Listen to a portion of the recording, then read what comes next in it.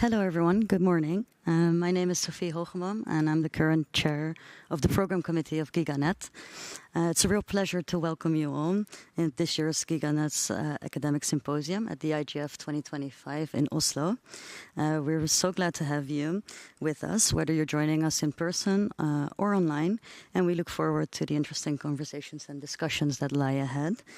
I would like to thank, first of all the participants of today for bringing your work, your ideas, your curiosity. And I also would like to thank the GigaNet Steering Committee. Given the fact that we only had a few months to prepare after Saudi, I've got a lot of help from the Steering Committee, so thank you. And a very special thank you goes out to Yuk Dese, who's joining us online and unfortunately couldn't attend in person. His behind-the-scenes efforts have been essential in shaping the program, and so therefore I would like to thank you, Yuk.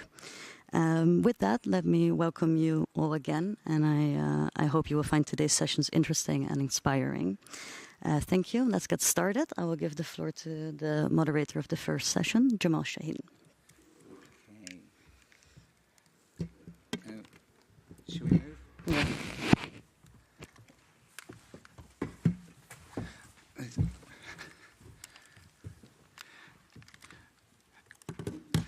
Good morning. It's great to be in Oslo, and it's great to be here with a community that is very dear to all of us. My name is Jamal Shaheen. Thanks, Sophie, for the introduction. Thanks, Sophie, for the organisation of the day's events. As I said, my name is Jamal Shaheen. I'm currently the chair of GigaNet, looking for more members. If there's anybody here who, by curiosity, stumbled across us and is not a member, please do contact one of us. There are quite a few members of the steering committee here. I'm here to I'm here to introduce the panel that is being organized by Berna Akaligur and Joanna Kuletsa here. Joanna is one of our speakers for today. The panel is titled From the Tunis Agenda to WSIS +20, Pioneering Sustainable Development with LEO Satellites as Critical Internet Infrastructures. We feel that this is a great way to start the conference, the academic symposium, by talking about the critical internet infrastructures and talking about a new, different dynamic in that discussion that is emerging with the use of internets, of LEO satellites as being a space where actually you see a lot of the tensions that are emerging in how do we organize access to the internet and how do we actually make that technologically possible, but also politically and legally possible. And I think our speakers today will help us understand some of the tensions that are there and some of the evolutions that have emerged in this space. Maybe I will just introduce the two speakers in the program. There were three, but unfortunately our third speaker did have to cancel her participation in today's event. We hope that everything is fine with her. But I will introduce our two speakers and then we'll move on to the discussion. And I'm hoping that given we have two speakers, we'll have plenty of time for discussion and debate. And I will certainly try and come back at the end of the presentations and try and feed in some thoughts into this. So, first of all, we have Jonathan Liebenau, who is from the London School of Economics. Jonathan will be talking about the evolution of low Earth orbit satellites, historical and economic perspectives. That's a great way to set the scene for us.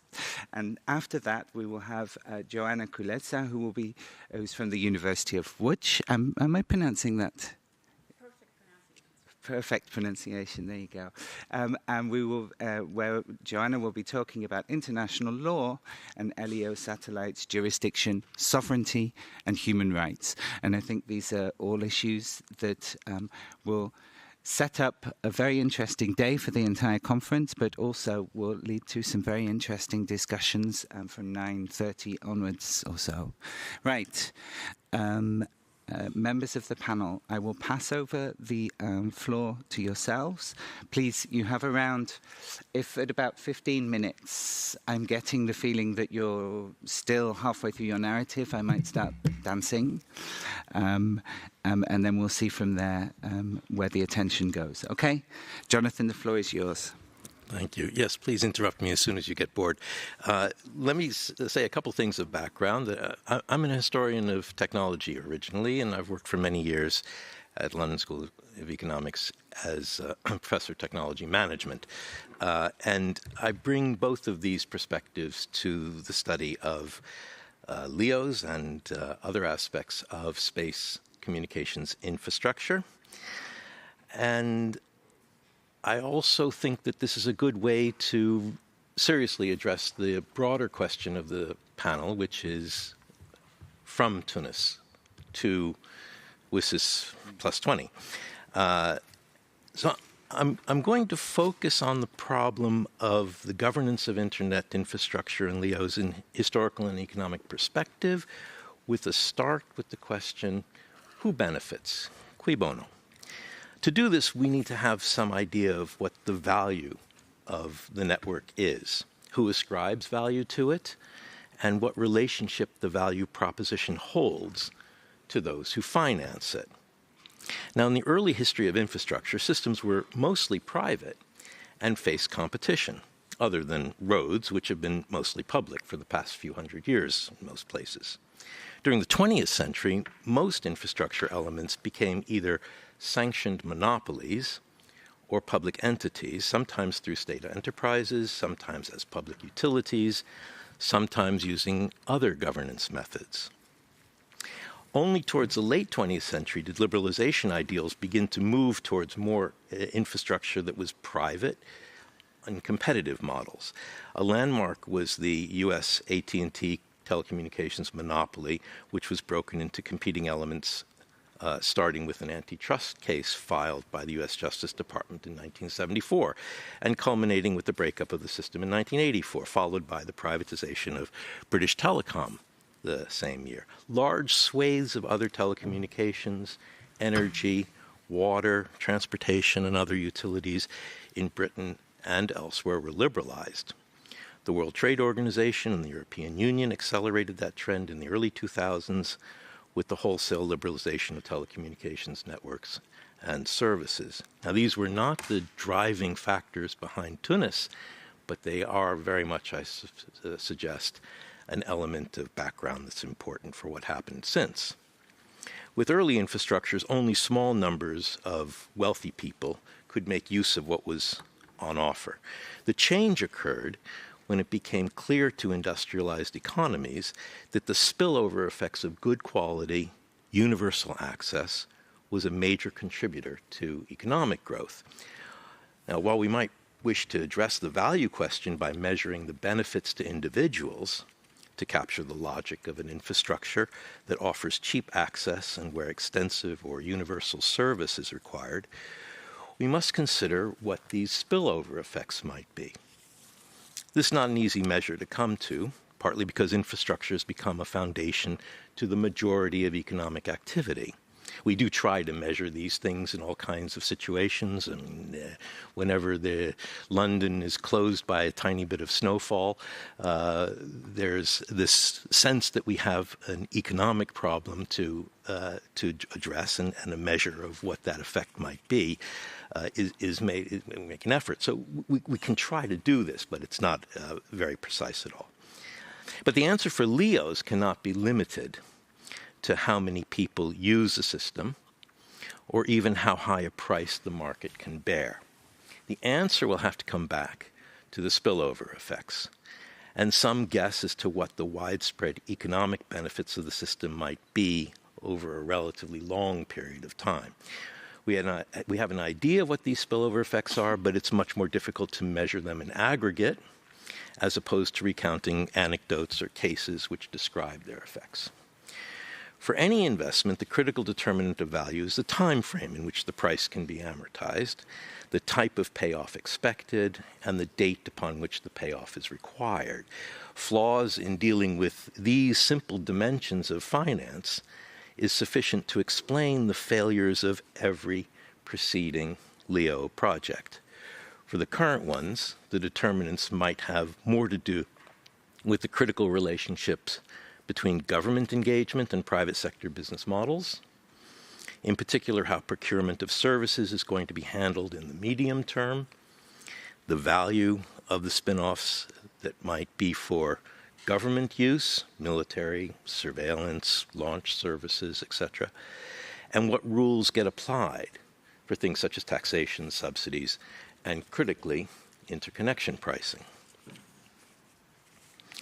The locus of revenue generation, however differed, and the choices made about where premium profits might accrue in relation to where cross-subsidies might be used, distinguished the companies and shaped their finances and sometimes their technologies. And in part of my study, I went into detail of all of the LEO projects throughout their history. It's not that long a history, so we can get a very clear idea, and explain, well, since all failed, explain what the different causes of failure have been.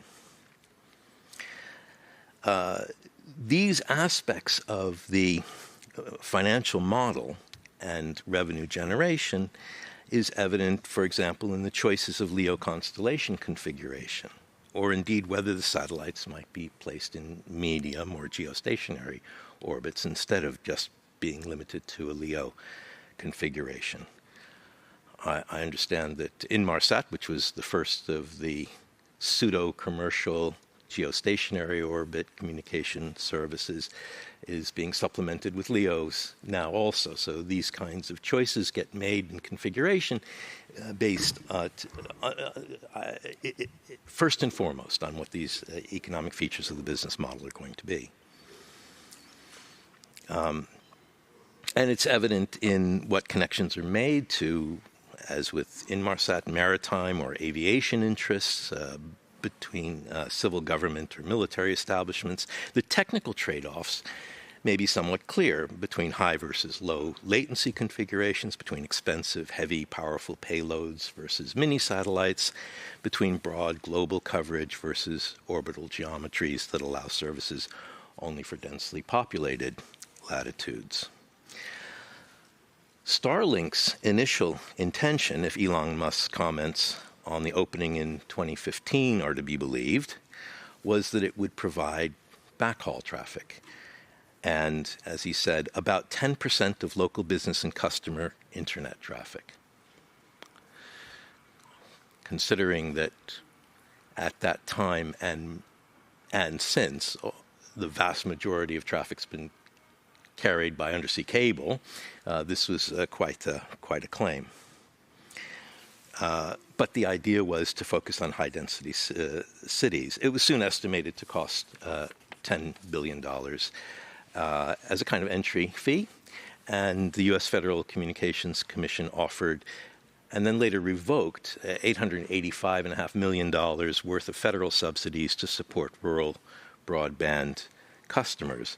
Nevertheless, revenue seems to have moved from 8 years of losses to a small profit currently, based in large part on a little over 4 million subscribers.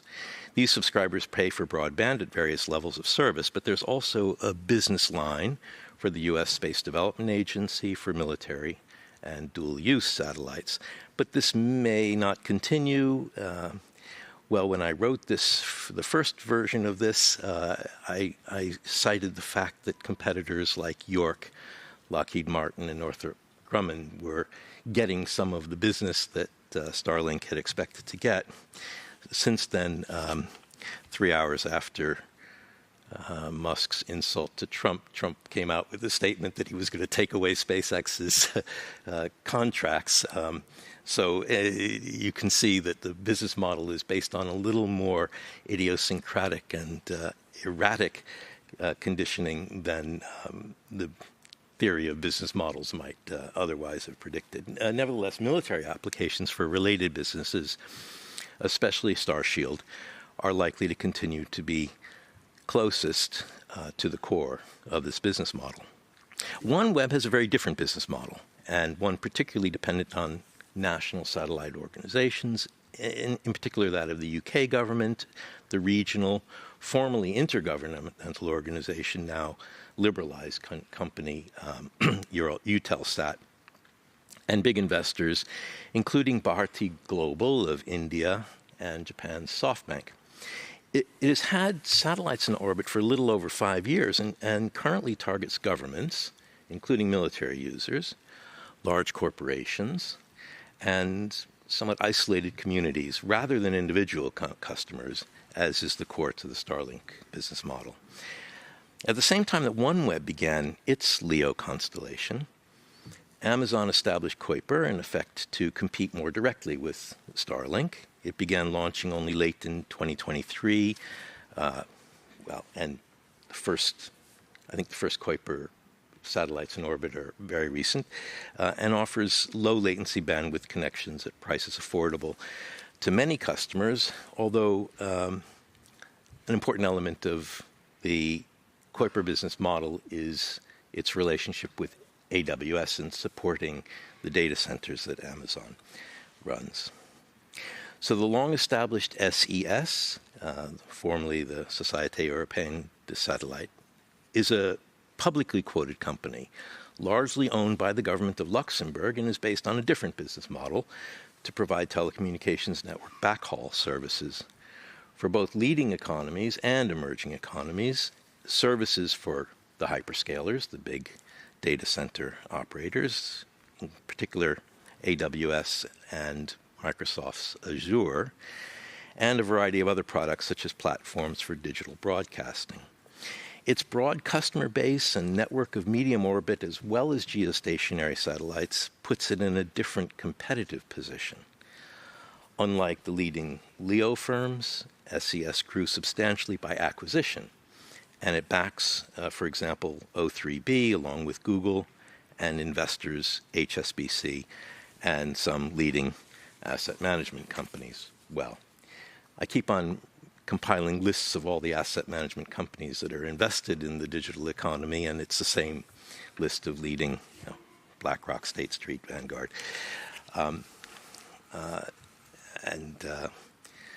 So we see the same investors.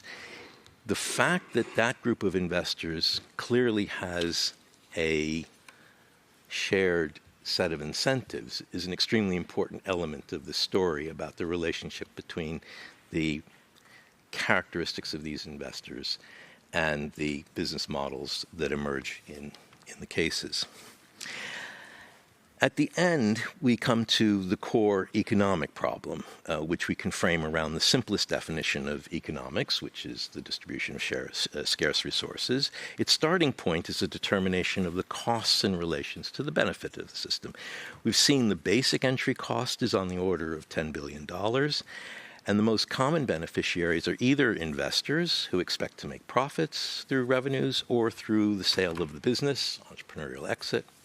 The other kind of beneficiary would be those who can utilize satellites for a related purpose, such as national governments who expect returns through economic growth, or the major commercial users of Internet, such as Amazon with Kuiper, who benefit both by the infrastructure components for their AWS business and through extending Internet access to more customers for their e-commerce business. So the targets for revenue have not changed in type very much, but they have changed in scale since Internet access has dramatically widened, and even more significantly, traffic has boomed, and since the hyperscalers have become an important element of the business. This has incentivized the business models based on individual and small group access, on business supply chain customers, and on governments. At this point, it's appropriate to remind ourselves that there's a balance that needs to be struck between the commercial and the national interests. This is both because the national interest will eventually determine the rules of the game, but also because governments constitute a crucial and, in some cases, the dominant source of revenue for the companies. It's rarely an easy circle to square, and it's a it's a difficult situation for the companies to do the kind of long-term planning that the financing bodies would expect, especially now that we see how volatile the state of SpaceX might be. So we need to consider what these elements of functionality of the systems are in relation to the costs, and go back to this question about who benefits and what kind of trade-offs those beneficiaries are making. One critical consideration that's sometimes forgotten in this kind of analysis is the extent to which the characteristics of the use of digital services affect a national economy. And this can be done by approximating the digital intensity of the sectors that make up the characteristics of that economy. For example, clearly some sectors are entirely reliant on data and associated services, such as banking and finance, online services and entertainment, e-commerce. Other sectors are reliant to some degree, but not as great an extent. Retail, export. Others are far less dependent on digitalization for their basic functioning, even if digital accounts and communications are commonplace. These include many of the primary sectors, such as agriculture, mining, and fisheries. So a country such as Britain, which is heavily reliant on banking and finance, has a great deal more to gain from advanced, widespread digitalization than a country largely reliant on small-scale farming and oil and gas. For Egypt, a country with large, occasionally restive population and an authoritarian government, the priorities of the army prevail. So there are trade-offs necessary between, say, privacy and surveillance, or between unencumbered international data exchange and internal control. The loss of economic advantages that occur from advanced data infrastructure for a country like Egypt is small in proportion to their current source of GDP. For a country such as Norway, lack of access to advanced data infrastructure would be a major disadvantage. Some countries sacrifice little by prioritizing uneconomic practices. Others are effectively forestalling economic ambitions, while for others it's effectively unthinkable to lose any opportunity afforded by effective data infrastructure components. So I see this as the general background, and I hope in the discussion we can come back to the relationship between our governance concerns and these two features which we can see as a theme of what I've been expressing. One is that as characteristics of infrastructure, we have to consider who the beneficiaries are exactly and how they receive that benefit and at what cost, what trade-offs. The second is that given the diversity of governance and business models, regulatory powers should be used to forestall foreseeable conflicts, including things like state-enacted functions such as universal access and unbridled rent-seeking behavior. So I'll leave my initial comments there and hope we can pick up on these 2 points about the characteristics of infrastructure and the significance of these governance models for specific regulatory powers that can and should be applied. Thank you very much, Jonathan. I think there are many interesting issues that you've raised in your presentation, and I look forward to helping the discussion go along those lines. But before we do that, I think it's best if I pass the floor over to Joanna to immediately start your presentation. Okay? I'm more than happy to do that, Jamal. Thank you so much. Thank you for the kind introduction. And thank you for allowing Berna and myself to propose this panel. I have prepared a few slides. My understanding is that they are visible to our audience. And there's a little clicker to your left that I might wish to use. Thank you so much, just to be more self-sufficient. Thank you again. Thank you for this opportunity to speak on a critical component of Internet governance, one might argue. That is Internet infrastructure, most significantly as Jonathan elaborately emphasized, with regards to relatively novel components thereof. Today, for the 15 minutes, I'll try to squeeze this into 15 minutes. Please stop me if I go over time. I have been given a tall order to speak about international law, jurisdiction, sovereignty, and human rights. We all know this is a 90-minute lecture. I shall prevent that from happening. Our reason for proposing this session, amongst others, was this declaration that you see before yourselves, or maybe more specifically, an input document to what will happen in 2 weeks at the ITU, the WSIS Plus 20 Summit. We met with a group of expert colleagues working on LEOs, on satellites, on connectivity, including colleagues from the Internet Society in Łódź for an exciting week to talk about satellites. And we have decided that the most pertinent avenue to pursue was indeed the WSIS Plus 21. So there's an input document that we are hoping will facilitate that discussions in Geneva in a couple of weeks' time. That I will try to pick themes from today just to offer them for discussion here. Berna and myself, together with other distinguished authors, would be thrilled if you gave the document a glance, a read. I'm thrilled to say that Jonathan joined us in Łódź for an insightful intervention and supported the document itself. You will find the names of the authors reiterated there.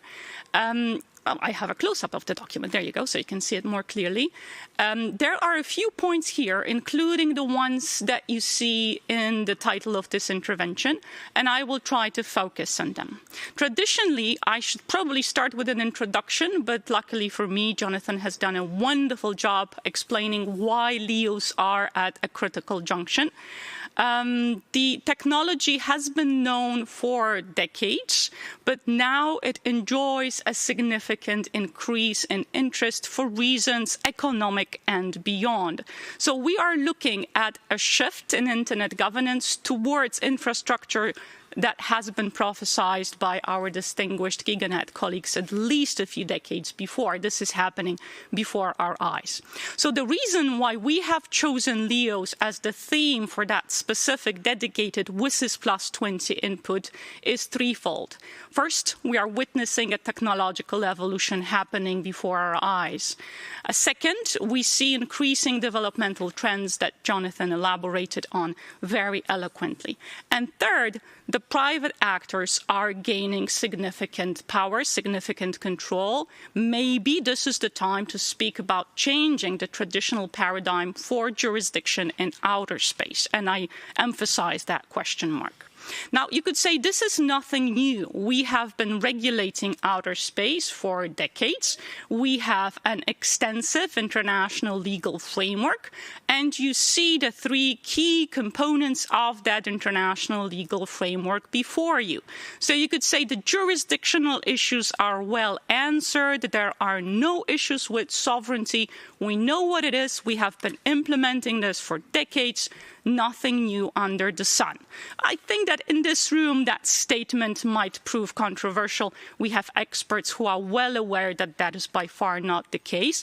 For example, if we look at jurisdiction, it would be the Article 8 of the Outer Space Treaty that attaches jurisdiction to the place of launch, respectively, if the place of launch happens to be, for example, the US would then have the authority to govern the activities of that given object. Possibly, if there is liability attached to that object, US jurisdiction would apply as well. Now, this very simple paradigm is being contested, which reflects the framework of Article 8 as probably not being perfectly sufficient for our discussions in 2025. It attaches control based on this very traditional concept of jurisdiction attached to a state, whereas this also introduces issues, for example, of forum shopping. But most significantly, we are looking at liability that is being attached to the state of launch itself. We're witnessing an increasing role of private actors, hence we are thinking forever more about a multi-stakeholder challenge to this governance impacting the discussions happening at WSIS Plus 20 in the following weeks. So as we do progress, we are looking at issues that are attached to this dated framework that on one hand, as mentioned already, are reflective of the flags of convenience challenges we've witnessed in other international spaces, like the open sea, for example. The jurisdictional attribution here is based on territoriality, whereas we see states trying to reach more of a functional arrangement, particularly by introducing national laws. I have a few examples here for the purpose of time. I'm just going to try and go through them quickly. But one could say the default in this legal framework is for states not to hold national appropriation. Whereas if you review just 3 examples that I have here, you will see that states are indeed trying to overreach beyond that traditional jurisdictional framework. All the way back in 2015, the US was the first country to introduce a respective national legal framework that might be perceived as challenging that jurisdictional arrangement. Then we've seen both Luxembourg and UAE following suit. So the question is whether we should work on a more consolidated jurisdictional framework, whether the one we have in place is enough, or whether a completely different approach might be better suited to address these contemporary challenges.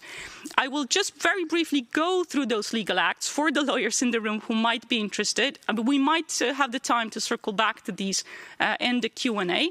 But just to give you maybe a closer understanding, a closer view of what we're dealing with, the 2015 U.S. Commercial Space Launch Competitiveness Act, thoroughly analyzed by colleagues working on outer space law, allows, for example, for the ownership of outer space assets that have been mined by private companies. One could view that as contradictory to the original jurisdictional arrangement, but this is indeed happening right before our eyes.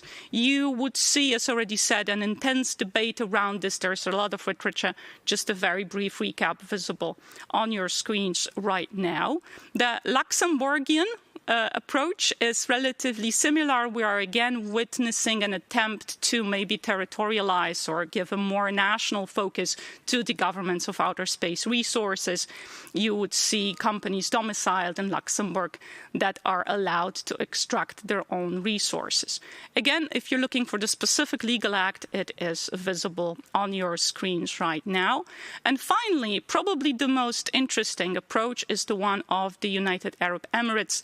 The most recent legal arrangement of 2023 focuses on space activities, and the UAE would be offering the most comprehensive regulation available thus far.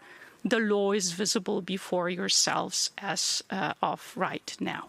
So we are witnessing jurisdictional challenges and one could say overreaching sovereignty claims from states that merit rediscussing the paradigm we have introduced in mid-1960s, 1970s. We are witnessing the increase of LEO reliance for global broadband. The issues to be discussed primarily focus on market access issues. This is a game for the big players. We see well-developed states having a say in how these issues will be regulated, but not so much. I apologize. There we go. But not so much with regards to the smaller players who rely on the infrastructure that is being offered them. And then finally, an issue we found of most significant importance is the question of cross-border data flows.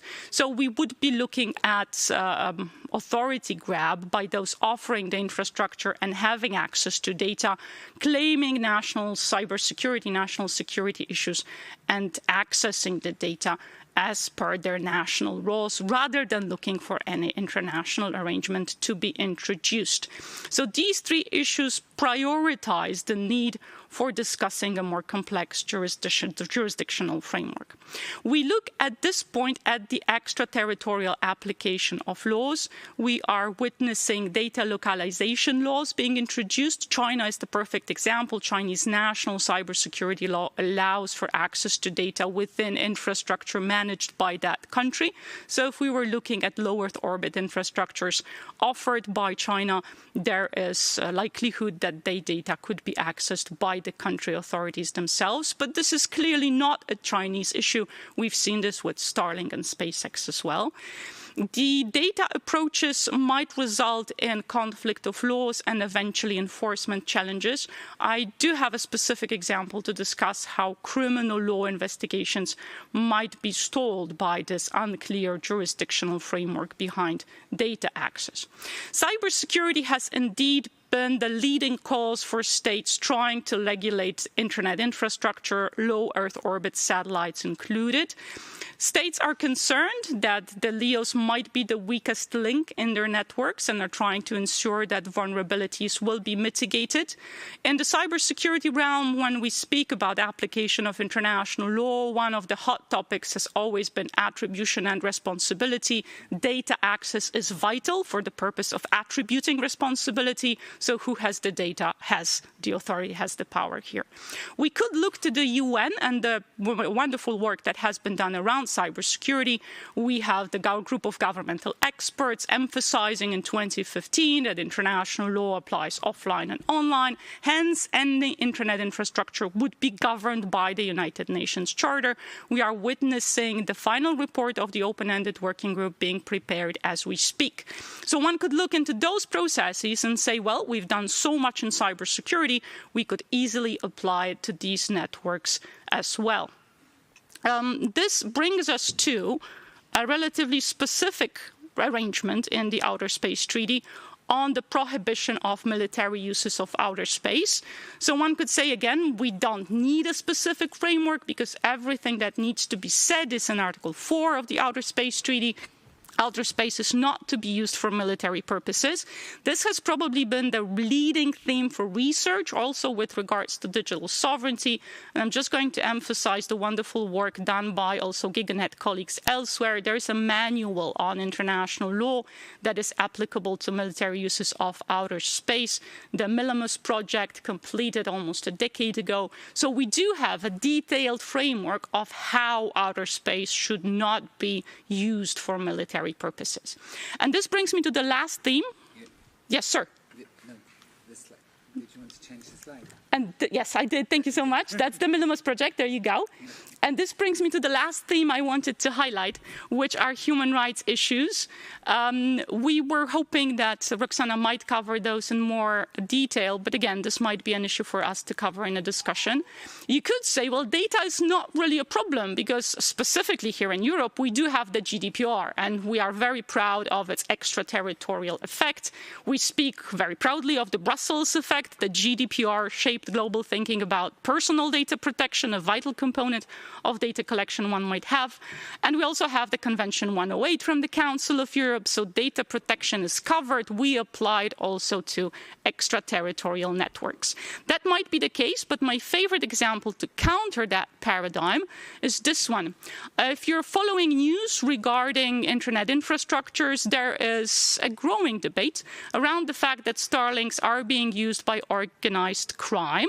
And that challenge has been discussed recently. For example, during the Council of Europe Octopus Conference, we see organized crime using low Earth orbit satellites-reliant infrastructures to make sure that their data is not as easily accessible to law enforcement officials as it could be. And Erin West has been doing a wonderful job. She's a US prosecutor trying to highlight that criminal networks focused on, I don't like the term, but the professional term is pig butchering, are using low Earth orbit satellites and internet connectivity to make sure that their business is done in more privacy, if you will. So this is the link with cybersecurity and human rights. We might wish to have a framework that will allow us to access that data easily. Finally, the last issue that was highlighted in the theme of my intervention here is the question of connectivity and indigenous and marginalized populations' access. Clearly, there's a sustainability theme. The Tunis agenda promised us that we would be granted a sustainable internet access, and this is the time to review that promise. Have we indeed been able to introduce an international framework that allows for equitable access also to those in marginalized or indigenous communities? In the paper, we still encourage you to give a brief read. We highlight that this is probably one of the vital issues to be addressed by the WSIS. Now, just to wrap this up, the environmental and sustainability issues clearly also include space debris and ethical mass deployment, implying that there are ethical considerations to be made. The increasing role of private actors facilitates the need to think about how we govern these critical internet infrastructures. Right now, we're looking at a classical multilateral network that is built around international treaties, but maybe this is a time to shift the focus more to private actors, just to ensure, for example, transparency. One of the exercises we have done was to speak with Chinese colleagues on the way that China manages their critical infrastructures, both lower orbit satellites and undersea cables. You can find the report here, and this highlights very different approaches between different regions to critical internet infrastructures. Now, finally, maybe, and this is up for discussion during an Internet Governance Academic Network meeting, we might indeed request for a more transparent and more multi-stakeholder-focused framework for internet infrastructures, low Earth orbit satellites included. This is the time to have that conversation. During different events, we've had the opportunity to present this work. The idea of an icon for LEOs came up. I love that idea. I would love to hear your feedback on this. Are we ready for a multi-stakeholder framework for internet infrastructures? Should the WSIS Plus 20 look into it? Or maybe this is a very different environment, and the model that we've used following the Tunis Agenda promise is not appropriate to face the cybersecurity and data access challenges of 2025. I will try to very quickly come to a conclusion. The work that you see in the document is based on a series of case studies. We've looked at the way that Starlink was provided in Ukraine. We've looked, as already said, at the work done by Chinese colleagues. We've looked at OneWeb. So the recommendations themselves, focusing on the need to rediscuss jurisdictional frameworks and sovereignty, are grounded in that research. I'm more than happy to answer specific questions. Eventually, maybe we do have work we might wish to follow. The work on cybersecurity through United Nations, but also through regional networks, has resulted in 11 norms of responsible state behavior. These are clearly applicable also to cyberspace infrastructures we're discussing here today. Just as a brief reminder, this is what they look like. They are rooted in international law, but it is by far a more operationalized framework that is focused on confidence-building measures. So maybe that is the path for us to follow to ensure that the aims of the Tunis Agenda are met with the use of international law as well. Last but not least, for conclusions, let me emphasize we are witnessing an increase in legal tensions focused around low Earth orbit satellites and critical internet infrastructures. The session today is a call for enhanced international cooperation, not just multi-stakeholder, but probably also intergovernmental, and we are at a UN venue. It seems we have a lot of work done on international law and how it applies to critical internet infrastructures. This is the time to make it more harmonized and operational. And with that, I think it's 15 minutes. I thank you. Thank you so much, Mr. Chair. Thank you very much. Thank you to both of our speakers. In this very strange silent conference format, I'm now being asked, I'm now going to ask you if there are questions. I believe that people who are sitting down far below us, hello everybody. If you would like to ask questions, there are mics on the side, or you can just come and sit with the rest of the people up on stage. I would like to just briefly make some comments. This has been really interesting to see how we start in this space, looking at the way that satellites are core to certain operations, not core to certain operations. I was really intrigued, Jonathan, by your kind of differentiation between how you can say, well, some countries need LEO satellites more than others. Some countries need this advanced data infrastructure.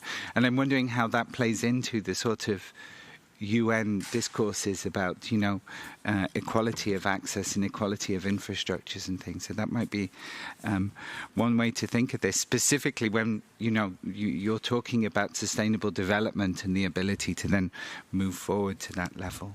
And Joanna, you achieved what you wanted to do, I think. You went through the jurisdictional, the sovereignty, the legal, the political aspects here.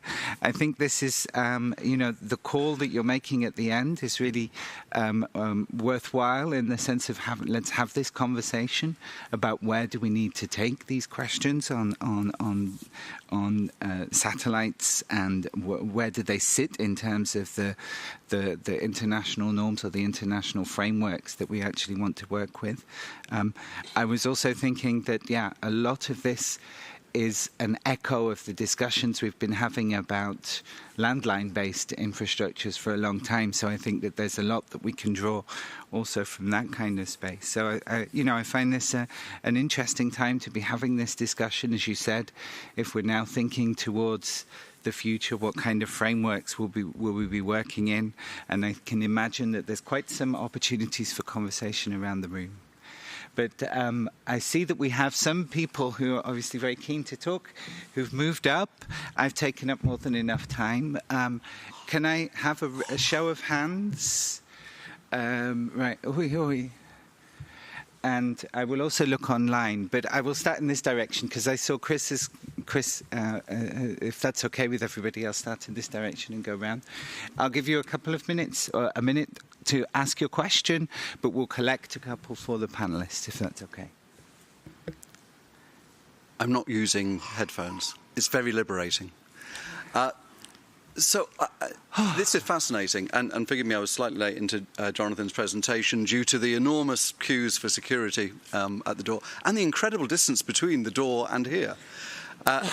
I just want to, because, so I haven't looked at this since, looking at broadcasting regulation in the mid and late 90s and actually back at LSE, and being, treated to the endless expense account of Dennis Gilhooly at Teledesic. So it really interests me to know is the transformation just the money is here in greater numbers, or rather the market is here?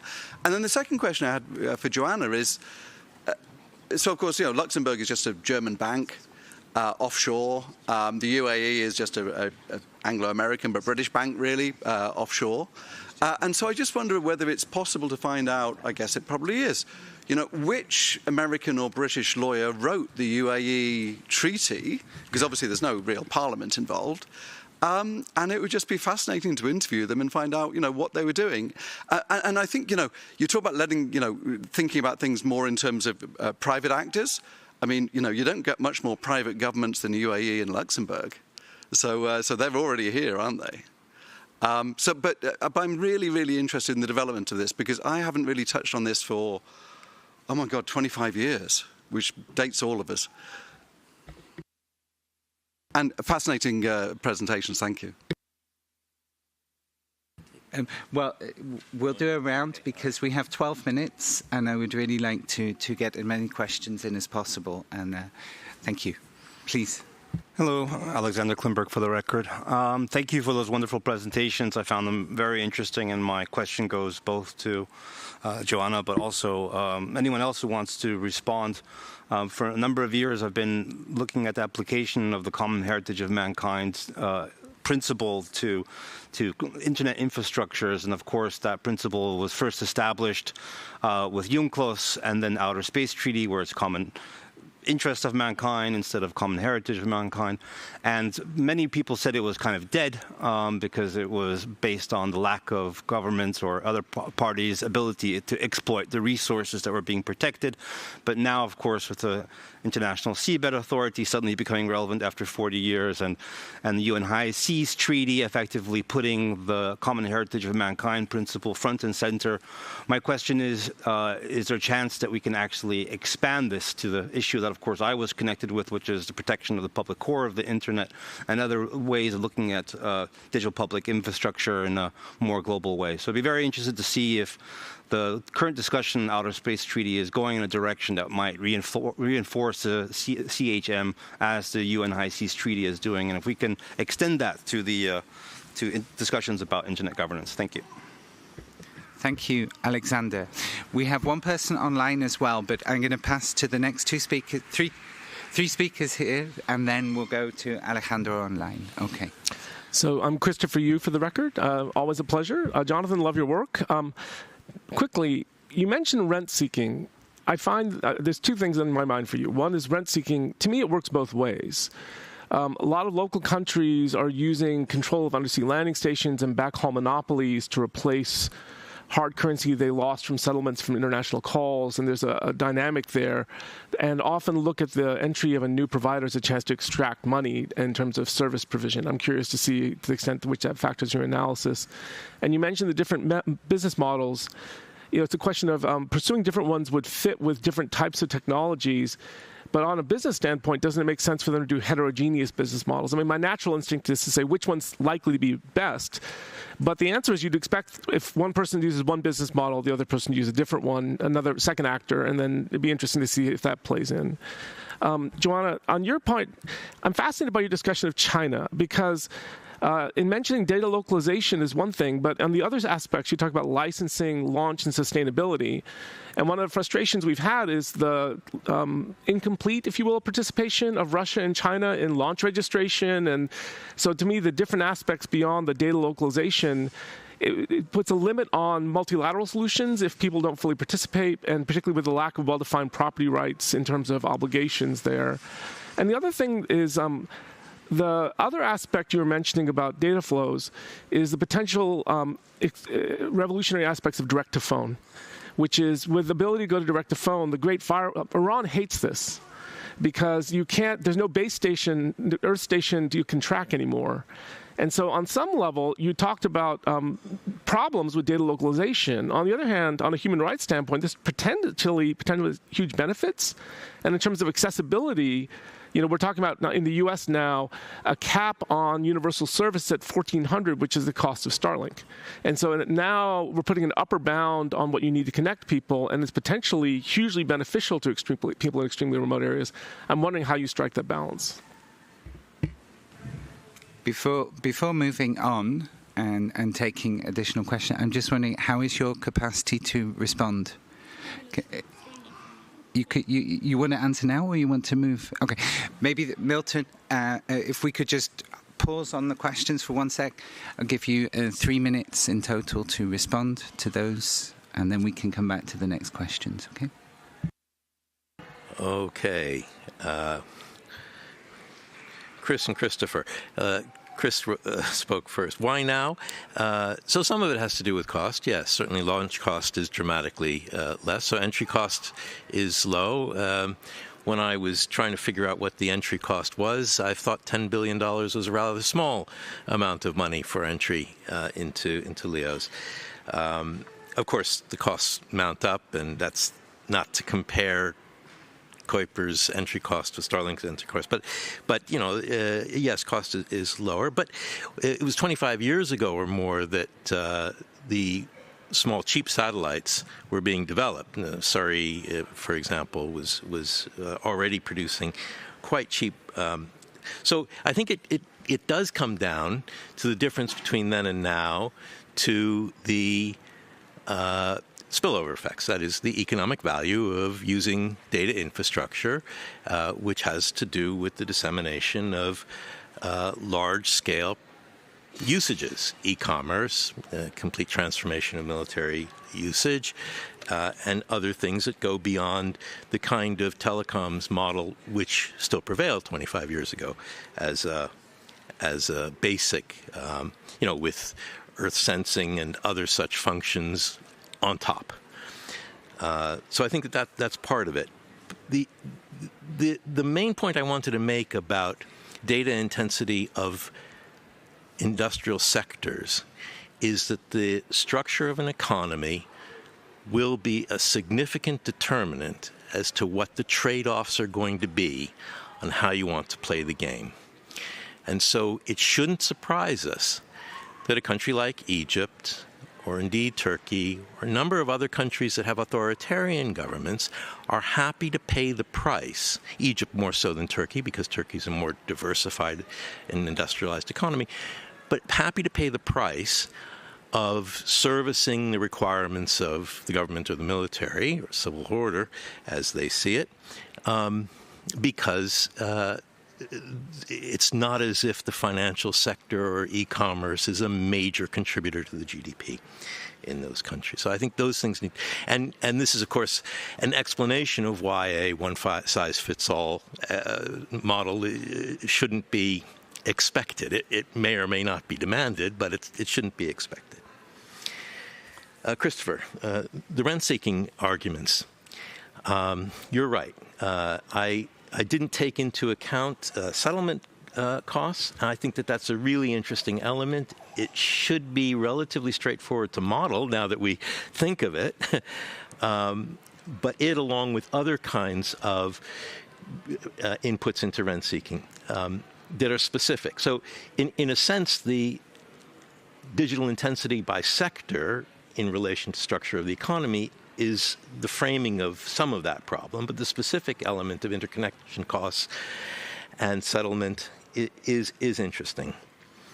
And of course, heterogeny, I guess we regard heterogeny as a general good. It's generally a good thing for any kind of system to have heterogeny. And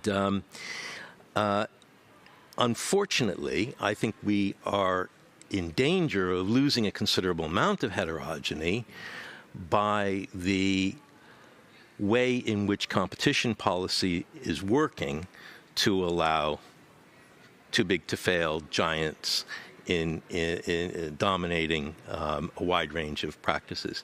I would say that the three main big segments of the economic models are going to be probably first and foremost data centers and associated infrastructure. That is trying to deal with that 6% or so that's not carried by undersea cables now, but have certain advantages to move away from undersea cables. The second is military, and the third is the way in which local commercial services like e-commerce might be differentially benefited by LEO constellations. But there again, we can see that one size is not going to fit all. Great. Just very briefly, with 3 minutes remaining until the end of the session, I'm going to start with Christopher's comment. Thank you so much for that.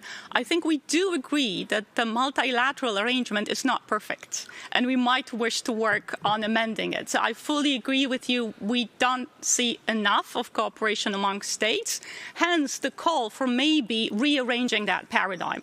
Data localization, I think, is the part that we can actually put our finger on, and we know what's happening, whereas the outer space existing arrangements are by far not sufficient. So I think we do agree on that point, but I'm happy to follow up offline, if you will. I like the argument of the direct-to-phone connectivity. I think that is the way of the future. We're not there yet, but it's still the question of access to data, at which point it is going to happen. If we lose the on-the-ground stations, there will still be the outer space infrastructure that might allow for access to data. So even if we lose that link, the question might still be there. I don't have a good answer on balancing privacy and security, and with all due respect, I don't think anyone has. It is closely related to national sovereignty concerns, and that's for states to decide unless we intervene and we tell them that there's a different balance to be struck. I hope that answers your queries, but I'm more than happy to have that conversation. Thank you so much for the comment. I'm going to move to Alex. Lovely to see you. I apologize. It's my eyesight. I did not recognize you there. It's wonderful to see, and I appreciate the comment. The work of the Global Commission on the Stability of Cyberspace has been fundamental to better understanding what the public core of the internet might be. I love those arguments. I know that Dennis's 10th anniversary volume is coming out, so there'll be more academic discourse. I regret to say I have not seen an international legal discourse are on including the public core of the internet, if you will, as defined by the Global Commission, into the common heritage of mankind narrative. But this is a very timely discussion for us to have. So this is our call to maybe raise it in Geneva in 2 weeks' time, isn't it? So I believe there is room for that conversation to happen. Regretfully, I don't have anything to report to say, yes, this is a valid concern we see being discussed at UN venues. I don't consider myself an outer space law expert. I only do the little part that deals with internet infrastructures. So there might be better informed colleagues either here in the room or online who would be better equipped to answer if there is a thread of hope. Unfortunately, I'm not the one to shed that light of hope onto that discussion, but I do appreciate the intervention. Thank you so much for flagging it. And this brings me to Chris's question. As an international lawyer at a UN venue, I would never have the courage to claim that neither Luxembourg nor UAE are non-sovereign states, but thank you for raising that. I think that's what I heard, but that's a question of communicating, right? So I actually know colleagues who worked on those drafts. I'll follow up. I don't have a specific answer to you, but I think it is a very insightful piece of legislation that predicted the evolution. I do agree with you. It's business friendly, if you will, or private actors friendly. But then again, why not? We see bigger countries and bigger powers, as Jonathan gave examples here, also focusing on facilitating private actors the best that they can. So it is also a conversation for me to follow up on. I'm more than happy to ask questions to colleagues and then report back with more details on what motivated them to introduce that unique piece of legislation. That's the best answer I could give at this point. Thank you so much for the question, though, Chris. Okay. Thank you, Sophie. I was just going to beg for another minute. We have 3 questions. I would propose that that we do take the questions that we have, but that we really try and keep our responses brief, because otherwise, follow-on effects, knock-on effects, whatever. Milton. Sure. I had several questions, but I will focus on one, which was about the ICANN for LEOs. So I want to sort of bring some reality to that question. So ICANN was created because there was a centralized registry for names, numbers, and protocol parameters that could be somehow the point of governance. And there was a debate because there was no existing apparatus for governing that other than the IETF. So when you talk about an ICANN for LEOs, what is it exactly that you are talking about governing? What is the resource, and how would decisions be made, and how would the authority to make them be established? One can think of the radio frequency spectrum as being a point of leverage, but it's hard to imagine nation states giving that up. One could imagine launching, I don't know. It's just like, when people talk about that, what exactly are they talking about establishing this new institution for? Ignacio Castro from Queen Mary University of London, for the record, and thank you for the presentations and for the question, because my question is a follow-up on yours. I was wondering, up to what extent do we need to create a multi-stakeholder body for satellites, or do we need to bring the satellites to existing multi-stakeholder bodies? For example, the IETF, where I barely see presence of any satellites companies, some, not so much, from what I know, but I could be wrong. And related to that is, what leverage do we actually have to do that, and how that will change, and the need to do so, as the business cases and competition in the satellite sector increases? Thank you. Okay, I would like to just now give the floor to Alejandro, who is online, and then I think that will be all the questions. Thank you, Chair. Can you hear me? Yes. Alejandro Pisanti here in Mexico City. It's past 15 minutes past 2 a.m. I would seriously commend all chairs of the panels and workshops in the IGF to give priority to remote connected participants who are unfunded and very often, in the Americas at least, working at ungodly hours. Coming also on the point of an ICANN for LEOs, the question upon, let's say my reply builds upon Milton's and Castro's. Once you decide, or once you know what you want to govern, what you really need to govern, you have to find a way to convene, sort of force convening the the actors and to make them pay for the thing. What has happened over years and also outside the domain name system is that you'd rather scare the private powerful actors, let's say by finding that they are violating antitrust laws, competition laws, or something else, and you have to have a set of stakeholders that's not already at the table. At the table are already the operators and the governments and intergovernmental organizations. But stakeholders like the Astronomical Union are very marginal in the ITU, and for example, they are very concerned about the ill effects of the satellites. Thank you. Thank you very much. 2-second responses?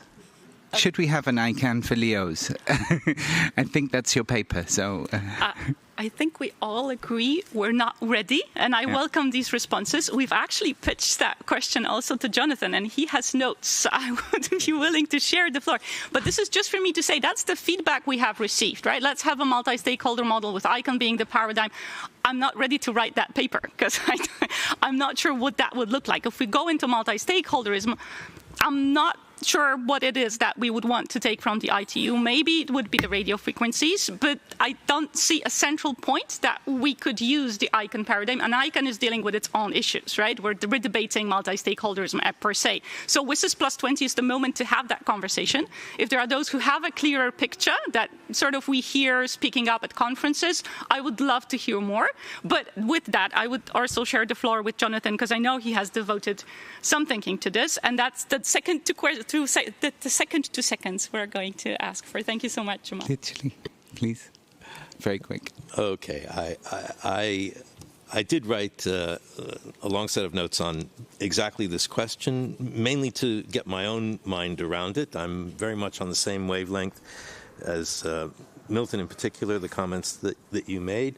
I think that the first question is whether the multi-stakeholder model makes sense, especially in relation to the incumbent organizations that are occupying territory in this now. So where does it stand in relation to them? Does it override them? Does it supplement them? If it supplements, then what kind of power relations might be related? I'm rather pessimistic about the idea, but it's worth exploring, especially to address those who are more committed to the concept of multi-stakeholder models than I am, so that we can have a proper discussion and just think about governance from first principles and the extent to which multi-stakeholder model is just one other form of governance, not necessarily a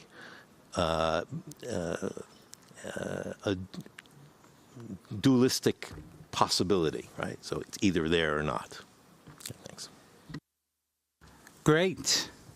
It's good that there will be a to be continued on this panel. Thank you very much. Thank you to our panelists. Thank you to the questioners. Thank you to the online participants. I will now cede the chair to Tricia, who's going to come and take my place and keep much better time. Thank you very much, everybody.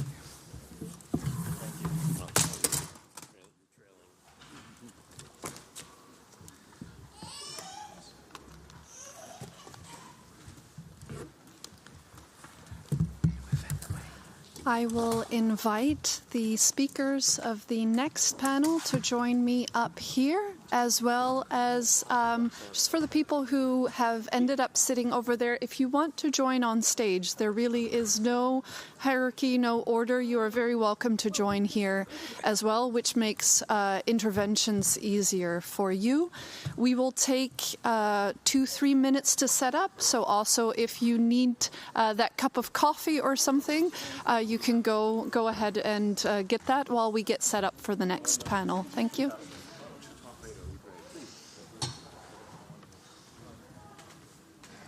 So, shall we?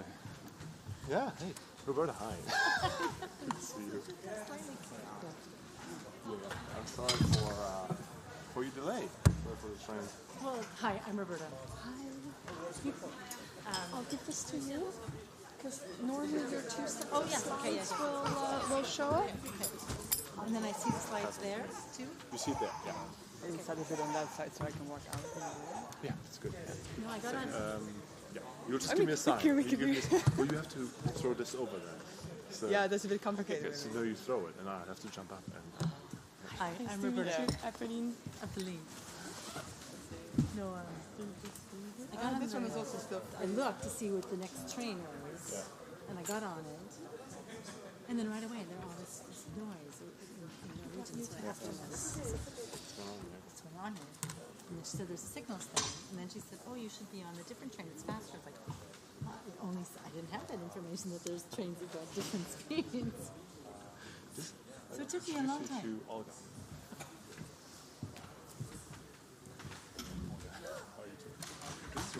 Hi. Nice to meet you all. Thanks for being there, cousin. I'm sorry. Hey. All the stuff going on. You've either stolen a baby or you've had another. Yes, I think we have quite a diverse. How are you doing? Good. Hello. All the different Grab my finger. Sorry for Grab not my finger. responding to Grab my your finger. email. No, don't blame me. Dennis had arranged a discussion. No, but also I'm just really interested in who the hell wrote the UAE legislation, because it certainly wasn't anyone from the UAE.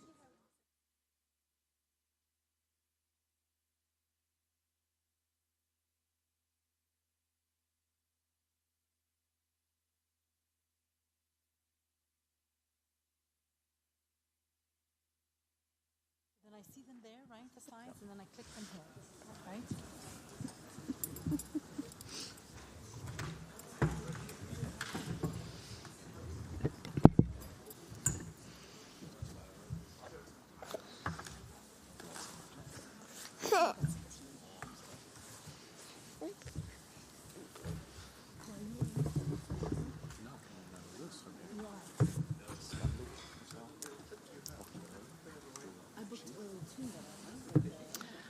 All right. In the interest of time, I think we will get started with the second panel of the GigaNet annual symposium. If I can invite everyone who does not have their headphones on, who therefore cannot hear me, to sit down.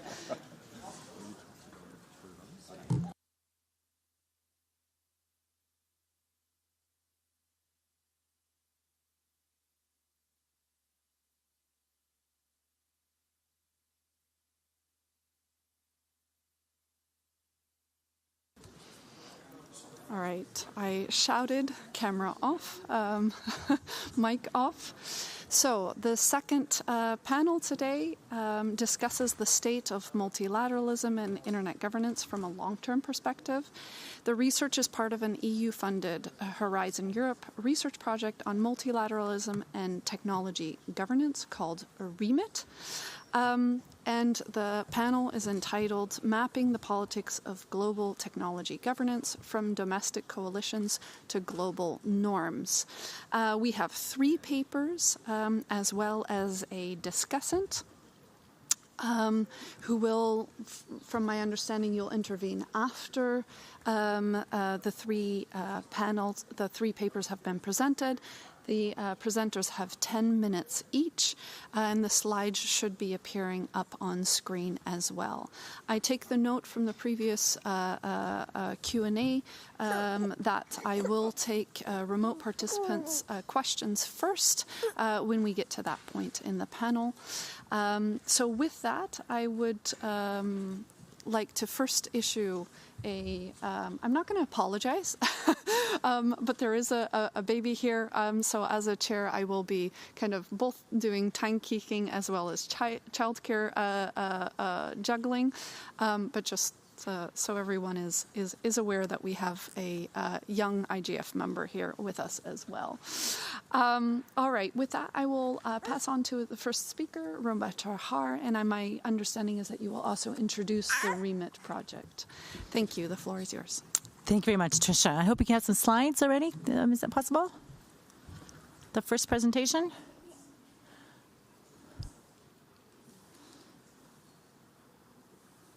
Yeah, so good morning, everyone. I'm very pleased that we have some people in the audience. My name is Dr. Roberta Haar, Professor Roberta Haar, and I am the PI of an EU consortium called REMIT. And today we're going to have 3 papers from our research, and quite diverse papers. We have 6 work packages, 3 content work packages, and you'll definitely see an element of each one of those work packages. So just I want to give you this morning a little bit of brief report of what we've done. So we're in our 2nd year. We just finished our 2nd year of the consortium project. And we had a very good report from the EU Commission and 2 independent evaluators. We had the report just came last week, and we had flying colors. But we had also a conference last year at Leuven, which was very well attended and very successful. And so I have some photos from that as well. So our project is in response to an EU Horizon call for multilateralism and transnational democracy. And the way that we interpreted that was through strategic technologies, emerging technologies, and then you see there the different, the overall scope of what we looked at, and we had 4 main domains of technology, and the next slide that I will show you then also the specific technologies that we're looking at, and then how we tackled it all. So I myself am a researcher in the consortium, and I'm in the geopolitics part, which will be my paper that you'll see next. And you see that we're quite broad, which also reflects the content of our papers this morning. So these are the technologies. You can see we have digital and quite an array there. The ones that we crossed out were the ones that we had proposed to the Commission, but that we didn't actually go forward with them.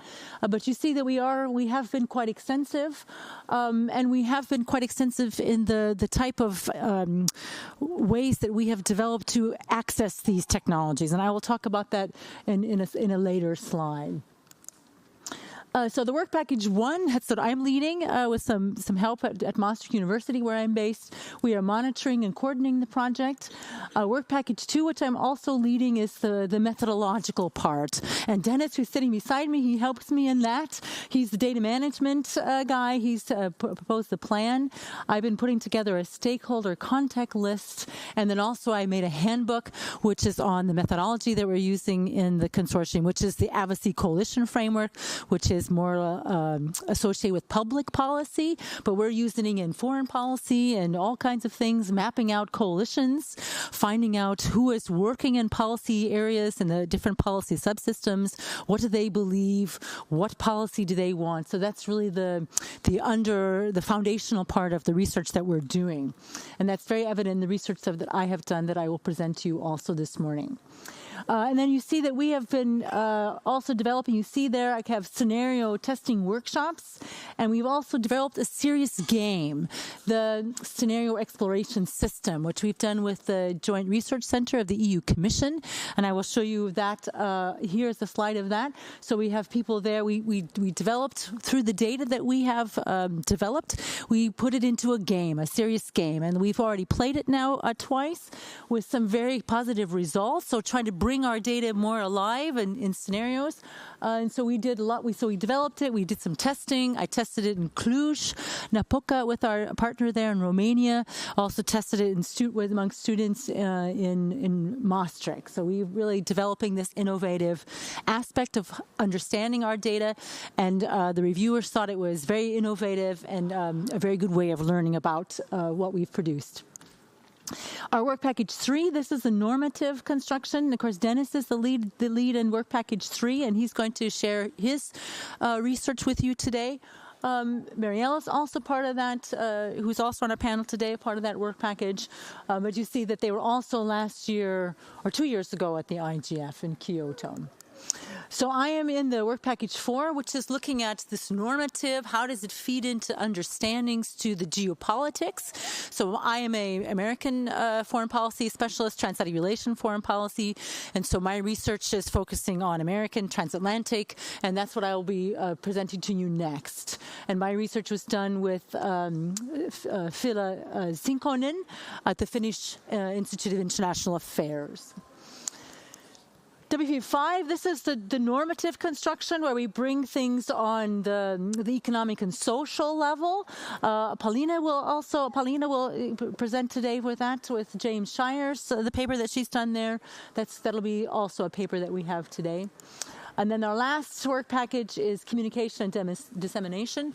They are also in charge of our website. I don't have a link up there, which I should, of course, but it's remitresearch.eu. So I definitely encourage you to look at our website, sign up for our newsletter. We're really coming out now with the recommendation stage of our research. So please stay tuned. Maybe also sign up for a scenario testing workshop. We will have, so this was also our conference, but I'll go to the next page. So we will have a scenario testing workshop in January. Actually, we'll have one first in September at FIA, so in Helsinki is the next one. Then we'll have one in January on cyber. Then we will have one in April in Rome, and we'll also have our second conference. So we'll have a big REMIT conference there, so you're welcome to sign up for the conference. And then we'll have some other two workshops at Leuven, one on internet governance and one on quantum, which will be in the fall. So definitely, if you'd like to come to a workshop, if you have an interest in those particular technologies, please sign up. Please let us know. We would love to have you there. Also, if you're going to EISA, we have a whole section, a REMIT section, where we have 9 panels. Some of our researchers will be in closed panels, and then we have opened it up to other panels. So the title of our section is Navigating the Geopolitics of Strategic Technology, and I greatly encourage you, if you're going to be in Bologna in late August, come to one of our panels. And so that's the end of that. So if you have any questions, I guess we'll save that for the end, right? Okay.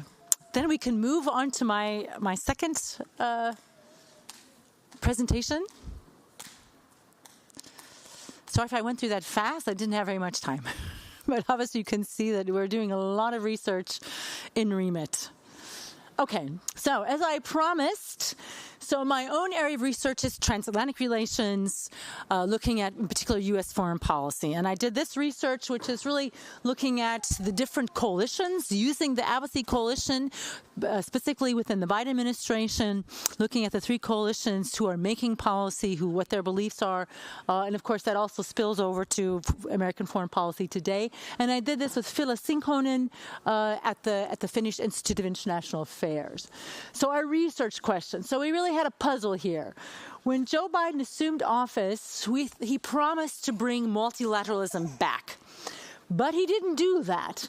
He really, especially if you're talking about trade, he really adopted very much the Trump foreign policy. He also initiated a blunting strategy, curbing Chinese economic political power, and there are plenty of examples of that. You see that I have examples there on that slide. Export controls, subsidies to develop U.S. strategic technology compatibility, and so what you come to realization that what Biden did was very much a significant shift from a Democratic president. You see that I have that in red.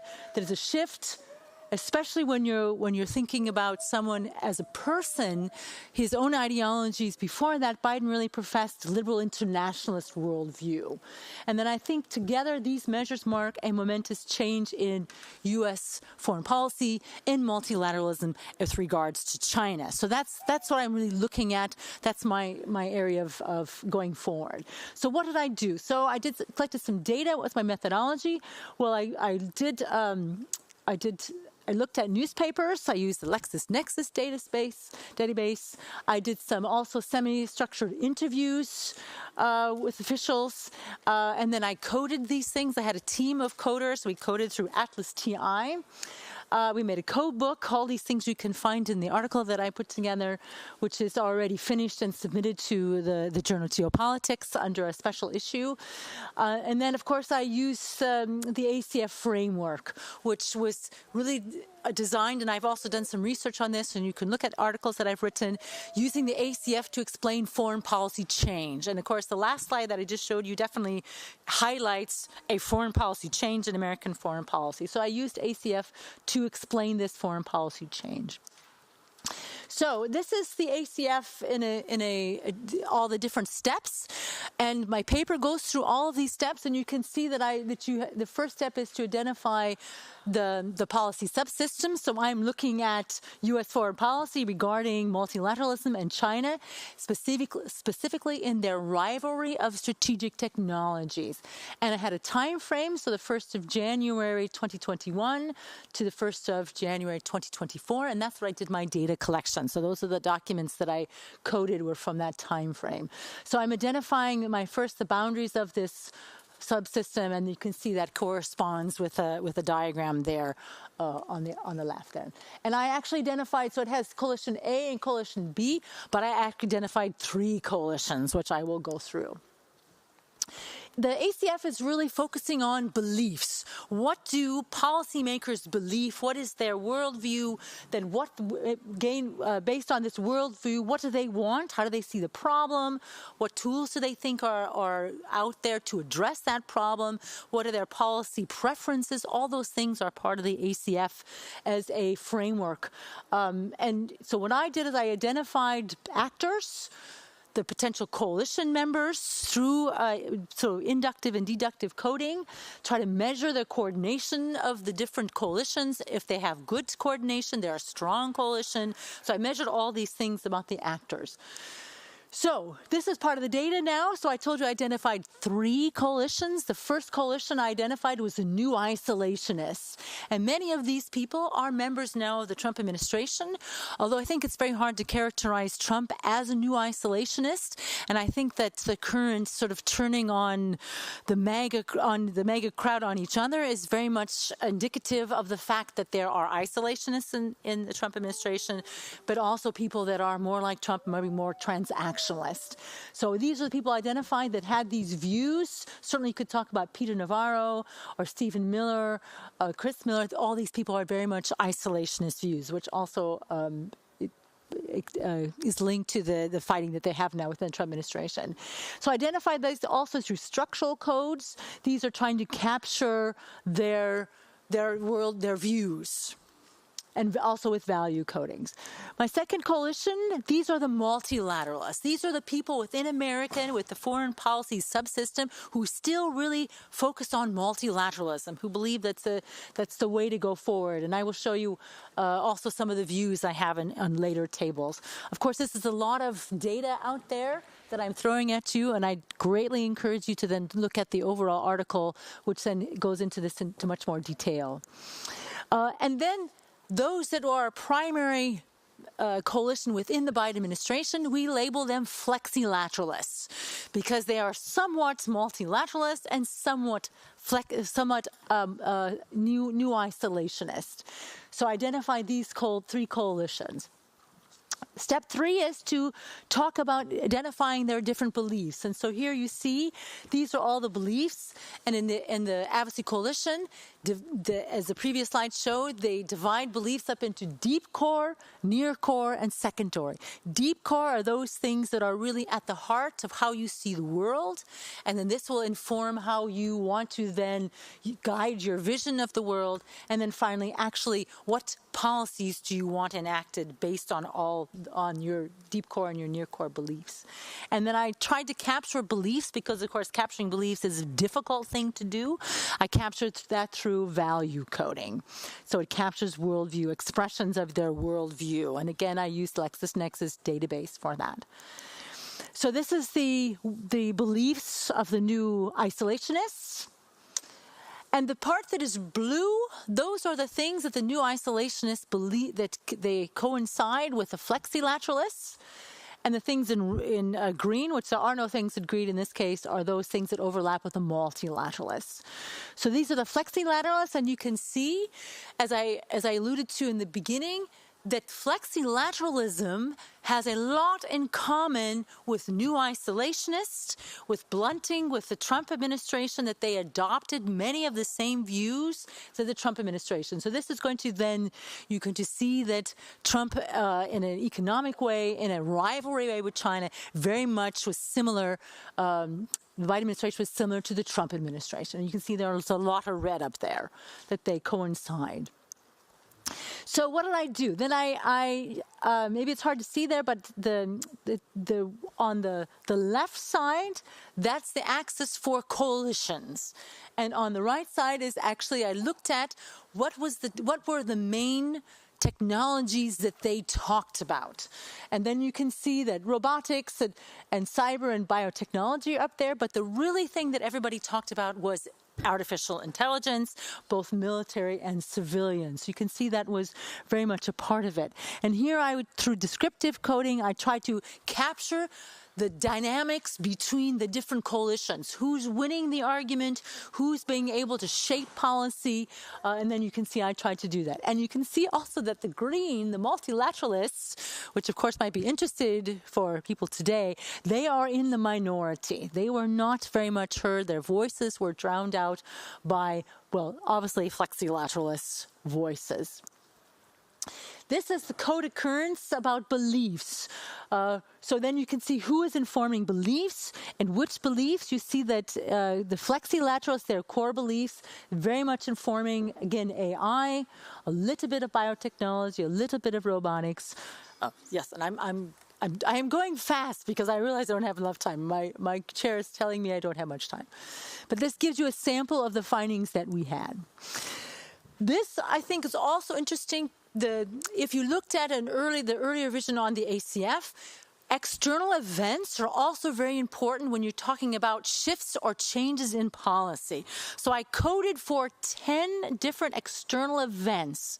What is the most important external event shaping policy? And then what overwhelmingly came up is that from this time frame, that the way that computing power is linked to great powers was the most important element of what everyone was talking about, what had the most impact on why the policy shifted in America from one of more multilateralist, sort of a liberal support of a liberal international order, to one of being concerned about multilateralism. Does it really sort of a very Trumpy, is the Cold War order really what is benefiting America? So you see that the computing power is very essential in this shift.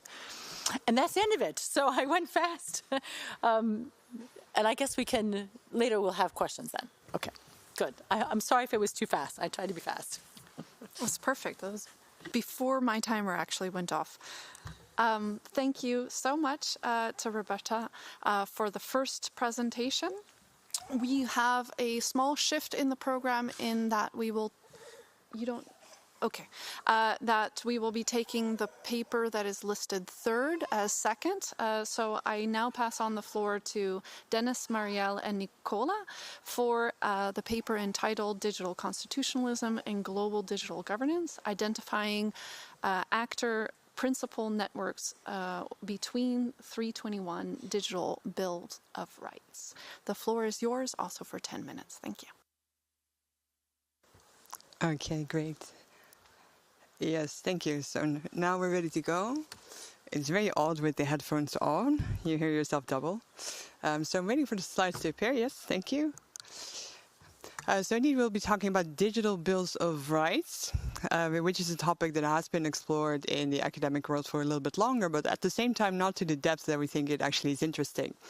So these digital bills of rights, they make normative claims about how the internet and also more expansively other digital technologies ought to be governed and what rights people should enjoy. So in general, what it allows you to look at is what these documents tell us about the nature of global digital governance discourses. So this has been a joint project with quite some people involved, but led within the REMIT project by Dennis Redeker and myself. And we've been working together with Nicola Palladino at the University of Salerno within the context of the Digital Constitutionalism Network, and also included the efforts of quite some other people that are also included here on this slide. So since we have limited time, let's dig right in. So these digital bills of rights, what are they? So they employ the characteristic jargon of constitutions, so documents made by states, classifying our core rights, for example, and articulating the rights of individuals and establishing obligations, similar to the way the constitutions do. They can be directed at different holders of power. So, of course, initially mostly public, trying to restrain the power of states, but increasingly also private holders of power. And you can think of examples such as the African Declaration of Internet Rights and Freedoms. So in terms of research questions, what we've been trying to do is to study a very large set of these digital bills of rights covering over 30 years, which covers, of course, a lot of development in terms of thinking about governing the digital space. And we try to answer the questions: how is the normative discourse about digital rights structured? Which actors form discourse coalitions, since of course this can go far beyond states, as we know. Which principles are affiliated then with these different coalitions that form around particular discourses? So we expanded a previously existing data set and now expanded to 321 digital bills of rights covering 1992 up to 2023. And if you're interested in learning more, there's also a lightning talk number 80 on Wednesday. We'll be talking about the data set a bit more and the data, also the interactive interface that you can use to explore it. And these are all digital bills of rights that are related to the internet, to digital technologies, to platforms, to AI, governance, and principles related to those different technologies. And they've all been hand-coded. So imagine a lot of people have been working very hard on this data set, hand-coded for 58 principles and various categories of data or metadata. So things like freedom of expression, privacy, and so on. So I won't spend too much time on this, but there's just an interesting thing already in what kind of documents actually are produced and also how many of them. So over time you see that there's increasing use of this format, so more and more digital bills of rights are being put out, but especially in the last few years this is largely because of AI related documents. So you see a peak, but most of that, more recent ones, they really focus on AI. If we then look at what kind of actors are proposing them, because we are approaching this really as the whole breadth of who's involved in multi-stakeholderism, then we do see that indeed all these different actor types, they are using this format. But if you look at the signatories, so who put them out, then of course a lot of it is supported by intergovernmental organizations, but also a lot of these comes from civil society and to a lesser extent, for example, from academics, but also quite some involvement from the private sector. One thing we find interesting from the descriptive side is, of course, where do they originate from in terms of regions? So the geographical scope. And here we see that Europe is quite prominent, featuring within our data set as being the signatory, a proponent of these digital bills of rights, but also quite a lot from global, which is our UN, these kinds of global bodies, and also quite a lot from North America. But at the same time, of course, we also see regions that are much less represented within our data set. So a final thing before I hand over to my colleague is that because we coded for all of these principles, you can then see their development over time as well. So which principles are being used more often or less often. So for example, you see that freedom of expression used to be one of the dominant ones, but now is featuring less within the newly put out bills of rights. So on that, I'll hand over to my colleague.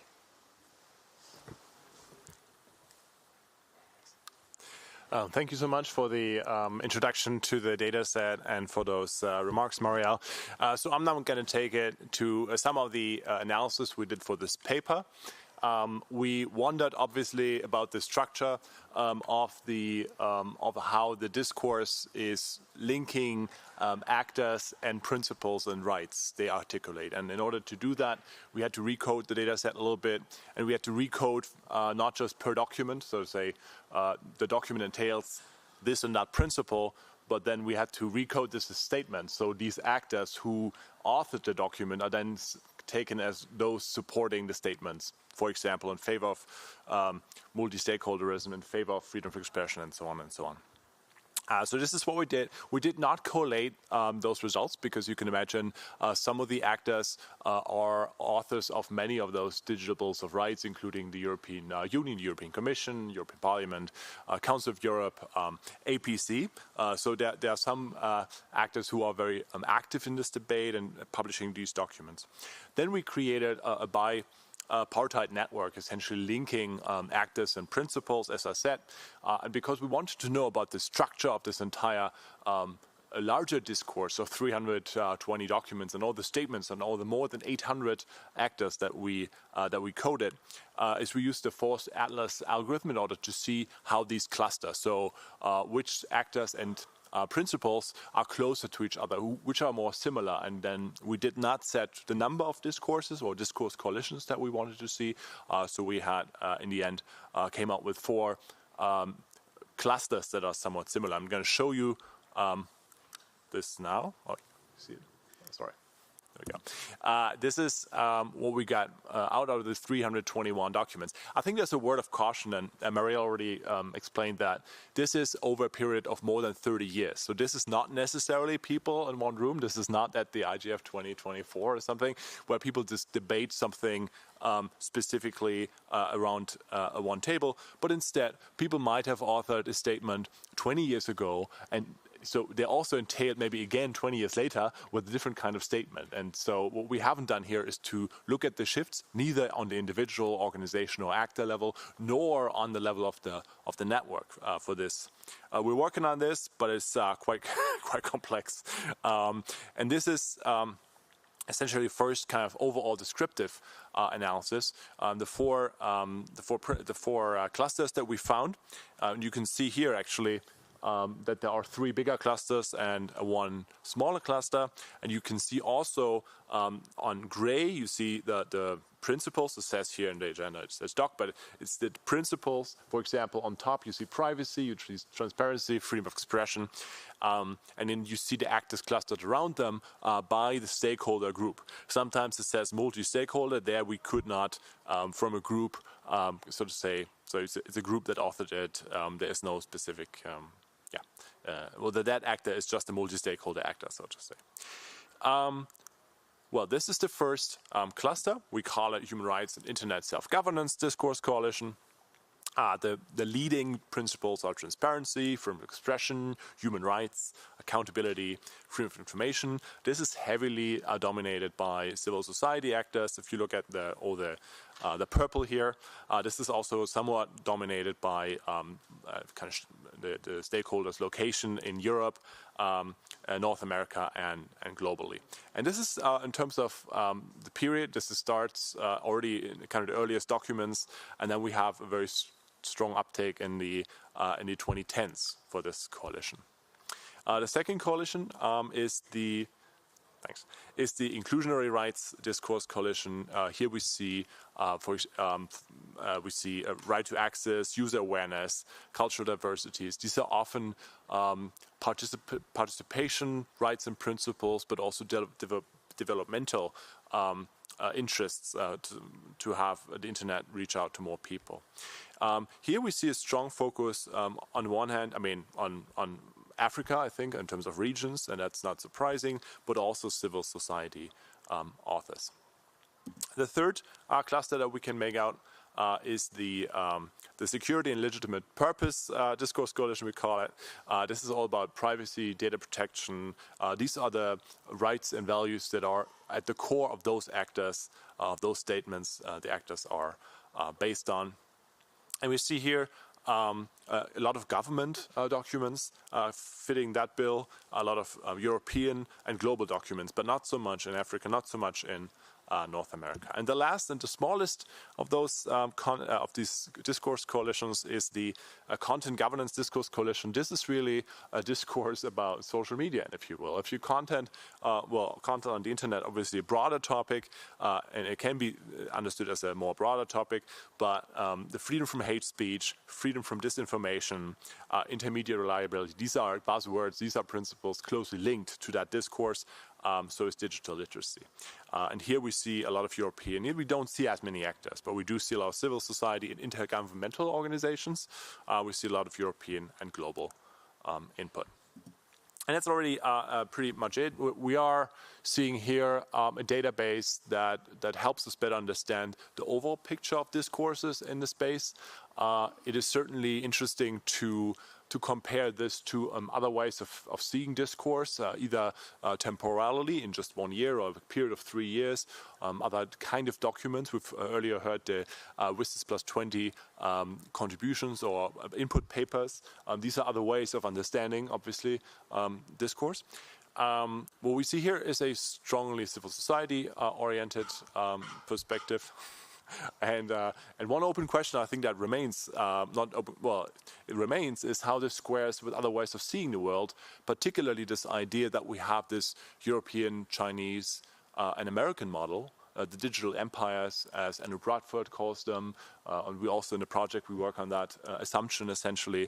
How do we square this with those 4 discourse coalitions, right? And also, honestly, where is the Global South in that model of 3 digital empires, right? It is missing, but the Global South is part of the discourse, obviously. So this is quite important to differentiate, and that's it for this paper.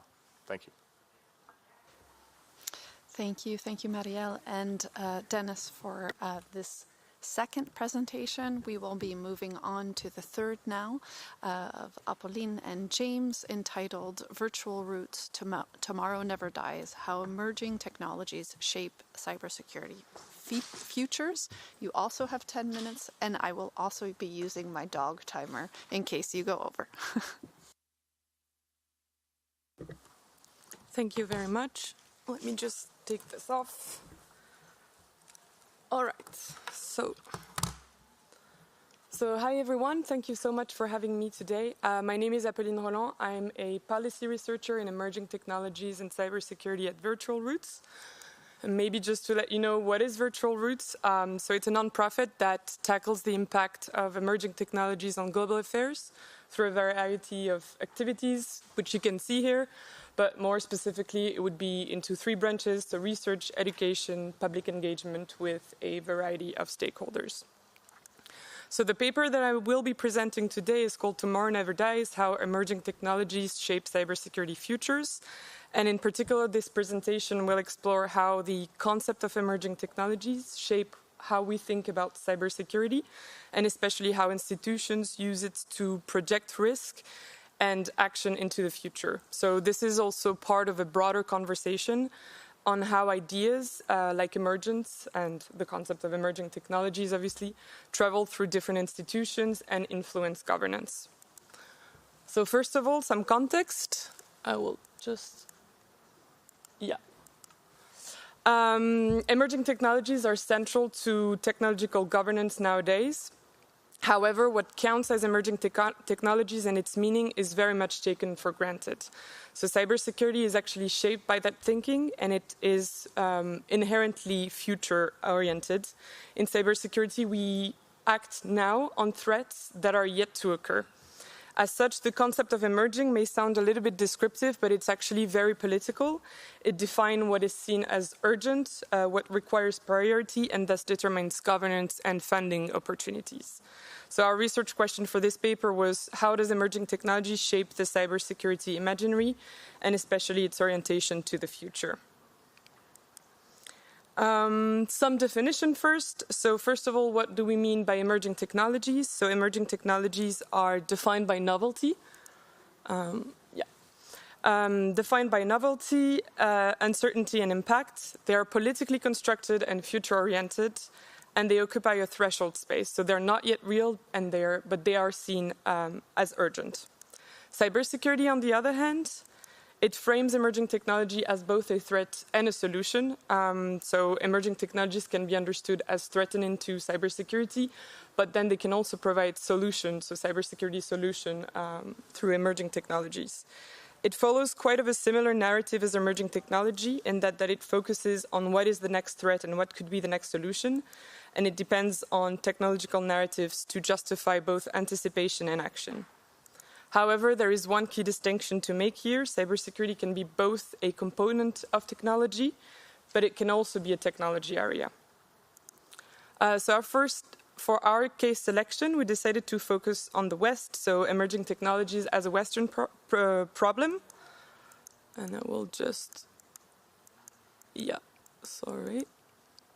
So in this paper, we decided to focus on the West because the US and allies share quite similar institutional models for defining and governing emerging technologies, namely shared liberal market systems and aligned technological governance or technology governance. The West has framed emerging technology as both an economic opportunity and a strategic priority, which has led to aligned practices in technological assessment, for example, but also standardization and forecasting. China and Russia, in turn, just to give a little bit of a point of comparison, they have taken slightly different approaches to emerging technologies. And that is because that's influenced by their own geopolitical context. But that is outside the scope of our paper. So in order to do this paper, we have mapped out technology organization assessments since 1972 in the West. Without going too much into details, these institutions have basically helped frame what we understand as emerging technology in the West and assess and both diffuse as well the notion of what constitutes as emerging technology and how risk is managed to.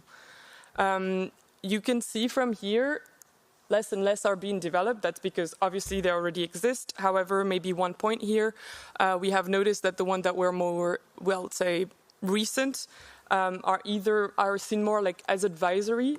So they've been developed as part of, for example, parliamentary duties, or they're very sector specific. So for example, the health sector have developed specific technology assessment organization. So how do we evaluate cybersecurity as emerging technology? So as we've seen before, cybersecurity is both shaped by and evaluated as emerging technology. So we can see them both as an aspect and a component of emerging technology, but also as a field of emerging technology. And existing tools for assessment actually don't quite fit the nature of cybersecurity, because cybersecurity is a very particular kind of technology. It can be both hardware and software. It's both digital and also physical. And there is a need for a better model. But let's see perhaps two examples that we have researched to kind of back up this claim. The first one that we looked at was the Gartner Hype Cycle. So for a little bit of context, Gartner Hype Cycle is a methodology developed by Gartner, which is a private consultancy. It is widely used to help clients decide when to invest, and it relies heavily on experts' judgment and market sentiment. It's very much subject to market hypes, and it is not really backed by scientific criteria. It's very subjective, and in the case of cybersecurity, for example, that could mean focusing on what looks exciting rather than what is actually important. The second methodology that we looked at was technology readiness levels. So it's maybe more of an accurate / developed technology. It was developed by NASA for the airspace and defense field originally to track technical maturity from early research to operational deployments. But it remains also a little bit subjective, especially in the testing phases. And it also does not account for the issue of technological obsolescence. So, for example, once a technology is released into the market, it will be deemed as being emerging, but then over time it will remain with a high TRL level while not really being emerging anymore, let's say. And with regards to cybersecurity specifically, there has been many attempts to apply TRLs to cybersecurity, but they've been rather inconsistent, we've found. So first, they've been applied to cybersecurity system, viewing cybersecurity as a field. Then they have applied cybersecurity as a score to technological innovation. So cybersecurity here is more seen as like a component or an aspect to assess a given technology. And sometimes it's been seen as, it's been developed as cyber-specific TRL models, but they don't quite capture the unique nature of cybersecurity and the specific evaluation needs that require more flexibility because cybersecurity is nonlinear, it's quite dynamic, and it's also relational. So what does the concept of emerging technologies do for cybersecurity? Two main things. First, it justifies funding through speculative models with limited scientific grounding. And second, it prioritizes cutting-edge technology while overlooking older critical dependencies. So at the expense, for instance, of mundane but critical systems, such as legacy code, outdated infrastructure, but also underfunded public services. And so to conclude on this, I will just conclude on that note. The question should probably not be only on what technologies are emerging, but who decides what gets seen and what gets missed. And that goes through evaluation, and this matters especially because it influences how emerging technologies, including cybersecurity, no matter how you see it, is governed across institutions. And that will be all for me.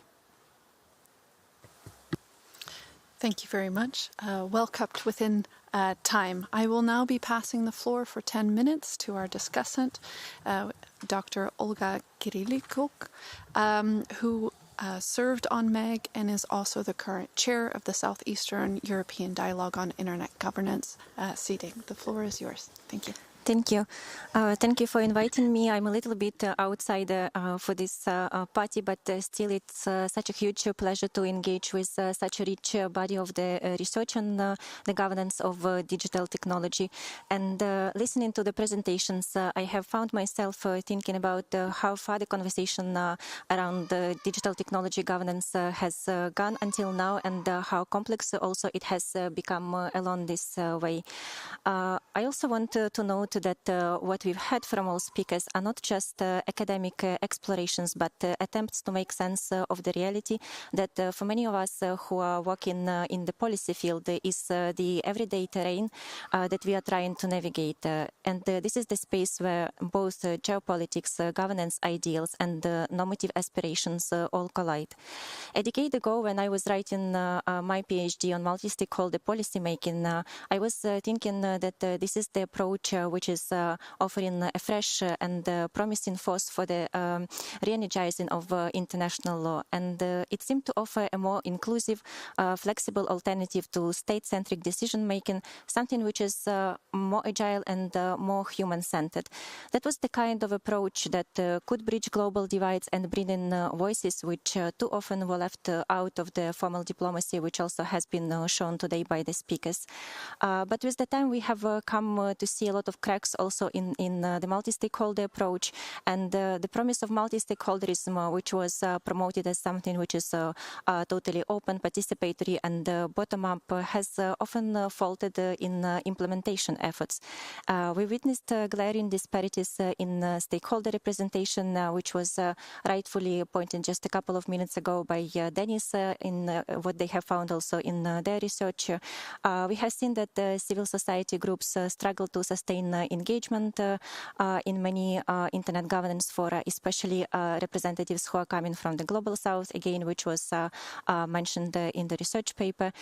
Discussions are held quite a lot, but policy doesn't always follow those discussions. And while the Internet Governance Forum after 20 years remains a vital space for dialogue, how many times have we left the venue with rich ideas? That was many, many times. I can think of that, but it was very rarely that we had a very clear path for the implementation of those ideas. And this is an important thing that after having all these discussions, it's also important not just to wait until the next IGF is happening in a year-long time, but also that there are discussions and follow-up activities happening in between. So what struck me in today's presentations is also how the current research papers lays by this tension, and whether it's the construction of rights discourses through digital bills, the shaping of cybersecurity futures by narratives around emerging technologies, or the domestic coalitional dynamics that influence what kind of multilateralism is even possible. All of it reminds us that internet governance has never been just about technical coordination or cooperative norm building. It has always been also about the power that stakeholders bring to the table. And we also should be honest, any policy-making process in this space today is inseparable from geopolitical competition. Strategic technologies such as AI, quantum, cloud, semiconductors are now the terrain of economic warfare and national security. And who sets the standards? Who controls the infrastructure? Who defines the risks? These are no longer the neutral questions, as was vividly shown by Roberto on the example of continuous US-China tensions. And the notion of a shared digital digital future often collapses under the weight of national interests. Yet, even in this fragmented reality, I see a lot of value in what the researchers have attempted to do and shared with us in their today's presentations. By mapping coalitions and tracing narratives, but also by revealing the deeper tensions in how digital governance is discussed and understood, the researchers offer something that we as practitioners desperately need, and this is a clear sense of the forces shaping the playing field.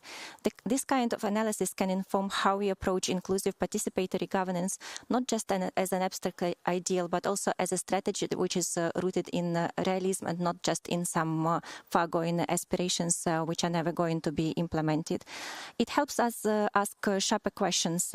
For example, who is shaping the emerging norms and whose values are reflected in those norms? How can multi-stakeholder spaces like IGF remain relevant, not just as forums for talk, but also as platforms that fit meaningfully into norm development and institutional decision-making?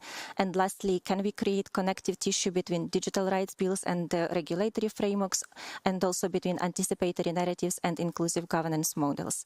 We might, for example, look at how the notion of digital constitutionalism could be mainstreamed into IGF outputs, translating values into principles and principles into pressure on policymakers. Or we might also consider how IGF-hosted coalitions could proactively engage in shaping how emerging technologies are framed, not just by dominant Western actors, but in a way that centers equity, legacy infrastructure challenges, and the lived realities of users across the globe. We can take AI as a real-life example, which was also mentioned today a couple of times. Today, powerful actors talk about frontier AI as if it was the only game in the town. Yet, for most of the world, the issue is not simply GPT-4 or GPT-5, but algorithmic discrimination in public welfare systems or exploitative surveillance in migration contexts. We need governance frameworks that speak to both realities. So yes, multi-stakeholderism is still worth defending, but not uncritically. We need to strengthen it with the safeguards for meaningful participation, mechanisms for accountability, and pathways to translate talk into policy. And this is where the IGF is still holding potential if it embraces a bolder role in convening, documenting and advocating for concrete follow-ups and implementation of those insights and recommendations that are being so widely discussed during the sessions like the one we are having today. So to summarize, I would say that the road ahead for global technology governance definitely won't be linear and it won't be apolitical. But if we use analysis like the one that was presented today, not only to understand the terrain, but also to design smarter, more inclusive engagement strategies, then perhaps we can still push the internet governance field toward equity, even in a world which is shaped by a lot of competing interests, values, and governance strategies. And most importantly, the ideas which have been discussed today shouldn't remain just in academic journals or within the walls of the panel discussion rooms. Let's do our best to find ways to carry them into our strategies, our partnerships, and our institutional reforms. Thank you.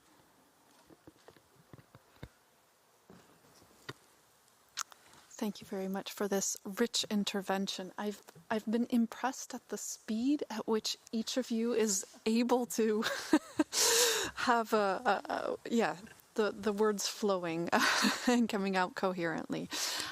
We will be moving on to a little bit less than 20 minutes of Q&A.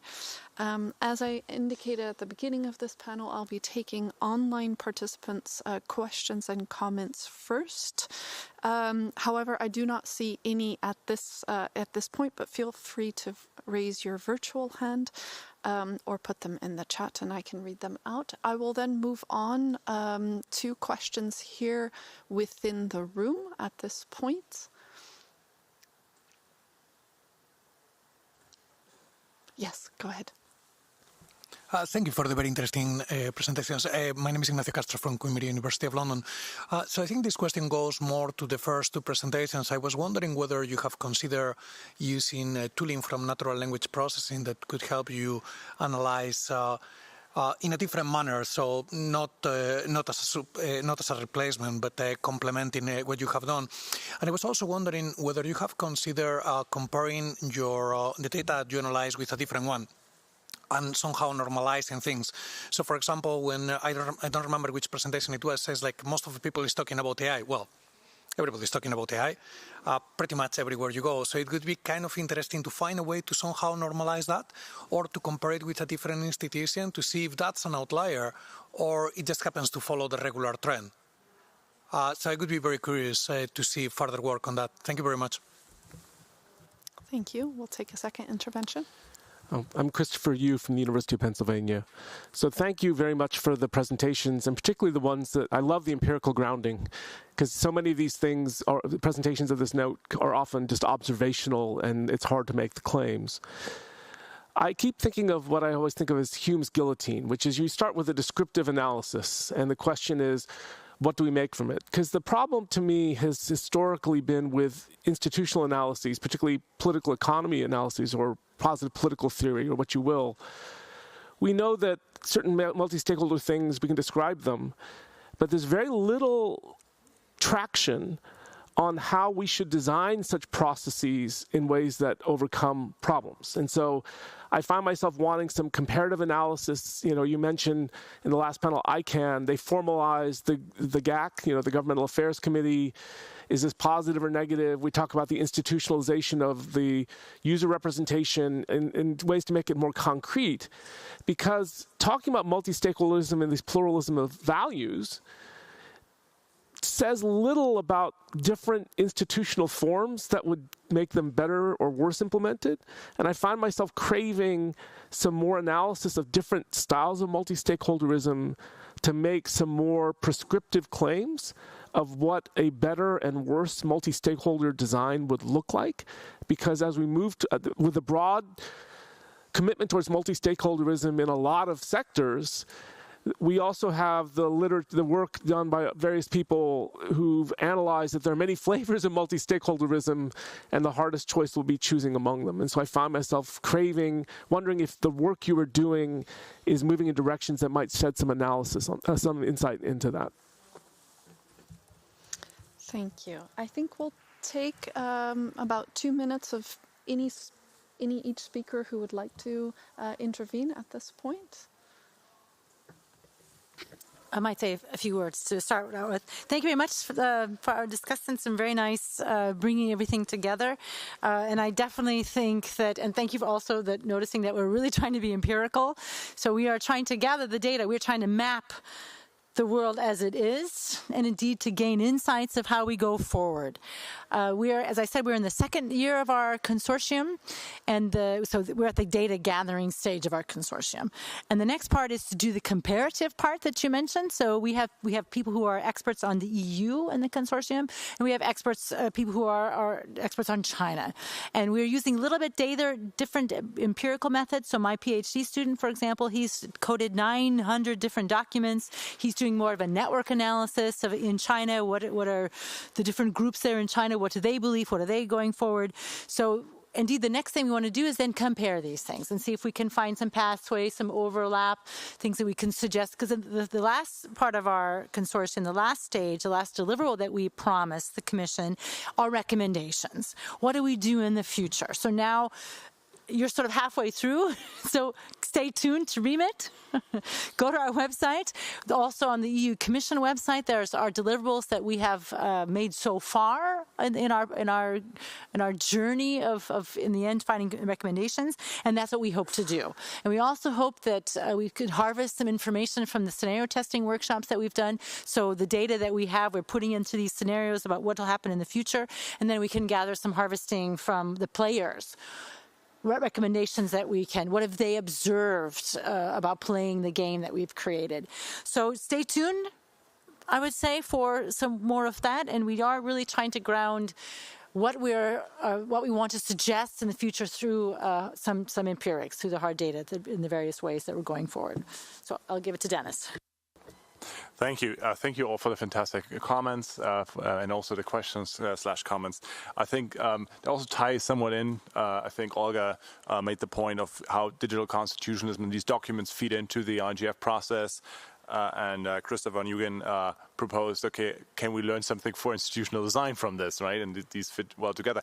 We don't. I mean, with this data, I think the values and the rights, the principles that we coded. They're more like outcomes. The question is, what kind of institutions fit these outcomes? How can we achieve them? Some of the codes that we have are actually multi-stakeholderism, transparency. These are kind of a different kind, but many of them are substantive in that sense.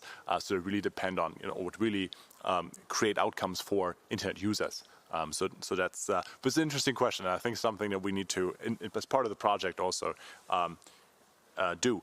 And the other question, I think, the two questions actually, Ignacio Castro. So LLM use, we're now starting a project actually because the database. Sorry, NLP, not LLM. Sorry? NLP, natural language processing, not just large language NLP models. more generally, yes, exactly. So different ways of analyzing this.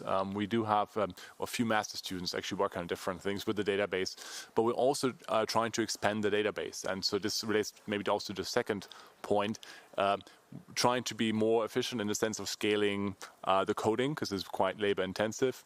And we're starting a project looking into how we can code current and future documents in more efficient ways as they come out. But it also might then relate to opportunities to actually take different data sources and to play them in and to compare this to, say, WSIS input, GDC input, and these kind of documents, just to see cross-references and see, you said normalization. I mean, in a way, we'll have to see how we do that. That's not so easy. But yeah, in a sense, I think the comparison to other kinds of data would be key. Yeah. To very quickly comment back on that, we have analyzed the IGF and W3C using computational methods, so we'd be very happy to talk further about this because some of the challenges that you will face are probably quite similar and the volumes of data are probably similar as well. Absolutely. Let's do that. Thank you. All right, we have another question. Please go ahead. Much of the evidence that you're using relates to preferences and positions rather than actions and outcomes. And I'm concerned that at least in some future step of the research, there's a more clear relationship that's established. And I think it's a very serious problem. I remember in the late 1980s, I became very interested in those countries that were beginning to have IT policies built into their serious policy frameworks, and I related that to investment and import rulings and various kinds of things. But it very soon came the case that all countries had IT policies. They very much looked the same. They did change, but they changed together, and they were completely decoupled from the outcomes that I was initially interested in. And I'm concerned that this is a pattern that you may find, first if you take a longer period looking over the formation of these preferences and positions, and do more to relate that to what kind of outcomes we might expect.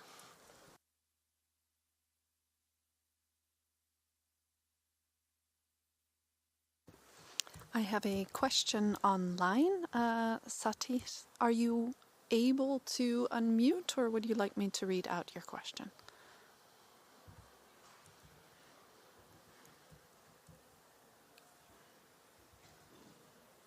I will go ahead and read that.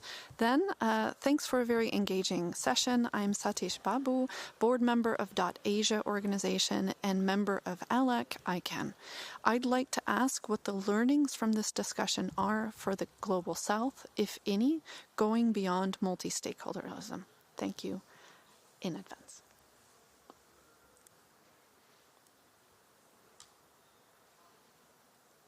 All right, so I'll invite a response from our speakers. First of all, how do we go from policies and principles to practices, or how do we at least capture those practices? And then the online question on the findings for the Global South, if any, going beyond multi-stakeholderism.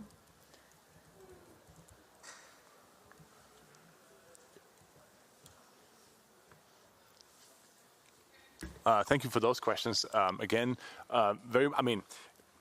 we haven't figured it out. I think Jonathan Lee now asked about the move to practice, maybe reform of institutions, and how do we actually keep those principles outlined in these documents, particularly those documents in the data set we have on state parties and international organizations. They do have the power to some extent. I mean, they're always confined in that to realize principles in practice. I think that's something that we're working on, and it would be great to also get your advice and input on the ways we can structure recommendations, and we can also look into tracking actions versus principles. So I mean that's the one thing we can do even before the stage of recommendations, and then we can recommend how to bridge the gap. And we have a quick answer to the question online. Great question indeed. I mean, in the part that we're analyzing, we do see, as I mentioned, we do see this heavily. One of the coalitions heavily dominated by the Global South actors, which are part of that, and that relates to internet access, relates to participation in the global digital sphere, and I think these are the kind of questions or concerns that are very much lacking in some of the frameworks we have, whether it's the digital empire, certainly in digital empires, literature, and when focusing only on those great powers. So I think there's something that we as disciplines also should do to turn this around, not just use only when we see it in the data, but really start with a theoretical framework that entails, I think, the Global South as well.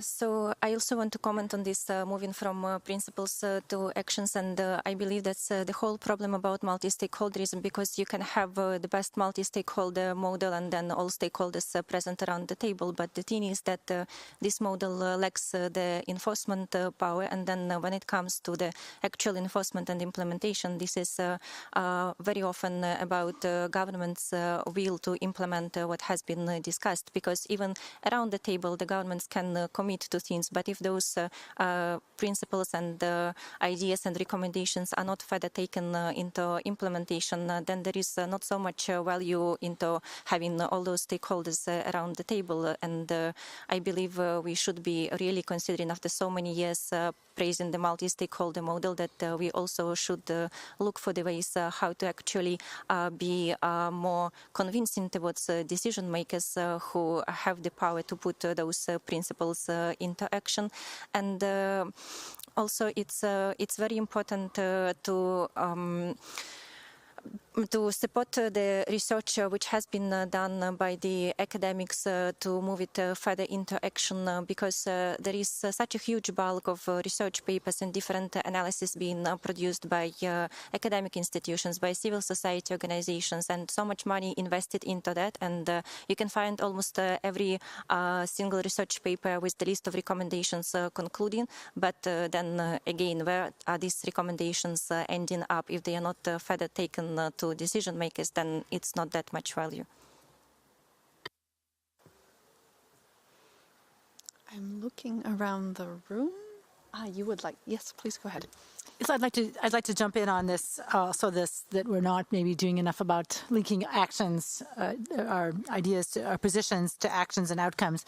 And if I could bring up my slides again, I would show you that the ACF is trying to also do that. I don't know if you're referring to my paper, but we are definitely trying to say, what are the power dynamics between the coalitions? What are the actions that they are taking, whether those meet what they professed their beliefs in the first place or not? So we're really at the moment trying to map reality, not only what they say, but what they do. And then through that, go to the next step and have some recommendations of how to go forward. So we're trying to capture that. Maybe we're not always successful, but definitely we're trying to do that. All right, with this, I would like to close this session to give everyone 4 minutes to grab a coffee, but I will thank all of our panelists for presenting these various research in progress of the REMIT project. REMIT research you can find remitresearch.eu, and as a reminder, there will be a lightning talk 80 Wednesday at 2 p.m. Discussing more findings and the data set specifically underlying some of these papers. Thank you everyone for joining, both online and here in the room. We will be back at 11:30. Let's give ourselves until 11:32 then you have a 5-minute break. Thank you.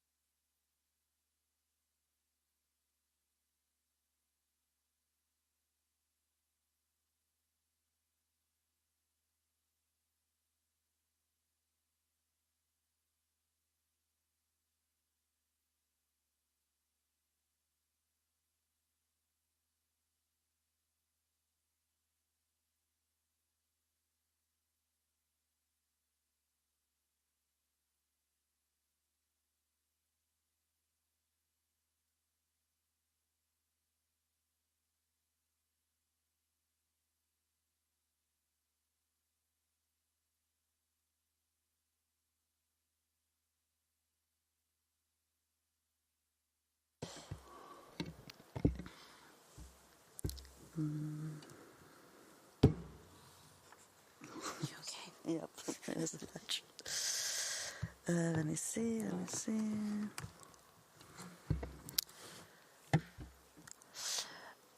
All right, everyone. Welcome back to our next session. And this session is the GigaNet Frontier papers. And this was an initiative that we've created for this symposium for the edition of 2025.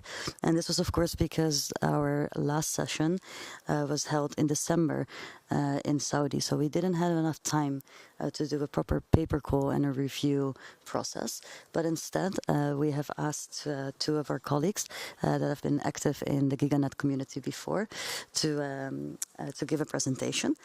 So without further ado, I would like to give the floor to Chelsea Horn for the first presentation of this session. Good morning, everyone. Thank you so much to GigaNet for having me here, and thank you in particular to Sophie and to Jamal.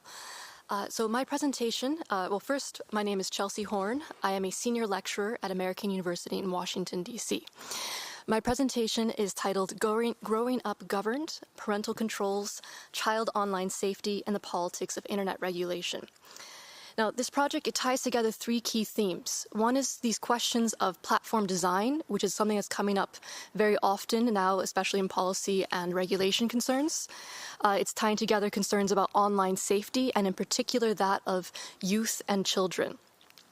And I hope that this project raises questions, but also opportunities for policy interventions to either think about the ways that we regulate online safety in regards to children in particular, and also what are some of the opportunities to rethink the ways that we regulate design.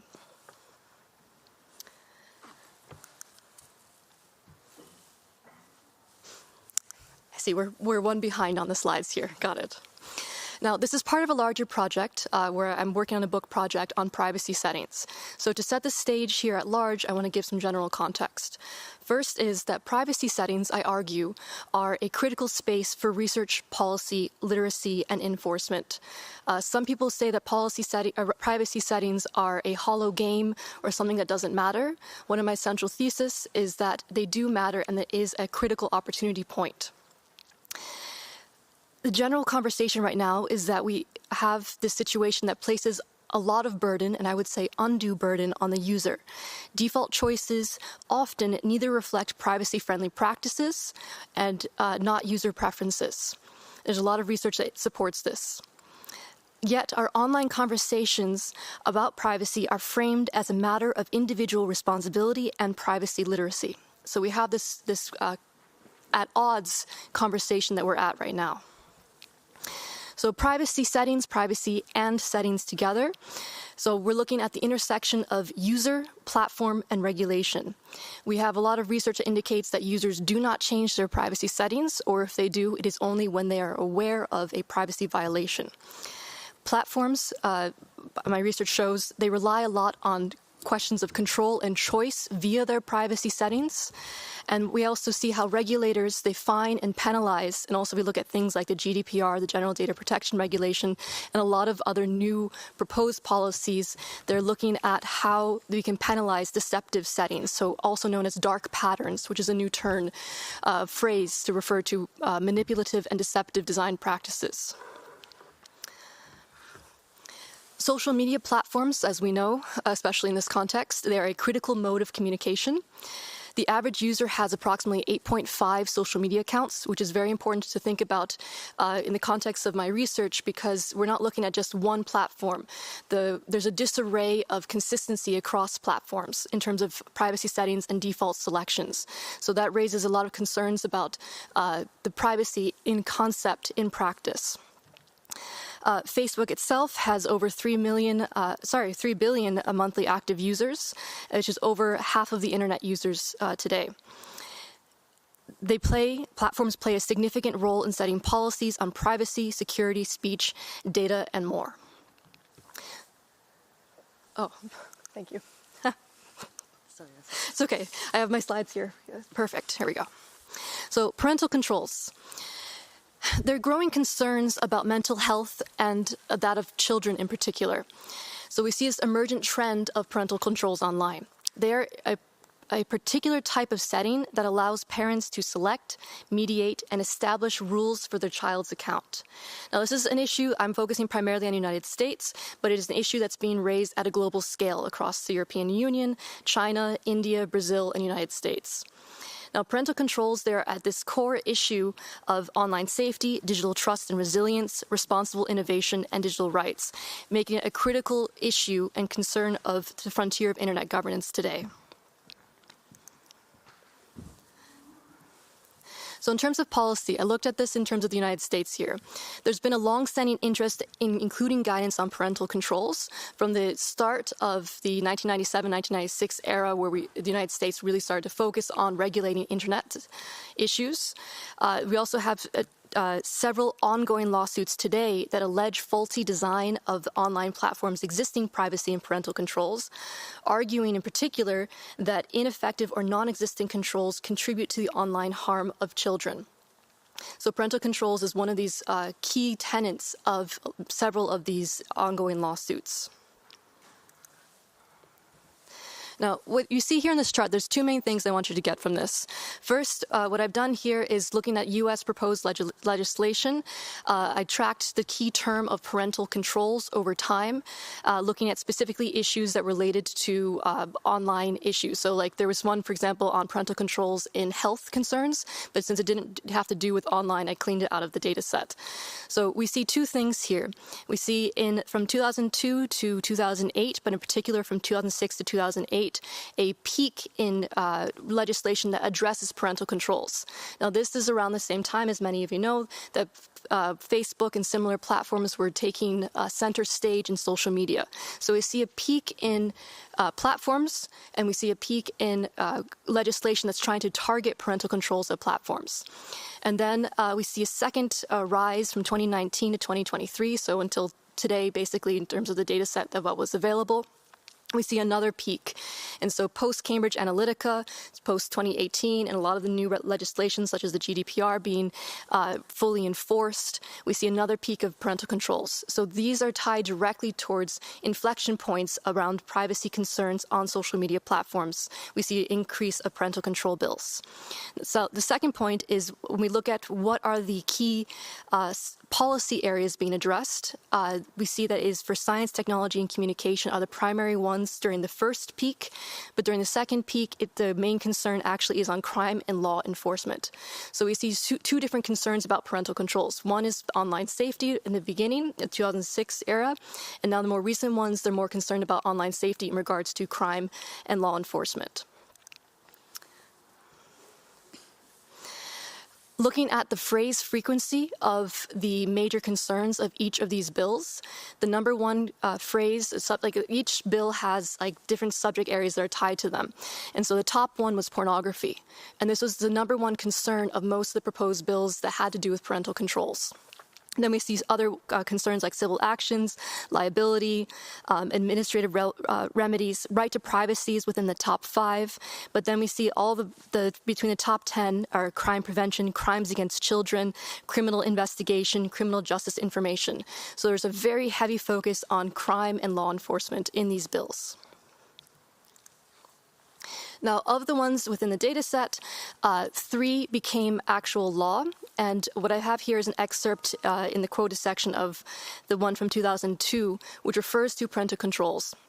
So, quote, although the computer software and hardware industries and often related industries have developed innovative ways to help parents, to date, such efforts have not provided a national solution to the problem of minors accessing harmful material on the World Wide Web, end quote.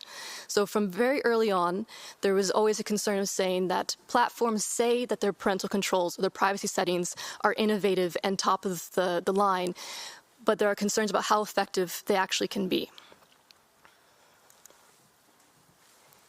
So moving on into the actual analysis here. when I'm looking at online safety for children, there's two key components I noted. One are what are the default selections, because many platforms, they change their default settings for youth, teen, and children's accounts. And the second thing are the actual parental controls themselves. So we see I've separated into two different sections here. So what we're looking at in this slide are for several of the top social media platforms, what are some of the concerns that they have switched higher default settings for youth accounts. And they have to do with location, tagging, the account visibility, messaging, and also in terms of content. These are the ones that seem to be most universal across the different platforms. In a full paper, I will expand more on what each of these mean. But what we're seeing here is that there's still a lack of consistency. Some platforms like YouTube are not worrying about these at all. Some of like Facebook, Instagram have some of the highest default settings and are most publicly, have the strongest public rhetoric around this too.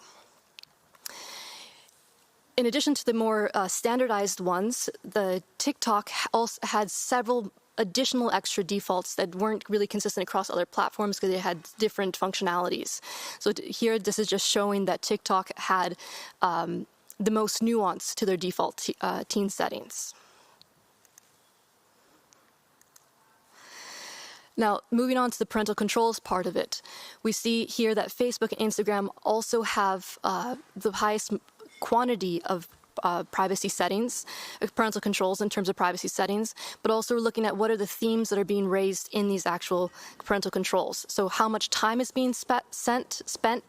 Does it allow parents to set breaks or prompt reminders of saying like, hey, you're on our platform for a long time? Do the settings allow parents to manage the actual friends of their children? Are they able to view or approve the teen settings? Like, do they allow the teens to regulate their own settings, but then a parent still has to go and double check and approve those settings in order for them to be applied? Looking at filter, blocking of content and or of people, messaging, and the actual content of what text can be offered through. In terms of extra parental controls, TikTok, again, because their platform has so many different nuanced components, had the most amount of parental controls in totality.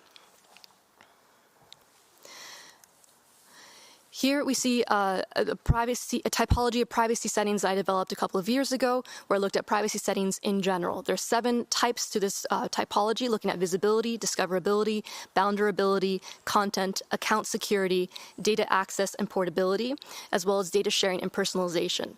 So looking at different platforms, we can isolate each privacy setting into one of these categories. Now, looking at it through the lens of parental controls, we see here 2 main points from this. First, that TikTok has the most amount of parental controls, whereas YouTube has the lowest. But we see that questions of boundarability are the most visible across all of these parental controls. So we see that being the primary concern for all platforms is the ability to limit access to teens or children's accounts.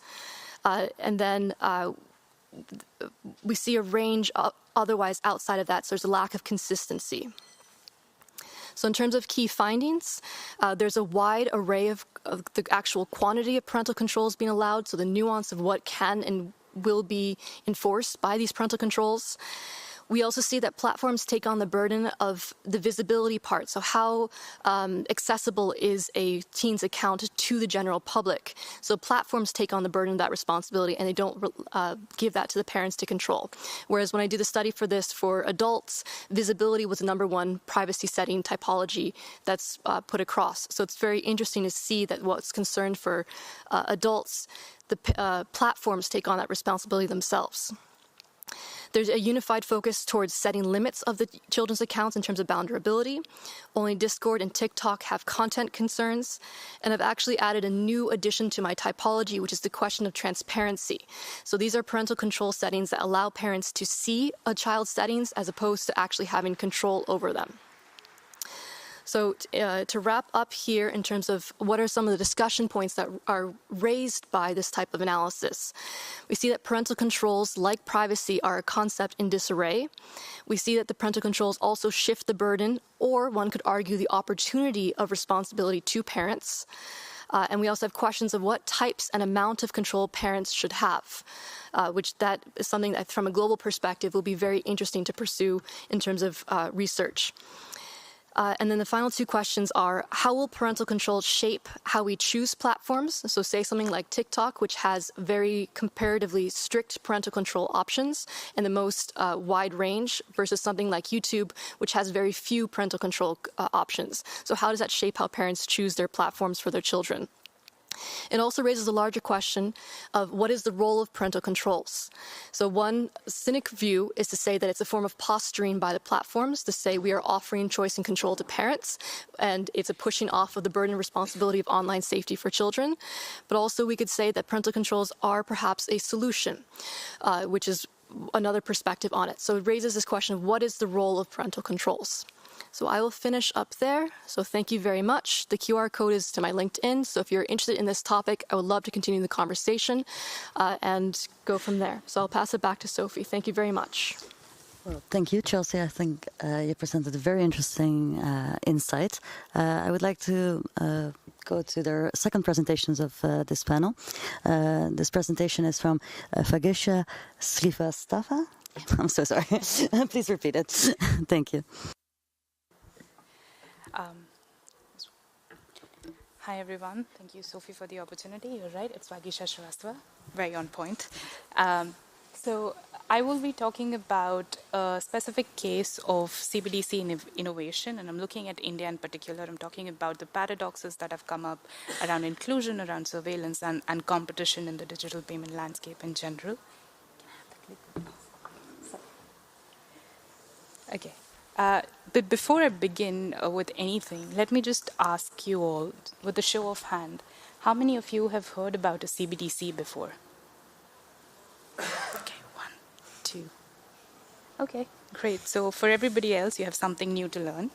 The ABCs of CBDC. CBDCs are essentially a central bank digital currency, which is a digital legal tender issued by the central bank of a specific country. And in most cases that we have seen, they have a direct sovereign liability. We are seeing it being developed in 2 flavors, which is a retail flavor, which is for domestic payments, and at a wholesale flavor, which is for bank-to-banks or cross-border transactions. It's often said that it has a cash-like finality, but it depends on the design of the CBDCs that the central banks choose, whether it's programmable or it's offline or it's instant. All of those choices depend on the design. Now, so far as we talk, according to the Atlantic Council's database, 130 countries are exploring in the pilot stage, have launched it, or are researching on a CBDC development. The green ones that you see on screen are the ones that have already started a pilot. The motivations are multifactored. Some say it's for financial inclusion. There's a strict idea that we want to build resilience against failing infrastructures domestically in terms of digital payments, but also globally with financial infrastructures being controlled by major dominant countries like US. So any sanctions of SWIFT, etc., is what has become a key cursor or a motivation point for countries to explore. There's also the idea of a fight against crypto, saying that a central bank digital alternative can always compete with a cryptocurrency. But I can see on a lot of faces, you're wondering, why am I talking about this here? So I have an answer for you. So why am I talking about payments at GigaNet? Now, the 3 key understandings for me is that digitalization of money, or digitizing money, replicates a lot of digital governance dilemmas and challenges that we have seen in the internet governance space before. So there are questions around access gaps, inclusion problems. There are questions around platform powers. There's surveillance risk that comes from a central bank issuing a digital lending alternative. There's also, aspects of sovereignty, and I have classified that into 2. So there's a monetary sovereignty aspect, which is competing directly with crypto. States want more control over the issuance and the finality of transactions. And there's also a digital sovereignty angle, which is states do want to have some control over the compute and the infrastructure through which money moves on the internet. There's also an angle of weaponized interdependence. This is a developing theory by Farrell and Newman, which I've tried to pick up here, which is countries don't want to rely on global financial networks such as SWIFT because we've seen that they are prone to some sort of coercion in some cases. So if you look at the alternatives that are being discussed at the G20, at BRICS, which are trying to, de-align themselves from the US financial network, we see CBDCs coming up as an alternative.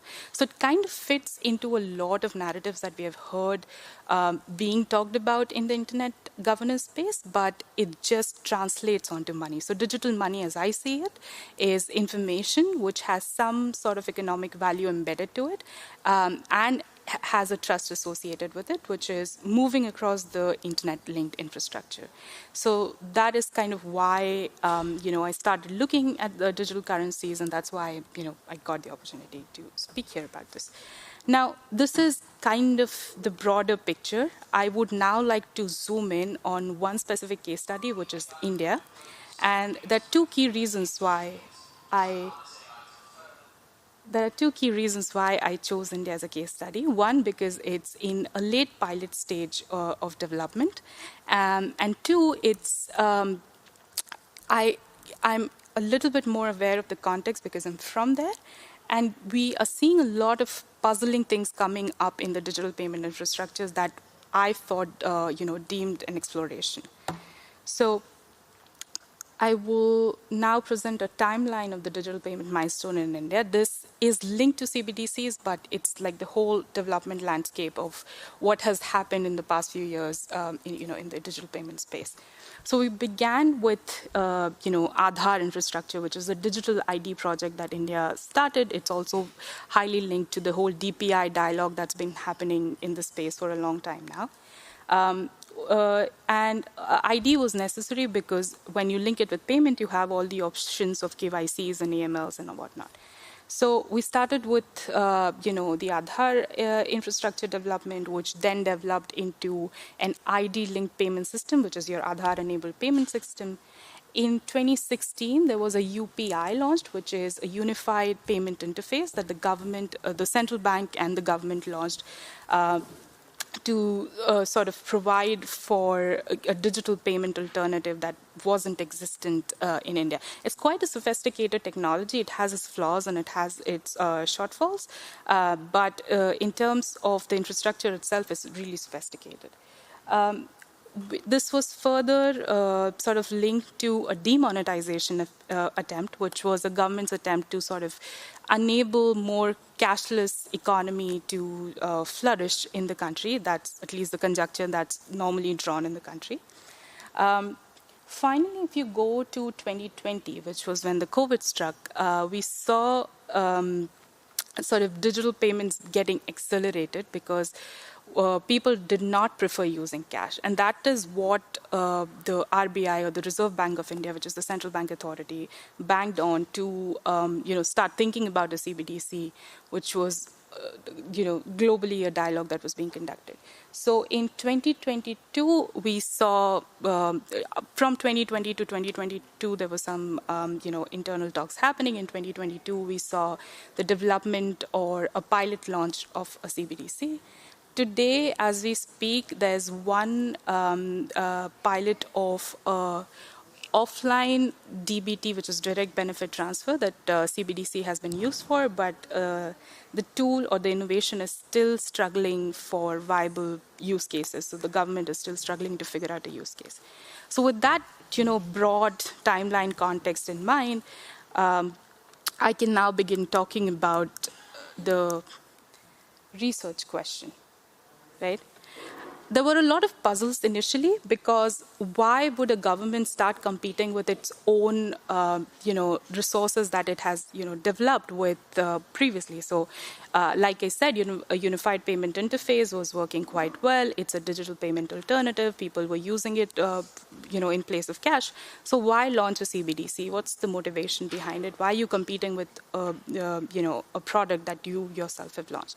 So that's the puzzle that I started with, and this led me into questioning to what extent is India's CBDC initiative a strategic response to infrastructural, monetary, and geopolitical risks, rather than a tool for a financial inclusion? Now, I must point out that in the concept note that the central bank issued before, they mentioned 3 key areas that they were wanting to target. One was that they want to promote a cashless economy and they want more people to not use cash and shift to digital payment rails. The second one was that they want to have financial inclusion in the country. And the third one was that CBDC will act as a barrier to crypto usage in the country. So those were the 3 key sort of objectives that they had listed, and inclusion, of course, became like a big deal, the most used terms in a lot of reports that you'd see. The way I'm using inclusion here is slightly different in the sense that, of course, I'm talking about bringing the marginalized population on board, but I'm also including the population that has, on their own chosen to exclude themselves from a digital payment alternative. So it's a conversation around inclusion, but it's also a conversation around people who chose to get offline and not use the digital payment alternative. So and of course, the central bank and the government would want to bring both of them on board if they want to promote a cashless economy. The way I'm defining strategic utility over here is the value attributed to the digital rupee in 3 main domains, which is safeguarding monetary sovereignty, which is people using domestic payment alternatives rather than the foreign alternatives. And this is highly reliant on the adoption itself. The second one is enhancing geoeconomic resilience and efficiency. And the third one is providing a backup rail for domestic retail payments, read UPI, should the existing system falter. In terms of the analytical framework, I focused on 4 key domains, which is the pre-existing digital infrastructure, the institutional readiness, which is the other policies that the central bank has proposed in terms of taxation, in terms of inclusion, in terms of banking. The innovation attempts by public sector and private sector banks, the tech capacity of the country in general. I'm also seeing external regulatory and geopolitical pressure, so a lot of dialogues that are at G20s, as WIS, at BRICS, and the sanction risks that I have already mentioned.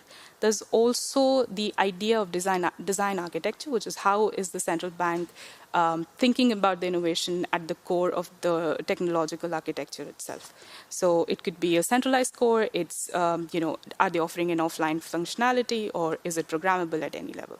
The cross-cutting assumption is that the strategic and sovereignty logic is ultimately sort of outweighing inclusion expectations in this framework. So I chose a qualitative study for this because the pilot is still in development. There's not a lot that has happened, but we are still seeing works in terms of adoption. So I managed to conduct 8 interviews across domains and stakeholders. I spoke to policy people, I spoke to fintechs, I spoke to banks, also some consultants who were closely linked with the central bank in the development of the project. Unfortunately, I didn't get a chance to speak to any of the central bank folks, but I'm always trying. I looked at the official documents. I also gathered some contextual data from the pilot dashboard and also the trade statistics that might strengthen the wholesale adoption. So I'm being shown a timer. I'll quickly move on. Okay. So the key points here that I want to emphasize on is that, and also key findings were that the retail side of CBDC in India, the adoption stays marginal and it will remain very low if UPI remains the dominant and a subsidized method of payment. The government is already supporting it to the core. So this alternative to UPI is not going to work if that technology remains dominant. This was supported during the interviews, and it's also supported by the data that I collected. The strategic priority for CBDC arises from international engagement and geopolitical shocks.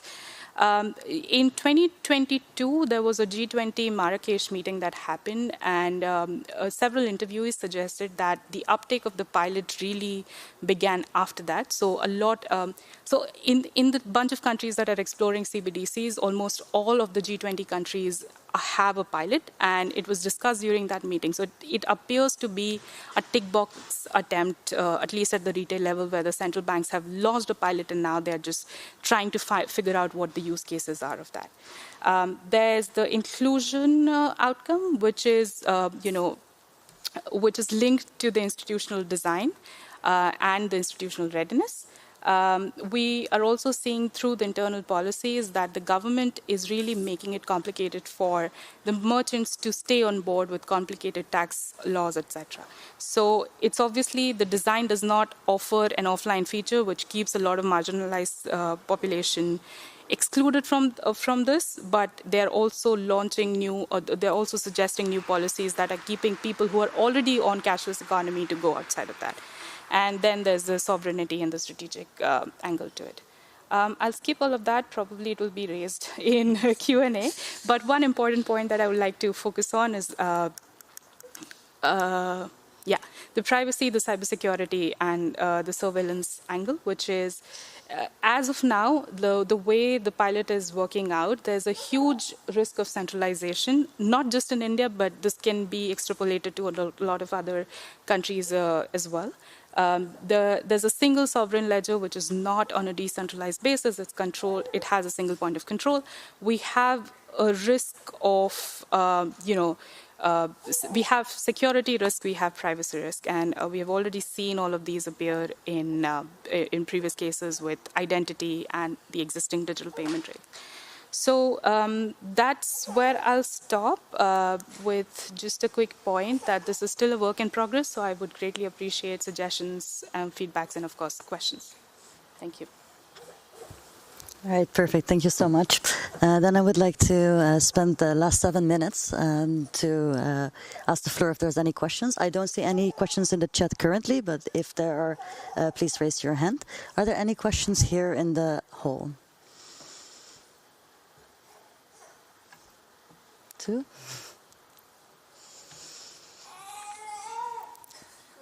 Shall I go first? first? Yes, go ahead. Hi, thank you. Can you hear me? I can't hear myself Oh, that's funny. I can't hear myself. Anyway, thank you very much to both of you. Despite the different topics, I think I have questions for both of you, and I'll try and make them very to the point. Chelsea, really interesting to see this shift towards a more securitization approach after Cambridge Analytica, I think, in the proposals that came out of the law. I was actually interested, so in thinking about that securitization angle, whether that fits into your research kind of take, kind of thinking about, theories of securitization and so on. But I was also wanting to ask two very specific questions, and they come from an academic side, but also being a parent of a child who's having to deal with this. So I don't know how much of this is emotion and analysis, but I've been very curious to see how, in the European Union context, at least right now, you can't avoid walking around Brussels without seeing posters that are sponsored by Meta, which are saying, we are begging the European Union to impose parental controls on our platforms. I find this really interesting, that it's really Instagram, it's Meta that's saying, can you please give us the obligation to do parental controls, as if they couldn't do it themselves. And why is there this relationship between the company, the private sector and the public sector in that way? And then there was one thing you said specifically in one of your points. You talked about parents' choice of platforms. I find this interesting because having a 16-year-old who decides what platforms he uses and not me, I was also wondering how does that fit in? You know, the platforms actually make themselves more attractive to different age groups at different moments. I was wondering, what role do I have in choosing that? And that fits into a narrative that I've seen across the central and centre-right political parties in the European Parliament that are actually trying to push the responsibility away from government and more to parents. And I find that a bit worrying that then we're told you're responsible for choosing the platforms that your children are on. That was the first question, which was long. Sorry, Sophie. Second question, Vagisha, is much quicker. I was really interested in the map to see that the United States is not grey, not blue, not green, not yellow. It's white, right? So nothing's happening there, and I think that's explainable, easily explainable because of the private sector involvement. But does that actually help your storyline, in fact, from the beginning? And then another thing that I wanted to ask was, we've been hearing a lot in the European Union about European solutions to certain core infrastructure issues, such as payments, right? This CBDC, the acronym, and all of the stuff that goes around that, to me, seems to be part of the India stack, which are put against the Euro stack. And I'm wondering how that fits into that whole narrative about the India stack, in fact. Thank you. Sorry. Bye. All right, thank you very much for your question. I think I would like to go to Trisha, and then we round it up. Thank you. Thank you. Trisha Meyer, Vrije Universiteit Brussel. Chelsea, it's a pleasure to finally meet you in person. I was wondering if you could comment to the fact that in your data set, I think you had about 30 bills of which proposed, of which only 3 were adopted. I think this is fairly common for the U.S. context, but if there's anything to be said there of why there's so few and so long ago, actually, almost 15 years ago. And the second, whether you'd considered looking at Snapchat as well, just considering where kids are currently. Thanks. I'll take those ones because they're more recent. So yes, it does track with a lot of different bills, is that we propose a lot of legislation and very few actually makes it into law. So that is pretty similar. There's a few bills that are getting more attention, such as COSA, the Kids Online Safety Act in the United States, which has been proposed a few times at this point, and it's getting increasing bipartisan support. There's a lot of conversation around it, and lots of concern, so that's a whole issue in itself. So there's been a lot of attention to it recently, let's say, but not necessarily any action taken in terms of law becoming law, or proposed bill becoming law. And then, yes, and so I'm planning on extending the study, so Snapchat is the number one next thing on the list. And then over to your questions, I'll be very brief. Security is interesting because it's often pitted as being oppositional to privacy. Part of my previous part of the study was showing actually that we see privacy and security being used almost synonymously, which can lead to confusions about what is actually privacy. So that conflation of the two terms and them being oppositional, that's a really, really fascinating and important part of this. So 100% agree. Meta asking to be regulated, in particular, there's I think 2018 and 2019, a very famous Washington Post article where Mark Zuckerberg is also making the plea like, hey, please regulate us. But why don't they do it themselves? I think is a question. I think we have some of the employees who work here, so let's ask them together. And then parental choices. A couple of the platforms here studied, in order for the child to have the account, the parent must approve the account. So that's what I mean also by choices, is that the kid couldn't have the account unless the parent said, yes, I approve. So that leads to part of the choices. And there's different ways. Some of it is a parent has an account and then it links to the child's account. Some of it is all done through the parent's account. And one is the child's account, but yet the parent must be able to view things. So also the way the parental controls are applied, that's very disparate as well. Let's try to be very succinct. Thank you very much. Sorry. Yes. Sure. So I'll stick to 2 minutes. Thank you for your question. I'm very glad to receive one. So you're right that United States is almost absent in the CBDC development stage, and that's primarily because, of course, there's lobbying by the private banks that they don't want an alternative to come from the government, but also in the recent executive order that was launched like this year, January 2025, clearly stated that the US is now going to innovate with stablecoins and other alternatives and try to integrate it with the dollar rather than focusing on a centrally, specialized digital currency. In terms of EU dialogue, you're correct. This is kind of an attempt to build like a core infrastructure for the country in India as well. But one thing that's surprising is that in none of the policy notes or annual reports or speeches by the central bank do they mention sovereignty as a core cause for them to develop it. So the narrative is linked to inclusion and not sovereignty.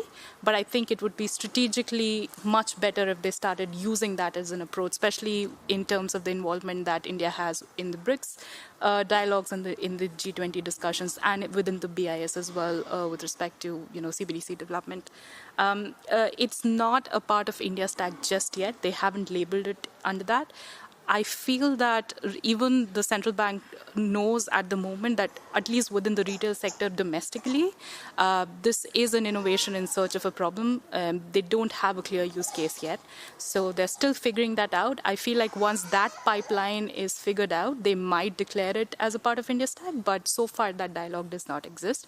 I do think, however, that this will become part of the critical infrastructure in India if this develops to a point where the government feels that it's important to do that, which is a welcome step. But those dialogues are non-existent at this point. So yeah. All right. Well, thank you. Thank you for our panelists for these excellent presentations, and thank you for everyone who participated in the morning section of this program. We will now go and have lunch, and we will convene at 1:30 with our panel discussion with the provocative title, Should Wishes End? So I'm looking forward to seeing all of you back into this workshop room 6 at 1:30. Thank you very much.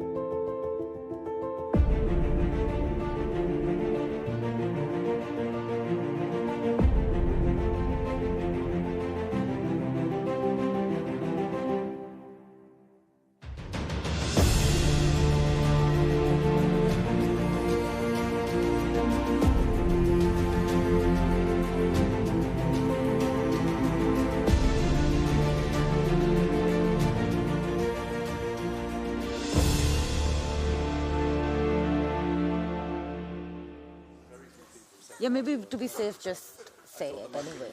There's no harm. Here you go. You're asking for Good afternoon, everyone. Welcome to the GigaNet panel on should versus end. Before we begin, I would just urge people sitting in the audience to please move up and join us on the dais. This is an open forum for discussion. And so if you're ready to begin? Yes. Good afternoon, everyone, and welcome to this critical discussion on the future of the World Summit on the Information Society. For over 2 decades, WSIS has been a cornerstone of global digital governance, a space where governments, the private sector, technical communities, and civil society negotiated the Internet's evolution. But as we approach a potential inflection point, we must ask, should WSIS continue, reform, or end? Born in the early 2000s, WSIS emerged amid debates over ICANN's governance, the digital divide, and the clash between state sovereignty and multi-stakeholder models. Its outcomes, like the Geneva Declaration and Tunis Agenda, shaped early Internet governance, yet today's challenges, AI, data fragmentation, and geopolitical tensions over tech sovereignty, look nothing like those of 2005. Meanwhile, newer initiatives like the UN's Global Digital Compact raise questions about WSIS' relevance. This panel will explore whether WSIS still serves a purpose or if its legacy is now more symbolic than substantive. We'll begin with opening statements where our panelists will answer the key core question, should WSIS end? This will be followed by a moderated debate on key tensions from geopolitical divides to multi-stakeholder legitimacy, and conclude with audience questions and answers and closing takeaways. To guide us through this debate, we are privileged to have 5 leading voices. On my left, we have Alexander Klimberg from the Hague Center for Strategic Studies. Next to him is Pari Esfandiari from the Global Technopolitics Forum. Next to her is William Drake from Columbia University. And on our extreme left there is Avri Doria, IETF and former Nikon board member. And to my right is Professor Milton Mueller, who's from the Georgia Institute of Technology. Without further ado, let's begin with our opening statements. Alexander, over to you. And the question to all the panelists is, should WSIS end or continue? Thank you. Thank you for that introduction. So following the ITU Wicked conference in 2013, I wrote that we had experienced an Internet Yalta, where the ideological battle lines between the two camps, the free Internet and the cyber sovereignty countries, were now kind of obvious to all, as was the single-minded wish of ITU under Hamadoun Touré to play a key role here. One commentator on my piece said he had a visceral reaction to my invoking of a Cold War imagery, implying that this kind of language could have inadvertent consequences. However, he came to the conclusion that, sadly, this was probably correct and that he had a change of heart. But that commentator also was right about one thing. We need to be careful with our language and be aware of the threat of inadvertent consequences, especially if creating that which we hope to avoid. That commentator, by the way, was Milton Miller. So it is a lesson that I think Milton may have forgotten with his own recent white paper on the end of WSIS, which I think not only has some errors or omissions included in it, but also forgets the importance of the danger of inadvertent consequence. And I think that suggesting that we abandon WSIS and simply recreate something else, we might be opening a Pandora's box that we have no wish to do. I somehow have a hard time thinking that negotiations today would be easier than in 2003 to 2005. I don't know if anyone thinks it would be easier. So back to reality. After the unsettling scene at the UN CSTD meeting just a couple of weeks ago, where the US basically blocked the WSIS resolution over SDGs and the word diversity, there is real concern that the whole WSIS process could unravel. I am worried too, but I think in the end we're likely to get a compromise if we have to, because the consequences are pretty serious.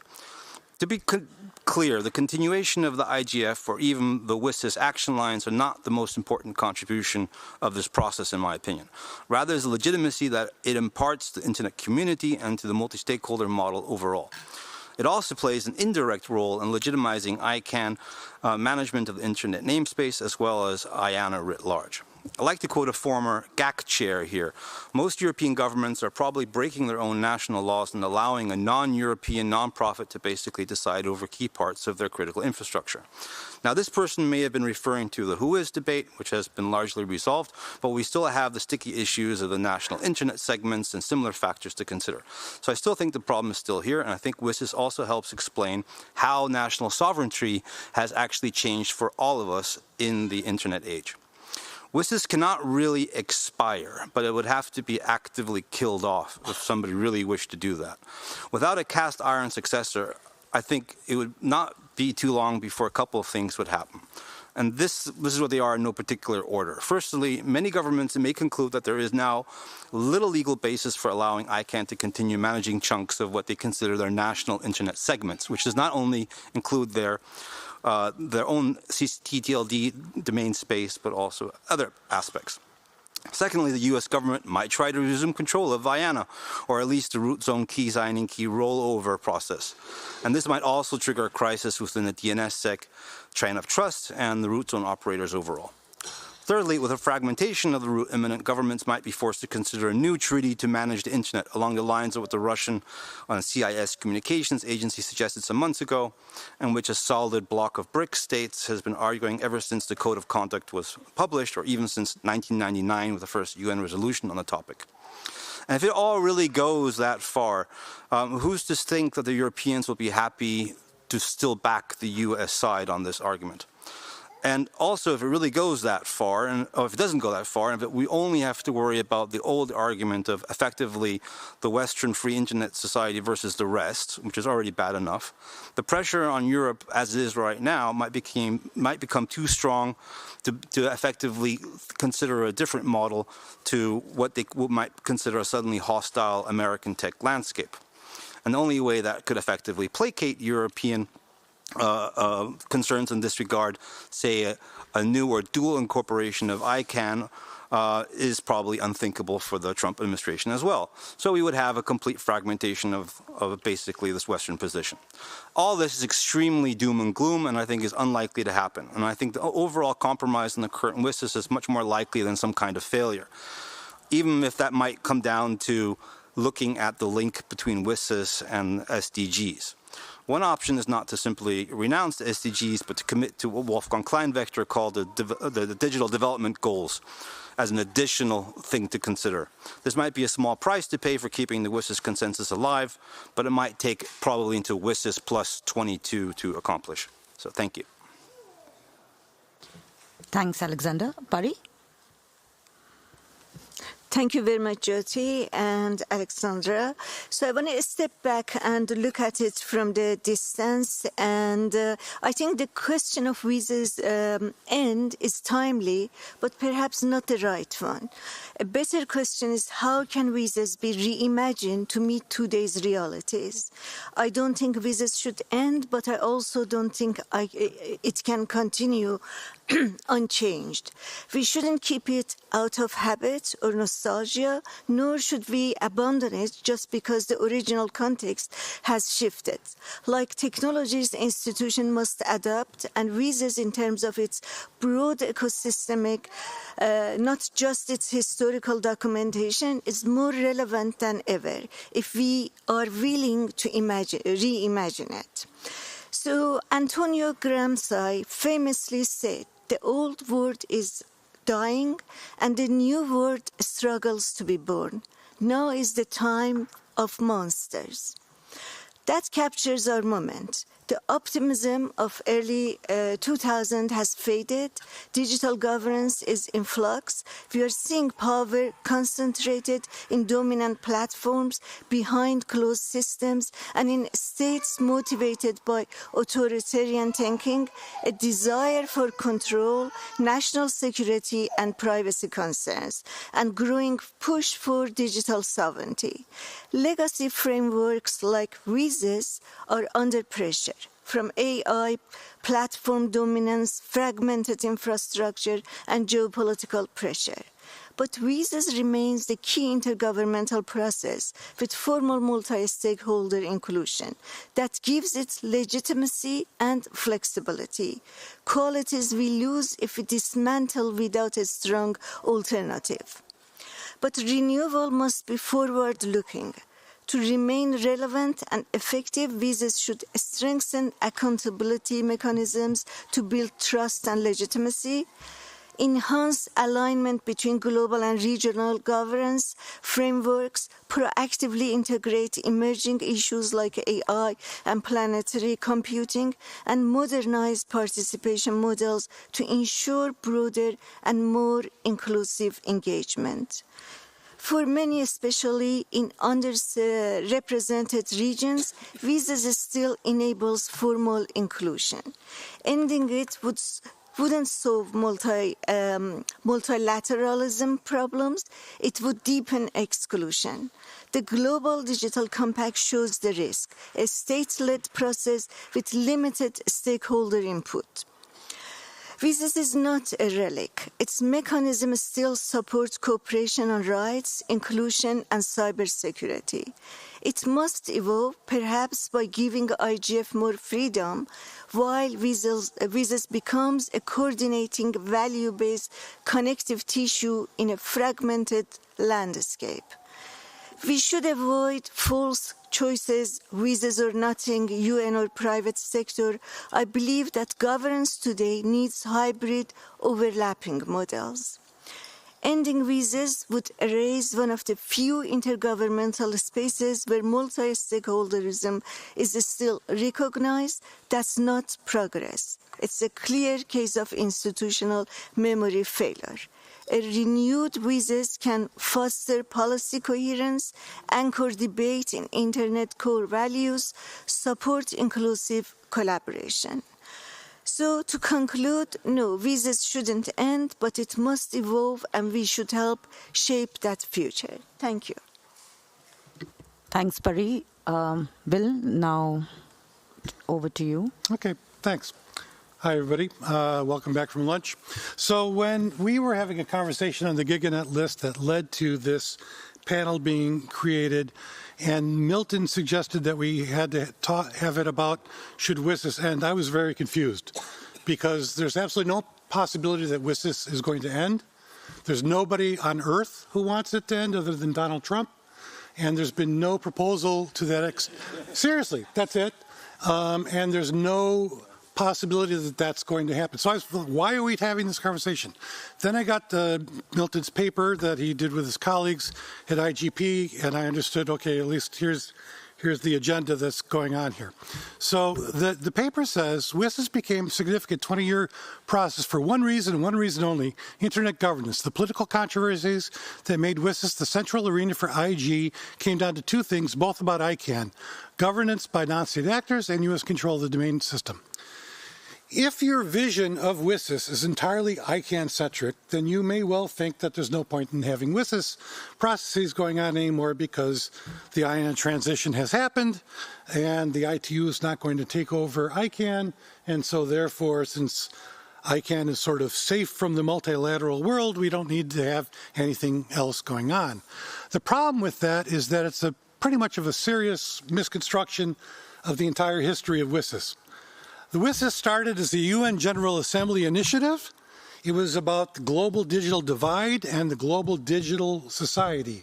It was about the transition from the information economy to a globally digitized, transformed environment and what that means for development. So there's two parts to the WISES agenda: digital transformation and development. That's what most governments cared about going into WISES, and that's what many of the stakeholders who have been involved in the WISES process have been involved in ever since. Yes, internet governance was a huge political issue. If we hadn't solved it, it probably would have killed the whole WISES process. I can't imagine the Tunis agenda having worked out if we hadn't reached an agreement on internet governance. And yes, I'm an internet governance guy, and it was the most important thing to me, for sure. But I'm not the world. The world is big. The world has 193 countries. And the UN General Assembly mandated WISES, and mandates matter in the UN, to do a set of things. There are 11 action lines that are all involving 39 different UN entities and processes, each of which has a vast constellation of expert communities and NGOs and other actors that it works with on a variety of issues. If you only care about ICANN, then maybe you don't care that the Food and Agricultural Organization is working on digitized agriculture in collaboration with lots of other different parties, but the parties that are involved in that do care. Maybe you don't care that UNESCO is involved in open science and working with people on that. But there's a whole process there.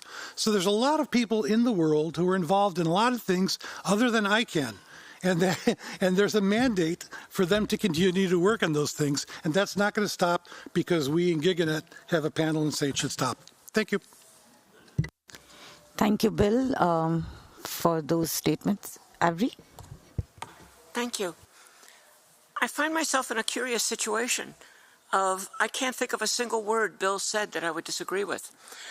But no, it was actually a pleasure. But I want to go further because what we were asked, other than in some sense a silly question, was also a normative question. Should it end? Now, I personally think that WSIS has nothing to do with ICANN. They're sort of coincidental along the same path. They marched along the same path for a while, and then they diverged. As Bill said, it has lots of other uses. Now, I am not sure that all those purposes are actually being met. I am not sure that all those programs are as effective as they should be, are working in the right direction, that their development goals are appropriate for today and not for yesterday. So for me to say that all those programs should continue unabated would be, you know, as wrong as asking should WSIS end. And what I really think is required is very much a reimagining, a reshaping, as was said, was let's go through WSIS, let's go through the action lines, let's go through the programs, find out which are effective, find out which aren't, continue those that are effective, fix those or replace those that aren't. Some of them may no longer be necessary. I certainly have not done that. So that is, you know, perhaps there is a positive answer to should it end.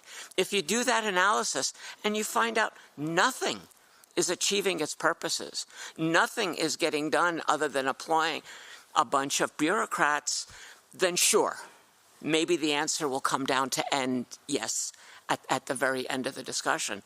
But if you find that it is still of value in developing economies, it is still of value in terms of the action lines and getting them working, then the answer would be no, because you would immediately have to replace it with something new. So in my view, it's a analyze, fix, repair, get rid of what's not worth keeping, and improve what is worth keeping. I guess that's where I'll stop. Thank you, Avery. Milton?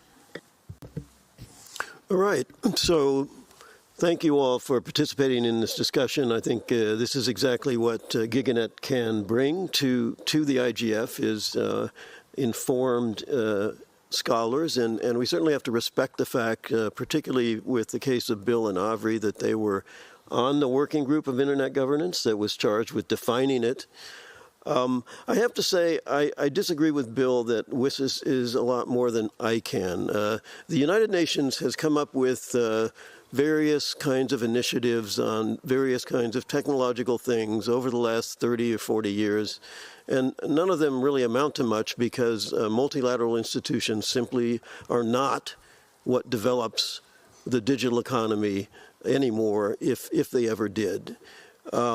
So fundamentally, the reason we all converged around WSIS was precisely because of Internet governance, because the problem was new and because we wanted to establish new forms of governance around the Internet.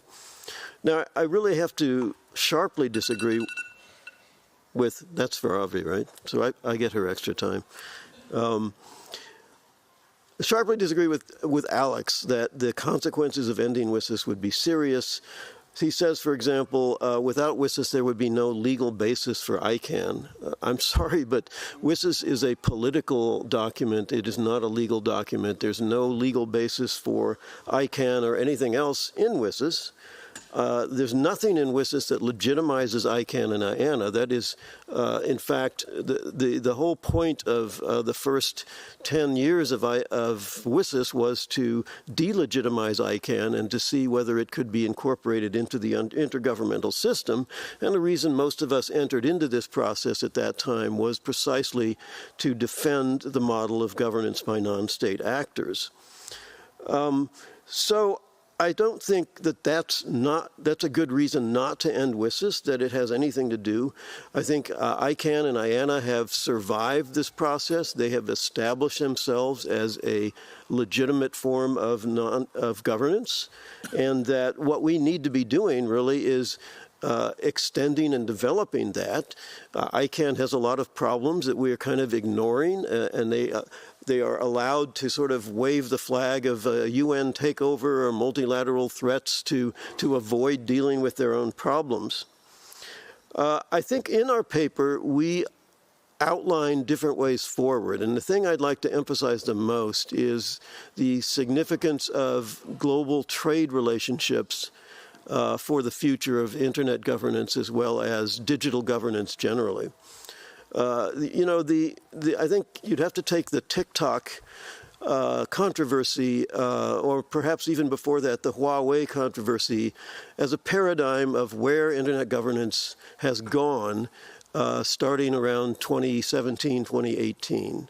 Essentially, we have the two largest digital ecosystems on the planet, the Chinese and the American, fragmenting and deliberately decoupling from each other and erecting barriers to each other, all on the basis of national security. And I don't think the WSIS framework addresses that. I don't think it provides any basis for addressing that. WSIS is all about development, the Sustainable Development Goals, those kinds of things. But fundamentally, what's driving development or non-development or undevelopment this day is, in fact, this clash over geopolitics and this assertion of digital sovereignty, which is really a reversion, a reaction against the internet. So when the Europeans talk about digital sovereignty, they're saying, we don't really want to have a global internet community and a global internet technology. We want to have our own. And of course, the Chinese are saying that, and the Americans are starting to say that. This is the fundamental problem of digital governments that we need to start dealing with. And I just view the World Summit as a distraction, as a diversion of all of the energy that we should be devoting to developing new forms of governance that deal with that fundamental problem into channels which are, very comfortable, but really not affecting anything, not really doing anything. So I'll leave it at that, and may the debate begin. Thank you, everyone, for your very objective and smart takes on this very important question. Bill, you talked about WSIS not being about ICANN, but more about digital transformation and development. And Alexander, you also talked about how the overall compromise of WSIS evolving could look for connections with the broader development agenda as captured through the SDG process. But can the WSIS process, the way it is functioning today, survive the potential crisis in Western democracies and the lack of consensus on multi-stakeholder mechanism? We see U.S. kind of receding from these multilateral institutions, etc. How is WSIS supposed to take up this challenge, and what forms do you think it should, evolve into? The questions are open to anyone.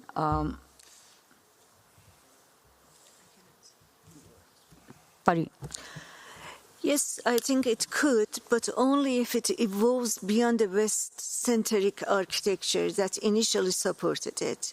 The geopolitical consensus that once underpinned multi-stakeholderism is under strain. We know from national agendas, techno-authoritarian, declining institutional trust. But WIS's legitimacy doesn't rest solely on the global north. It rests on the ability to convene diverse actors and institutional pluralism. So its survival depends on its renewal. That means decentralizing leadership, deepening regional engagement, and ensuring that governance is grounded in shared, not imposed values. Thank you, Pari. Thank you. Alexander? I'm just going to quickly also just comment on what Milton said before, because I actually didn't say that WSIS, and that's why I wrote the note down, that actually WSIS somehow created ICANN or legitimized the model. It says it, but it has, I literally said it also plays an indirect role in legitimizing ICANN management of the internet domain space, namespace, as well as IANA writ large. And the reason why I say that, because it says clearly in Article 55 and also 62, it makes mentions to the day-to-day management. And the day-to-day management was shorthand for ICANN at that time. And that was part of the whole idea of Tunis was, and this is where we all agree, is to protect it. And therefore, in my opinion, if you remove that protection, although again, I agree with everyone else here, that would require an act of brute force, then the question is what happens next. So that I want to make that clear on the record. Thanks. Avery? Thanks. I guess there was a couple things I wanted to look at, and I wanted to sort of build on what Pari said. I actually believe that whatever there are of multi-stakeholder models is what can actually keep WSIS running. Because not only is democracy still a baby that's under attack, the multi-stakeholder model as a form of democracy is even newer and is still forming itself. And of course it's under attack, and it's always going to be under attack. But it probably can patiently persevere. And it's that kind of motion. It's the people in the various countries that say, no, I need what the WSIS programs, the SDGs bring us. We have to keep working on that. That is actually the force that, so as opposed to it being, there is no multi-stakeholder, the multi-stakeholder will disappear. People keep going back to ICANN. I think that's kind of like an old chestnut. ICANN has its problems. ICANN has a really clever model for combining top-down business and bottom-up multi-stakeholder policy. One model that we actually haven't dove deep enough yet to understand. But it's irrelevant to the notion of SDGs. It's irrelevant to the notion of the needs that need to be met, that can only be met, not, I think, as some say, by industry, not by, a unilateral or multilateral forces, but by a very extensive multi-stakeholder push to sort of get things done in the ways they can be done in the places where it works. And it takes a variety of models and ways to do it. So I believe I think the only way to kill WSIS is to leave it as it is and ignore it. But if you really want to kill it, you can't do anything. What you got to do is preserve it, because we really do need, countries do need that incentive, that ability to find their path to the development goals. Thanks. Thank you for that very poignant statement that the only way to kill WSIS is to ignore and not help it evolve. Bill, do you want to come in quickly? Do I have to do it quickly? Yeah. Preferably, but we have time. We're good on time. Can I have as long as everybody else? Yes. Okay, good. Thanks. So if the question is, can it survive the collapse of Western democracy and so on, what's the relationship? The United Nations General Assembly is going to adopt a statement saying, okay, the WSIS process, we've reviewed it 20 years, and now it goes on to the next stages. These things could go on fumes. I mean, the process can evolve regardless of what happens in the United States with Trump or other kinds of things. Doesn't mean that they'll be effective necessarily. If the Trump administration decides to cut all the budget for the 22% of the UN budget that it pays down to nothing and enfeebles a lot of UN processes, obviously that affects everything, not just WSIS. That affects the FAO, that affects, every organization, every set of processes. So WSIS is not in a uniquely endangered position because of what's going on in the West. But more generally, I just want to come back to Milton's kind of point that all the stuff that's going on in the digital world that's important is not being decided through these UN processes. That may well be true. We're not solving the conflict between the United States and China in the United Nations. That doesn't mean that what the United Nations is doing doesn't matter to anybody. It's still involved in a lot of stuff, issues that maybe you don't follow or care about.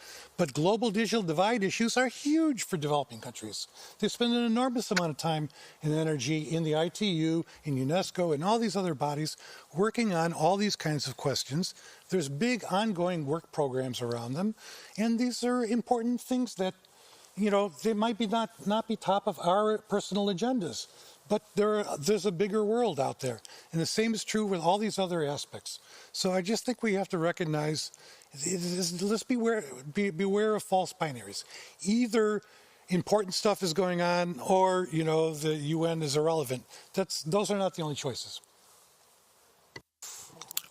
Yeah, I'm really, again, going to perhaps make everybody mad at me by challenging this notion that the United Nations multilateral processes have anything serious to do about economic development in the digital economy.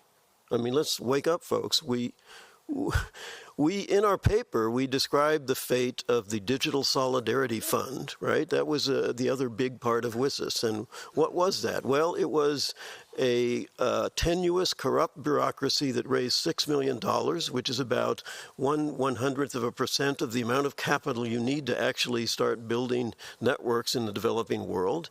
And in fact, in the interim, between the time of the so-called Digital Solidarity Fund and today, there has been enormous economic development in the developing world. And where has it come from? It's come from fundamentally from liberalizing capital flows and investment and the telecommunications industry. And that is how continents, have gone from, 1% penetration of their infrastructure to 50, 60, 70, sometimes 80%. And I think the same is true about the application layer, about software and those generative models. That development is, does anybody really believe that the United Nations is going to somehow facilitate the development of expertise in software and artificial intelligence in developing countries? I think maybe perhaps as some form of knowledge exchange, which the IGF facilitates, and we support the continuation of the IGF. But, if you're talking about economic development of the digital economy, it's not going to come from multilateral institutions. Let's just be realistic about that. Thank you, everyone, for your thought-provoking ideas and statements. We're talking a lot about the multi-stakeholder model and how it's achieved so much. And so now maybe we should reflect on how has WSIS been successful in redistributing power meaningfully among stakeholders? What has been WSIS's legacy for bridging the global digital divide or for global South equity? If there are any great examples, I think this is the time that, you can bring it up. And Bill, I would want you to start here because you are very optimistic and we want to share your optimism. I'm not necessarily optimistic. I'm simply saying that in the real world, there's a lot of activity. And this activity that lots of actors are engaged in that makes some difference on the ground. And that's why these things continue to develop. I hate talking with these things. I'm not saying, the United Nations solves all problems. I'm not saying the United Nations is the central player in global digital economic development. I'm saying that it plays a role, especially in environments where the market, sorry, Milton, does not solve everything. If you're a Tanzanian villager, liberalization of telecom in 1995 may not solve all the issues you have with respect to digital inclusion. But when UNDP, which actually exists and spends billions of dollars on the ground in developing countries, and all the other programs that are associated with UNDP and the World Bank and all the regional development banks and all the other apparatus, goes out there and does stuff to try to provide resources and expertise and knowledge transfer and everything else, it can make differences on the ground. And they may not be things that you and I pay attention to. But that doesn't mean that they're irrelevant to those people who live there. I think it's just, we can't just look at this from the top down. We have to look at all these processes from the bottom up. And what WSIS is doing, I mean, it's not just a question of multilateral organizations. WSIS created a overarching holistic framework for thinking about global information society issues and for justifying the continuation of actions within a larger framework. And it establishes a framework that the United Nations is continually then going back and doing reality checks and saying, how's this going? How's implementation? By what metrics? And so on. And there's mechanisms that have been put in place for that. And it just sounds to me like you've mapped all of that out of your consciousness as things that are going on. But they are, I encourage you to pay attention to what goes on within multilateral organizations as well as I can. Because within multilateral organizations, there are lots of people doing lots of things, lots of activity, and some of it does matter.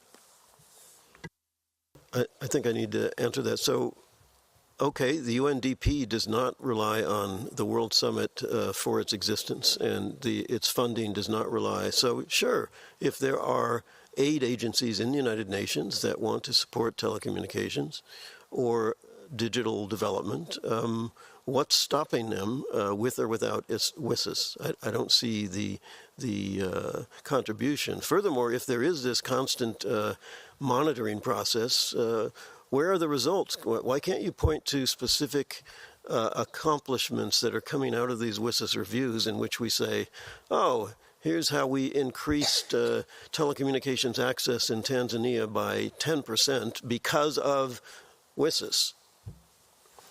Avery? Okay, sorry, but I don't have your tangible proof. And so I guess I'm actually the optimist on this panel, and the one that actually makes almost a standard of faith, just like I believe in democracy, even though it fails constantly, and just like I believe in the multi-stakeholder. I personally don't believe in the UN a whole bunch, and I think probably in agreement with Milton, I think multilateral is problematic and therefore want to see more of those programs become more multi-stakeholder, include more of the stakeholders on the ground in making them work, and not so far as the sovereignty notion, but just the participatory notion, and that is, as opposed to, sort of saying, well, we have UNDP and it can do it all. Then it's a central, then it's a top-down. It's the WSIS that opens up the possibility of making it at the ground level be something that can be participatory by the people who would gain from it, and therefore, again, an act of faith. Multi-stakeholder is a baby of 20 in a world of thousands. So the fact that I have faith that this baby will grow up and be useful, I think I've seen little pieces. I didn't do the work to come up with a list of facts and figures, but I'm willing to bet, at least a dinner, that there are those factors that probably people out there could probably even quote at us, the people that work constantly within WSIS, within these action lines, who have dedicated their lives to them. And maybe Parry will have some, but really, I don't believe in the multilateral system. I think that much is probably plain from almost anything I've ever said or written. It's what we've got to cope with it, but I do believe we need to, and I use the word infect it with multi-stakeholder model and eventually replace it with multi-stakeholder models of various kinds. Thanks. Pari, if I may put you in the spot, the regional IGFs, the kind of, efforts that are stemming from WSIS that impact Global South. From the top of your experience, what has worked in the WSIS process so far? First of all, I think that it's such a tall order to expect WSIS to resolve all the power distribution entirely, But we shouldn't forget that while WSIS hasn't managed to redistribute power entirely, which is, as I said, it's tall order, but it has... WSIS was the first forum to formally recognize the participation of Global South, not as an aid recipient, but as a governance actor. I think that was a big achievement that we shouldn't undermine. Its legacy, in my opinion, lies in institutionalizing inclusion, even if it's imperfect. But inclusion must lead to influence, I agree. That's where the next phase, I believe, lies. So true equity requires WSIS to move beyond representation towards structural reform, linking capacity building with agenda setting, and ensuring that Southern voices shape not just discussions, but decisions. Equity is not legacy, it's a continuing obligation. So I think WSIS has achieved a lot, but it needs now to go further, and we are on that moment. Alexander? Thank you.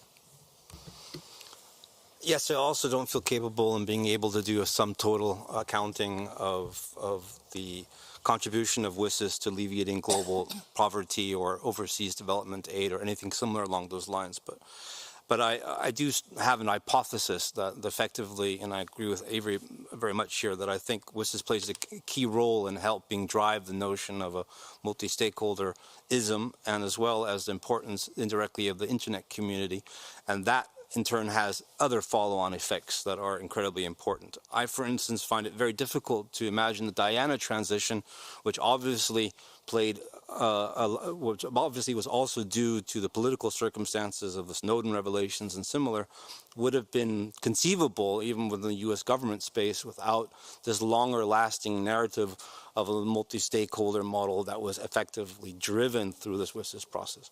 And for me, that's already one example of why it might be a good thing to keep continuing, because I also believe that it is an evolution of democracy to continue in the multi-stakeholder model, and therefore that building on WSIS is the best way to keep it alive. And I also agree, therefore, that leaving it static would be a good way to kill it. So the emerging consensus is that we don't kill WSIS, but it needs to evolve. And that leads me to my last question for the panel before we open up the panel to the audience. What happens if WSIS actually fails to reform? We are seeing parallel competing initiatives like the GDC. We are seeing digital trade. A lot of these very high-stake technology development is happening through bilateral agreements. There is a whole multilateral trade crisis that countries are also grappling with. There are sovereignty claims. Where do these issues go if the WSIS process doesn't reform enough to take on these contested issues? And how can WSIS actually evolve in a way? Because we've been dealing with this question for many, many years that, is it like it's supposed to be about cooperation, but it really can't pick up any serious issues because we don't want to ruffle feathers. So what does this reform really look like? Avery, would you like to begin? Sure. I guess the first thing is ruffle feathers. Basically, the thesis I would have is that anything that is run by the UN is going to have many failure modes. And basically, the UN is actually fairly good, I think, at initiating things, at getting a bunch of people together and say, go forth and do.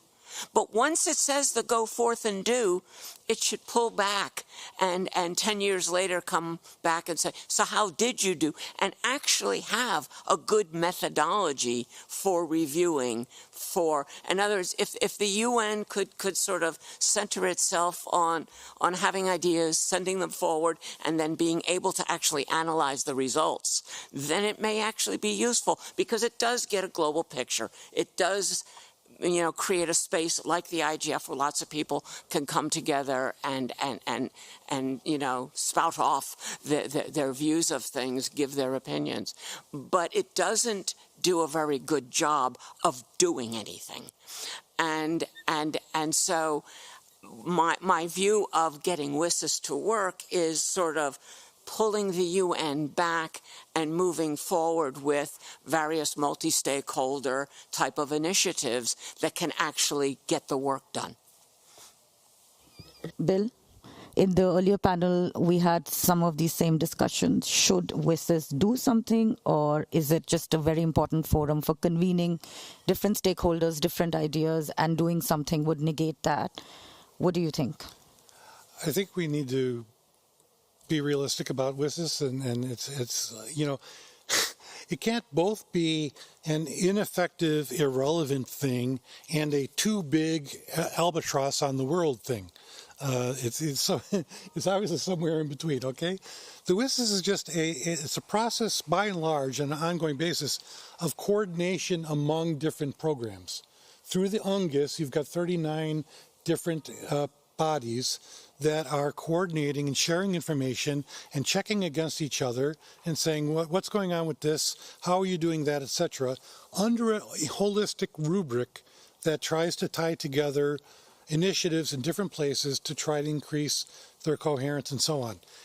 That's just an ongoing institutional process. It's not something that can solve the world's problems. Now, there are questions, of course, obviously, what's going to happen with this review and what will the General Assembly agree to? What should it agree to? I mean, I certainly hope that the review process is not going to get bogged down in relitigating internet governance, that we're not going to be getting enhanced cooperation at the wazoo again. I mean, that would be a complete waste of time, obviously. I think efforts to try to get bold new initiatives. I mean, there are civil society coalitions that are demanding global justice, and we should redistribute income and establish new global mechanisms for all that stuff's not going to happen. The geopolitical conditions to do big, bold things through the WSIS process are just not there. The most we can do is reaffirm the Tunis agenda and its fundamental lines, try to maybe do some procedural reforms to increase multi-stakeholder participation in things like the CSTD implementation process, etc., and try to maybe fold some of the new areas where people want work done, AI, data, things like that, into the existing action lines, given the budgetary resources, which are very, very limited. No big new pronouncements, no big new negotiations, because it's just not going to work. Pari, is reaffirming the agenda enough, or do we need more? I think we need more. I do support some degree of independence between IGF and WSIS. I think that would be helpful. But however, I don't think that we need to get rid of WSIS for IGF to be completely independent. So I think they have different roles, they're complementary roles, but I would support some degree of independence because I think that that would help it to be more innovative and more experimental, where WSIS is a more connective layer and it could continue that role. But without WSIS, I think IGF would lose its legitimacy and influence. I think it's good to focus on WSIS, try to increase its influence and impact. There are some imperfections within the participatory style, so those needs to be worked. But generally, yes, I support what it has been said, that it needs to evolve, but WSIS certainly should continue. Thank you. Milton, is IGF independence actually a necessary evolution or an existential risk? I think it's definitely a necessary evolution. I believe that one of the reasons to end WSIS is to make the IGF independent or more independent of the multilateral process and essentially make it as freestanding. It's good to have this nexus with governments in the multilateral system, but the degree to which the IGF has become kind of hierarchicalized and turned into something that is dominated by states. I don't know how many of you were here for the early days of the IGF, but the atmosphere is so different now. You have separate tracks for parliamentarians. You have the MAG sort of half governmental and half the rest. When we talk about renewing WSIS or reaffirming WSIS, I would invite you to read the key phrases of WSIS about, governments have sovereign rights to make policy, and the rest of you are you're doing operational stuff, or read the role of civil society in the Tunis agenda. It's not even, there isn't even a role there. It's just like, it's important, but we don't know what your role is. I mean, why would we want to reaffirm that? What is it that we are salvaging by reaffirming an agenda that was a political compromise between hardcore sovereigntists 25 years ago and advocates of governance by non-state actors? I just think we need to realize that phase is over, and let's move on. Alexander, how is WSIS navigating geopolitical tensions, sovereignty challenges? Are all of these parliamentarian tracks the future of WSIS? So my reading of Tunis document is that there's very much a differentiation between public policy, where the sovereign rights of states was underlined multiple times, and basically the technical internet governance layer, as it were, which is effectively left to the private sector and the civil society. And that is, in my opinion, pretty clear there, which is why Wolfgang Kleinwächter's definition of on the internet and of the internet is pretty helpful. So, which also leads me to underline WSIS protection of that role, which I think it does, and it does quite well, but also to what IGF maybe should also consider doing. And this is where I think we should be careful about having too many different types of topics integrated into IGF. I don't think it's necessary to deal with all quantum-related issues, or even all AI-related issues, or even lethal autonomous weapon systems within IGF. I'm mostly part of the so-called cyber policy world, and there we deal with those issues in the UN group of government experts, an open-ended working group, and other issues. Those are perfectly good bodies for that. And indeed, when we look back to the first draft of the digital compact, there was this idea of a digital cooperation forum that would have basically replaced the IGF completely. I mean, that was one of the first ideas, or at least slides that were being floating about. And obviously that's come quite a long ways. The GDC had a very difficult birth. It was a very top-down policy initiative, and the multi-stakeholder language was very much watered down at the beginning. It took a lot of effort to get it back in there. But I also think that's a perfectly decent space to deal with many of the issues that maybe would distract from the Tunis document and basically this agreement that we have, that yes, public policy, absolutely, sovereign rights of states. But certain things that are related to the road itself, not behavior on the road, that should be left to the internet community. Thank you, everyone. Hopefully our provocation has worked and the audience has many questions. We'll take them now if we could have a show of hands.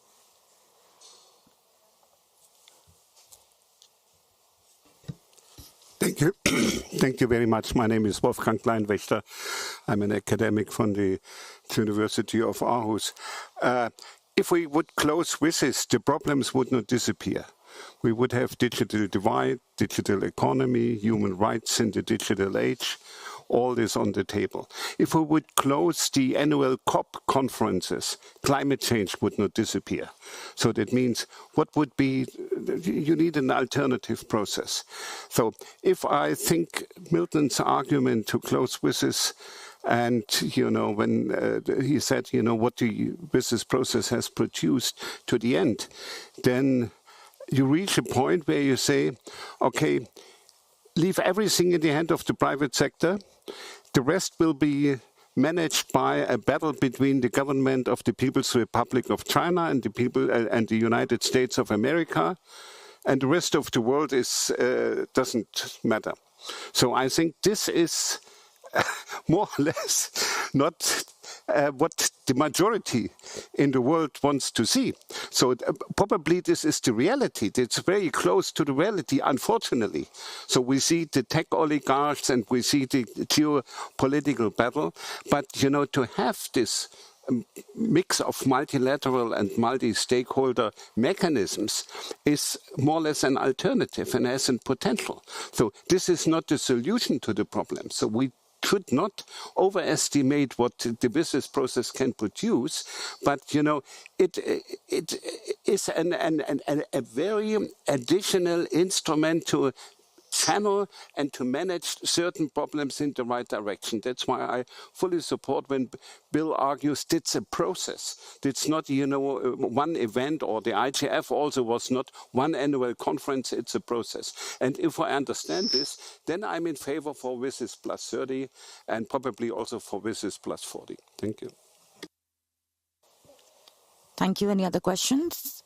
I'll take one online question. It's from Sivabramanian Muthuswamy. He's asking, if the internet barriers between geographies get firmly established, how would America sell motor cars to China? Through the post office and AT&T? I'm not sure what the question here is, but I'm obliged to read it.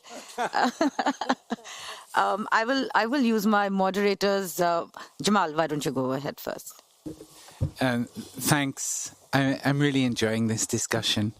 And as a cranky old Belgian, I'd like to add a bit of support to the discussion around the idea that this is a process. For me, this is an experiment. And, Rome was not built in a day. That's what they say. And the internet governance space will not be, the governance mechanisms will not be designed in 20 or 50 years. This is a big thing, and there's a lot of tensions that are fighting in different ways. My question to the panel is more about expectations of all of the stakeholders that are involved. What I'm hearing is that many people see, these different spaces as being able to achieve different things. And I'm wondering if you could reflect on what expectations do you think have been set by these different actors that, that the states will be able to still be states and that the civil society will still be able to be global civil society, but they might have some impact. They might have impact through states. What are the expectations of all these different actors that are in this space? And do they think that, they'll be able to suddenly become global governance rule makers, without actually thinking about all of those different types of expectations that are being put in this pot, whether you're talking about WSIS, the IGF, or other spaces? That's a bit the question. I don't know if it's a question, but hopefully it's something to think about and cover.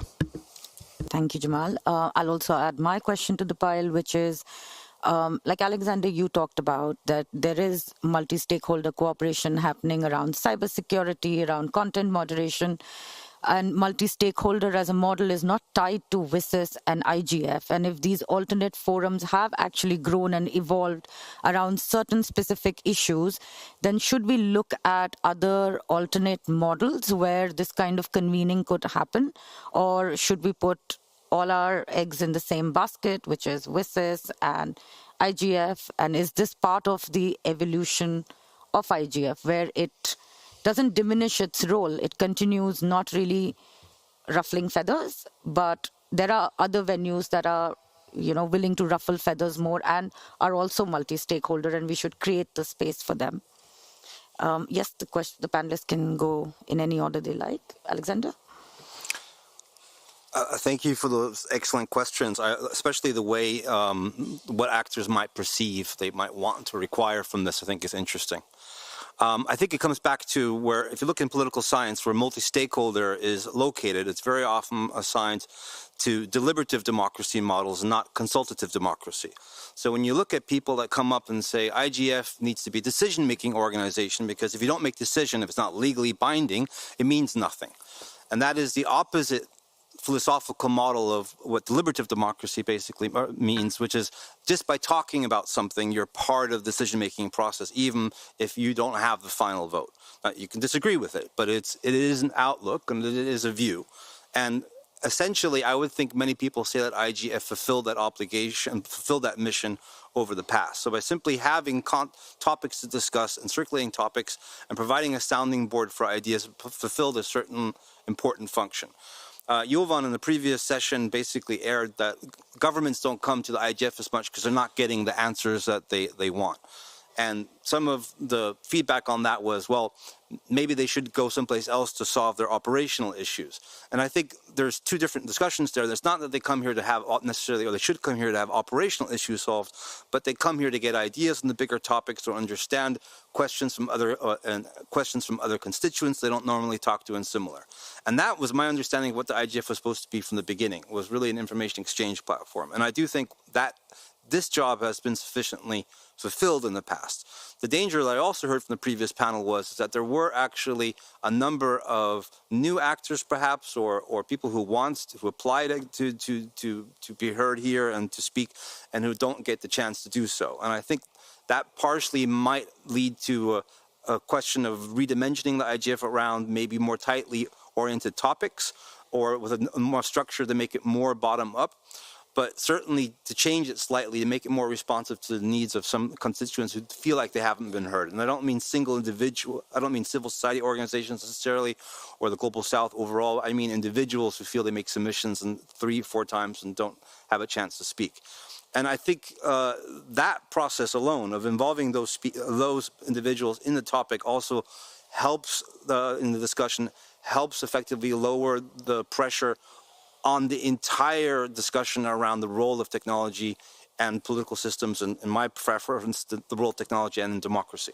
Because without these voices being able to communicate their frustrations or their concerns, or also where they think the technology is developing, I think we end up staying in the silos that we are all basically trapped in by virtue of how busy we are and can't get out. So IGF, being at IGF for me, I consider myself a tourist in internet governance space. This is my chance to get out of the cybersecurity bubble and hear interesting things. I wish more people from internet governance would go to the cybersecurity bubbles and listen to what they're talking about. But essentially, until that happens, Internet Governance Forum is a good place for us to meet. Thanks. Thanks, Milton. Yeah, so I see the IGF conversation melding into the WSIS conversation. I think that's one of the more interesting questions that we've raised here is, what would it mean for the IGF if the WSIS was ended? And I believe that if the UN General Assembly says, can obtain consensus on we're going to stop WSIS and we're going to continue the IGF, then that would mean that IGF would not be diminished, would not be delegitimated, and we could continue working on that. Of course, I would like to see whatever reform, and I think if there is a consensus on this panel, it is that WSIS cannot stand pat. That has to be reformed and improved in some way. So that's, I think that's progress. But if it is going to be reformed, then what direction is it going to take? And I agree with Alex that the IGF should not be a decision-making forum, that it should be completely equal status, multi-stakeholder, and go back to that ideal. And that it's okay to be anchored in the UN as long as that doesn't mean it becomes state-dominated. But I think the people who want to continue WSIS have sort of an obligation to tell us exactly what this reform is and how feasible it is if it is going to be reformed. I just haven't heard any coherent ideas about that, frankly. And so if you hate me, and by the way, somebody in the Secretariat told me that everybody on the leadership panel hates me because of our article calling for the end of WSIS, which I found amusing. And I think none of them are in the audience, so our leaders are not leading and are not listening. But if you really are outraged by this call for ending WSIS, then tell us what we're going to do that's going to make things better. Tell us how we're going to reform WSIS and make it a coherent and politically feasible idea. Bill? Thanks. I'm not outraged at all. I just think it's completely irrelevant because the world's governments are going to do what they're going to do, and they don't care what we're saying. So the WSIS process will happen. They will adopt a the statement, and the text processes will continue. I just want to flag two things real quick. One, the IGF thing. I think IGF should get a permanent mandate. I mean, that would give it a lot of independence. It would increase our ability to actually take on controversial issues. If people weren't always terrified that the IGF is going to lose its political support because you remember in 2007 we couldn't talk about critical internet resources. Now we can't talk about this and we can't talk about that. I mean, there's so many issues that become verboten because we're terrified that some governments will object and the UN will pull the rug out from under us. So we need to make the IGF more independent if we can. But the problem is, I think realistically, governments are not going to agree to do that unless they get something in return. And that could mean like more enhanced cooperation stuff. We could have a whole new trajectory of work. The G77 in China are pushing that. We'll see what happens. That would be, I think, a big waste of time. We could agree on that. Last point I just want to flag, and because this is an academic meeting. Part of the question, I think, in thinking about WSIS, sometimes people talk about WSIS and they dismiss it because it's a non-binding kind of normative type of thing. There's a sort of difference between rational choice-based theory and constructivist type theories in the way we think about these things. I tend to come from a more constructivist side. I look at this process and I say that the WSIS contributed greatly to institutionalization at the global level of internet governance and digital governance issues around the world. All around the world, you saw governments and NGOs and others build up capacities, build up resources, etc., around this stuff that didn't exist before 2003, 2005. There was collective learning as we all adjusted to each other and learned about these issues, conceptually constituted a space. All that happened through WSIS. And if WSIS can somehow continue to be vibrant in that regard, if somehow we could have a process under WSIS that would look to the future, try to think about digital environment, the relationship between internet governance and digital governance, things like that, it could be really useful. Unfortunately, I don't see governments having the vision to do that. I think we're in hunkered down mode, the budgets are collapsing, the geopolitical conflicts are increasing. It's going to be a miracle if the WSIS process just gets through the UN General Assembly and we adopt the text.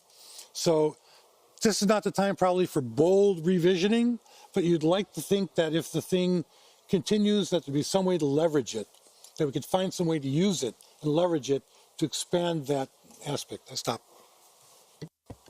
No bold reimagining, incremental improvements. Avri, you agree? I'm not sure that I agree with doing nothing bold. I find it hard to say no. But what I really wanted to say is I think that there is a big role for a discussion of further separation of IGF from WSIS. That dependency should eventually disappear. IGF should have a long life, should be more independent. In other words, it really should be multi-stakeholder all the way up to the top. It should not be a top-down UN unto the multi-stakeholders, but rather it should really become what it was meant to be, a multi-stakeholder organization. And that means initiation does not mean ruling.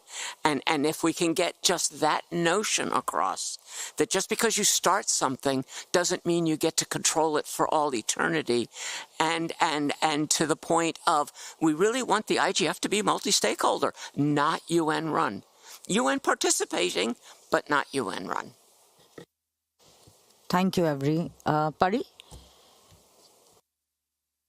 Thank you. I think we underestimate the achievement of WSIS and IGF. I think IGF has achieved a lot. It brought a lot of conversation to the fore and has changed the context. It's a place when discussions take place, and then it starts to evolve in other spaces, as we have seen.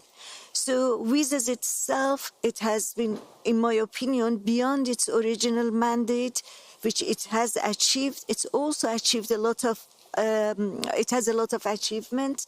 So I think we shouldn't underestimate the achievements so far. But yes, there is need for evolution, for it to evolve and influence more. In terms of IGF and WISE's separation. As I said, to some degree, I support the independence of IGF, but I don't think they should be completely separated.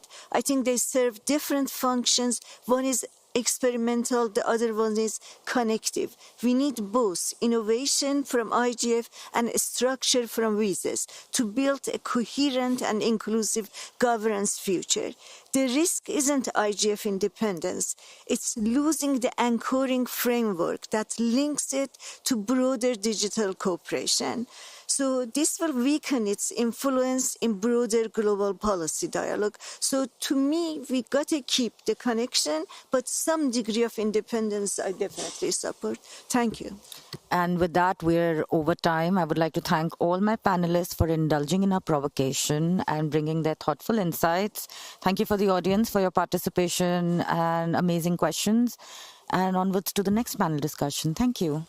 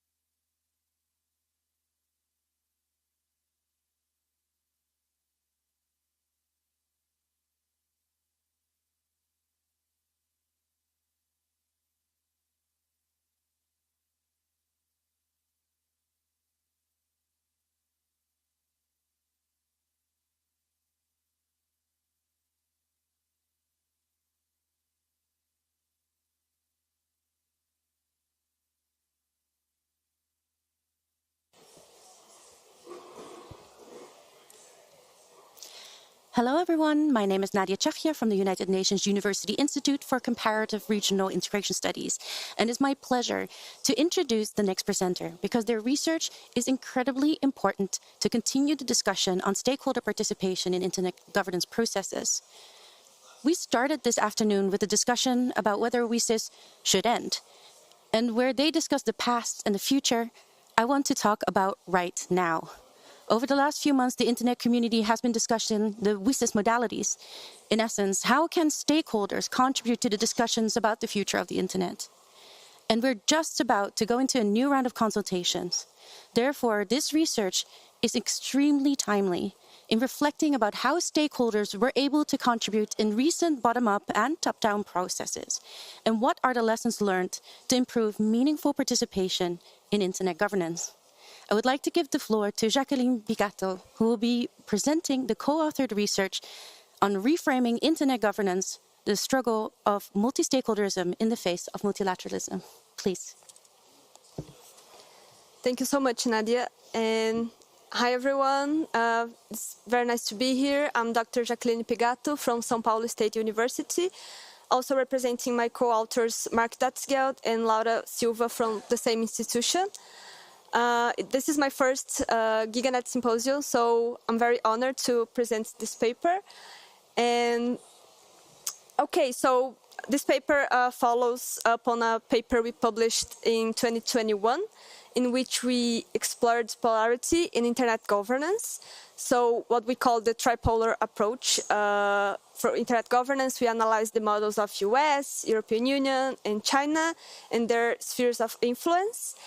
And then last year, we had a very interesting case that was the initial idea for this paper regarding two processes that happened on the same year, the Net Mundial Plus 10 and the Global Digital Compact of the United Nations.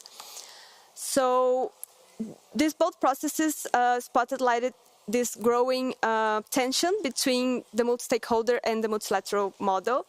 And we did this brief analysis on the two processes in terms of consultation and participation. Oh, thank you. Sorry. And you will use this methodology, quantitative and qualitative analysis.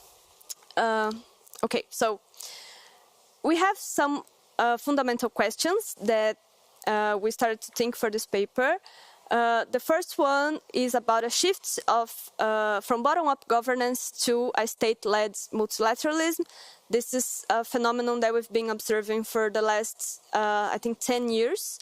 And this brought up another question for us regarding the balance or the concepts of internet governance and digital governance, because 20 years ago, when we were talking about WSIS so far, we talked a lot about internet governance, but now we used to use the term digital governance, and we question if this would be a shift for this more multilateral approach, not just of the UN, but also other policy forums that are discussing digital governance, as the G20, the G7, OECD, other international spaces, and of course the UN system in total.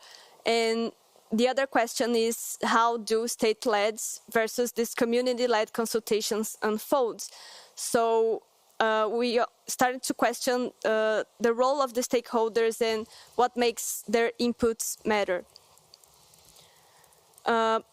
Especially because in the end of these two processes, neither of them was broadly accepted, we can say. Net Mundial Plus 10 had limited governmental participation and engagement, and the GDC sidelined non-state actors in final phases of negotiations. So for our theoretical framework, we had some assumptions based on literatures about stakeholderism, about being open, decentralized, non-binding, with participation from civil society, technical community, private sector, academia, and government. And of course, multilateralism being state-centric, more formal, with binding outcomes, with emphasis on issues such as national security and economic priorities. So we based our approach in the assumptions that the multilateralism has more legitimacy through sovereignty related to traditional power. And the multi-stakeholderism, there's this legitimacy through inclusivity in a model that everyone agrees. And of course, remembering the famous paper by Janet Hoffman about multi-stakeholder being a fiction put into practice. And then we have this legitimacy dilemma of inclusivity and enforceability. We also had this analytical lens of the tripolar approach to power within internet governance, so competing legitimate interests with different designs to establish control. So the US with the technical sector and an infrastructure dominance, and this very market freedom approach. The EU with this normal setting with transnational reach, very human-centric, human rights approach, more like regulatory, democratic way, and the Chinese sphere of influence that's directed state supervision with some predictability, very planned, and very proximity with the central governments and the private companies. We are not saying that every state agrees with the multilateral model per se. We have different views on how stakeholder engagement can happen. So this is why we thought this could be like a continuity of our previous paper. But also here on this one, we tried to add the Brazilian view as a global South leader that tries to bridge multi-stakeholderism and multilateralism. So for our methodology, we analyzed the submissions, basically, of the two processes. And we have some quantitative results here. In the case of Net Mundial Plus 10, we had more submissions from civil society. And for the GDC, we have more submissions by governments, but also an expressive participation from civil society in some processes that are totally different in terms of procedures and how this participation was enabled. So here's the comparative of the two processes. And then I want to focus more on the discussion of our qualitative analysis. For stakeholder categories that are not coherent, that's a first topic that we analyze about civil society and even governments are often fragmented. So, for instance, in Brazil, we have different government bodies kind of disputing digital policy issues. And this calls for future research on the participation dynamics of these actors, of these stakeholders. The second point is that this governance crisis also mirrors a broader democratic challenges that, as we've been discussing in the previous panel, because there's a clear public demand for deeper civil society inclusion in global decision-making. So this is not just on internet governance issues, but also in environmental issues, for instance. And on a third point, we have blurred lines between procedural and substantive issues. I believe there's some kind of confusion, especially for new stakeholders that are starting to engage with these processes about what we are discussing, if this is a governance institutional approach to how we are dealing with these issues. So this is like mostly the discussion that we had on the previous panel on the WSIS Plus 20, also the Global Digital Compact and their relation, how these processes are connecting with each other. And also there's another part of this discussion that is the substantive issues. So if you are talking about data protection, platform accountability, freedom of expression, in numerous topics. So I think there's a discussion here, and I would like to hear from the audience about if there's a consensus on the understanding of internet governance, if it's more related to governance procedure than actual topics of management and use of the internet, and if this is related to the other question that I made earlier about, we call it internet governance or digital governance. And of course, there's the topic about the IGF that we are analyzing, if this is still a main multi-stakeholder venue. Of course, there is this global consensus and recognition on the role of the IGF, but it lacks strong government participation to bridge this gap that exists between multi-stakeholder and multilateral processes, and the policy decisions continue to happen in closed state-led forums and not in this multi-stakeholder environment. Thank you very much for your presentation. I have one more, of course, just to finish. We have this point of institutional innovation that is crucial. So here we bring the role of the ODET, the UN Office for Digital and Emerging Technologies, and these challenges of enable these inclusive negotiation formats to oversee participatory and transparent implementation of the GDC. So to finish, some of our recommendations are basically to develop a hybrid governance model and investing more in capacity building for underrepresented groups. And the dialogue needs to be more dynamic if stakeholders are actually to keep pace with innovation and also to have enforcement decision-making. We have some future research directions that we're going to discuss this, but in the sake of time, I'm going to finish, and we can have the Q&A and maybe some of these questions and other questions. So I can stop here. Thank you. Thank you very much. The question has been raised to you, your ideas about internet governance or digital governance. There's also been a question about the consensus of understanding. Are there any questions or comments regarding this from the audience? I see Professor Mueller. Please take the floor. Just a question about your, can you hear me? Yes, we can hear you. Your definition of multi-stakeholder, reading that carefully, I see that ICANN and the regional internet registries would not qualify as multi-stakeholder organizations because they make binding decisions and their decision-making process is centralized. So what would be the implications of that for your analysis?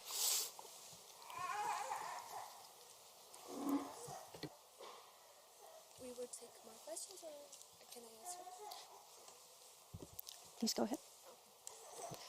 Okay, thank you so much, Professor Miller. You're absolutely right about ICANN being a multi-stakeholder model and have binding decisions.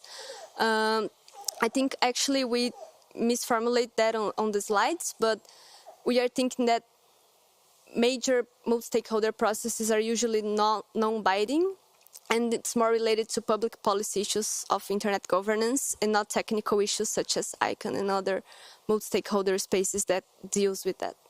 Yeah, if I could intervene in that, Yeah. I think ICANN does make public policy issues. I think that's one of the things that came out of our last debate is that this idea that it's just making technical decisions is completely wrong. I mean, everybody who's involved in ICANN knows that when it makes a decision about who has the right to a name, when it resolves trademark domain name conflicts, when it requires or does not require the publication of personal information for the WHOIS. These are all public policy decisions. And the whole point of multi-stakeholder governance is that these policy decisions are made by non-state actors. And I think that's why I don't like the term multi-stakeholders, because it confuses, participation with decision-making authority. Anyway, I'll shut up. No, you're absolutely right about this confusion of participation and decision-making.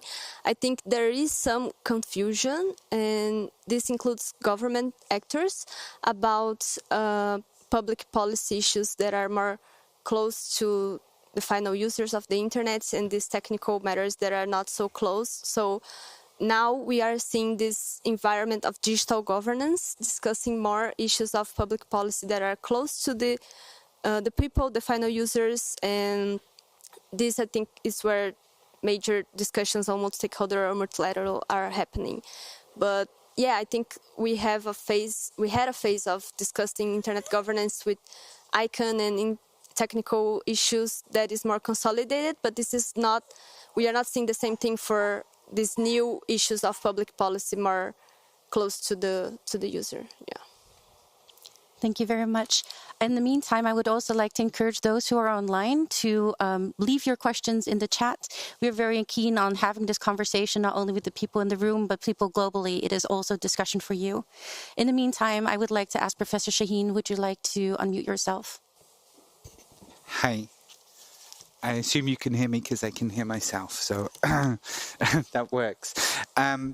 Thank you very much. It rolls on very nicely from the previous discussion that we had that Milton was part of, and I'd like to echo that kind of discussion around multilateral, multi-stakeholder, which is the main aim of your paper, with a comment, and then there is a question behind it. Sorry, but I'll try and be brief. It felt to me that in the descriptions that you put on the slides, at least, you were mixing up the who and the what. And that might already help you to think about when you're talking about multilateral institutions or whatever, or multi-stakeholder institutions. You're talking about a series of actors, but you're also talking about what those actors do. And it seemed to me to be a bit mixed in the paper, at least. And I'm wondering what you thought about that. I have two questions, though. And they're both related to the tripolar thing, which I understand was from a previous paper, but I'm going to come back to it if I'm allowed to. I find it interesting. I also find in a global setting, the global discussions that we're having right now, to focus on three main powers, if you like, and to say that everything is driven by these three powers is problematic. I would also like to say that the characterization of those is very difficult. It's not as easy just to say China is an empire in the digital world, right? Particularly with the European Union perspective, that's the one I'm most familiar with. You talk about the EU being human-centric. Well, actually, if humans are functioning elements of an economy, then it's human-centric, right? But it's not social human-centric, it's more economic human-centric. So I'm thinking about things like that. And the question behind that is, in the tripolar model, can you think of maybe a quadripolar model, a penta model? Are there different, do you need to think in terms of poles? Right? Is the essential question. Do you really need to say there are three great powers? And where does the UN fit into that? Or where does the global model fit into that? Thank you. Thank you so much. Yes, we can look back to the definitions of multi-stakeholder and multilateral actors that you mentioned, but I'm going to answer the question of the tripolar approach. Yeah, I agree that it's problematic to focus just on three models. This was like a study case that we did 4 years ago, and we were trying to map some different models of governance based on the state actor. So this is where the EU, China, and United States were the actors most prominent in international space in general, and that's why we start the analysis with these three. But I think we have different models, like we could include like India, Russia, Brazil, and of course Brazil, since we are Brazilians, we are more close to the model, but I think there's a lot of proximity with the EU model in terms of a rights-based approach for digital governance. And the question about the UN, I think it's like $1 million question, because that's where we're trying to figure it out, especially this year with the WSDS negotiations in the Global Digital Compact. I see there's the actors in general are trying to complement multilateralism with multi-stakeholderism, but we don't know how to have an effective multi-stakeholderism, because we have these consultations like the UN did with the Global Digital Compact, that they listen to every stakeholder, but in the end you have the negotiations close to state actors, and the same thing is happening right now with the negotiations for the AI panel and the global dialogue that emerged from the GDC. So I think the challenge is to try to conciliate these demands of stakeholders with these final negotiations of states. And I think the ODET has this special role to try to coordinate this. That's like one of the final questions of our paper. And I think that's where UN fits, because they are proposing to be that actor that will try to coordinate all these efforts. And the discussion that we are having on the last panel was also bringing to this, like we have this architecture of WSIS and the IGF that emerged 20 years ago, basically in Geneva, and now we are having this change of UN processes to New York. That's a whole other approach, different approach. So yeah, I don't have a clear answer, but yeah, I think that's about it. Great. So we'll take, is there anything online? Then we'll take one last question, please, sir. Thank you very much. My name is Rolf Epper, University of Zurich, and here I should say for about 8 years I was member of the steering committee of GigaNet and serving as vice chairman under Milton. My question is relatively short. I was wondering when listening to your presentation whether your definition of enforceability is not really too narrow, because not only governmental regulations are enforceable, also contractual duties and obligations are enforceable. And if you see multi-stakeholderism as a social contract, then we might come to the conclusion that agreements within the social contracts could be enforceable. Thank you. Thank you for your comments. Yeah, I think we could think about that broader concept of enforceability totally, because we are looking more at how states are dealing with these issues. But even when states do have like a hard law or something, that's difficult to actually enforce in practice. So how could we cooperate with other actors to enforce that, or especially thinking about private sector, big techs, and etc. But yeah, we will definitely think about that. Thank you.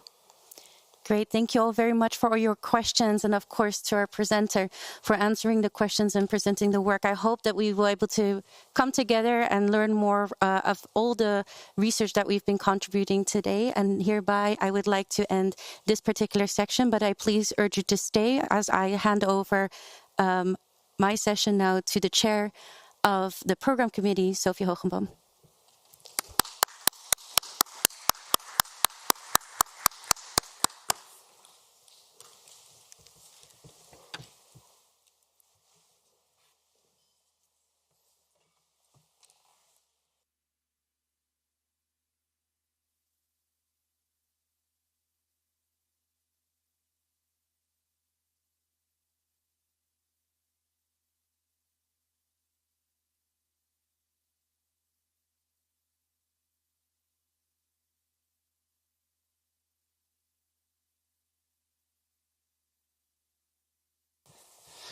Hi. Thanks. I am Sophie. But my name is also Jamal. A tradition that we started in our last steering committee meeting was to say that we would have an open mic session at the end of all our steering committee meetings. Well, today is not a steering committee meeting per se, formally, but it is a meeting of GigaNet members. All GigaNet members are online or here, or some of them are online or here. And we wanted to have 18 minutes and 19 seconds of an open mic session. The idea behind this is to see what people in the GigaNet community would like for us to do in terms of things that GigaNet does, what people would like to help co-organize, what people would like to help share, what people would like to organize themselves or just participate in. And so we thought that the best thing to do would be to just open up for a few minutes, see if there are people who have ideas for our community and that are willing to share them with us. Is that right? That sounds more or less a good angle for the next open mic session. Everybody is familiar. Should everybody just introduce themselves briefly? Do we start? Yeah. Okay. All right. Well, so Tricia, maybe you want to introduce yourself and say the role that you have in, and then we do the introductions, and then we'll go to the questions. I'm Tricia Meyer. I'm a professor in digital governance and participation at the Vrije Universiteit Brussel, a colleague of Jamal's, Sophie's, Nadia's, and I'm the vice chair currently. My name is Milton Mueller. I'm a professor at the Georgia Institute of Technology and director of the Internet Governance Project, and I am the communications director of GigaNet. Hello everyone, my name is Sophie Hogemam. I'm a PhD student at the Vrije Universiteit Brussel, as well as the United Nations University in Bruges. And currently I'm here as my role as the chair of the program committee. This was also the first time that I was involved with GigaNet.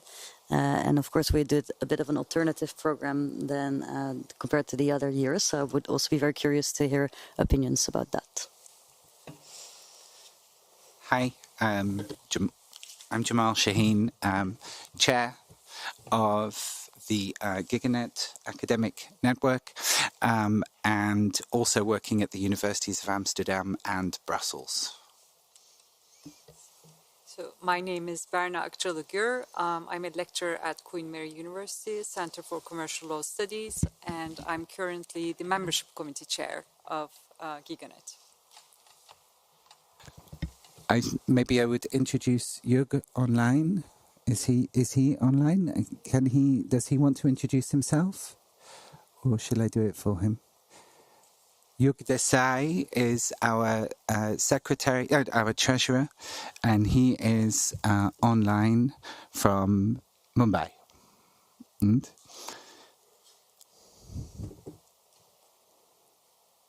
did you say there was a question online, Tricia? You need to mic yourself. I'm not sure if Mark is able to unmute. If you'd like to raise the question yourself, I'll just wait for a moment.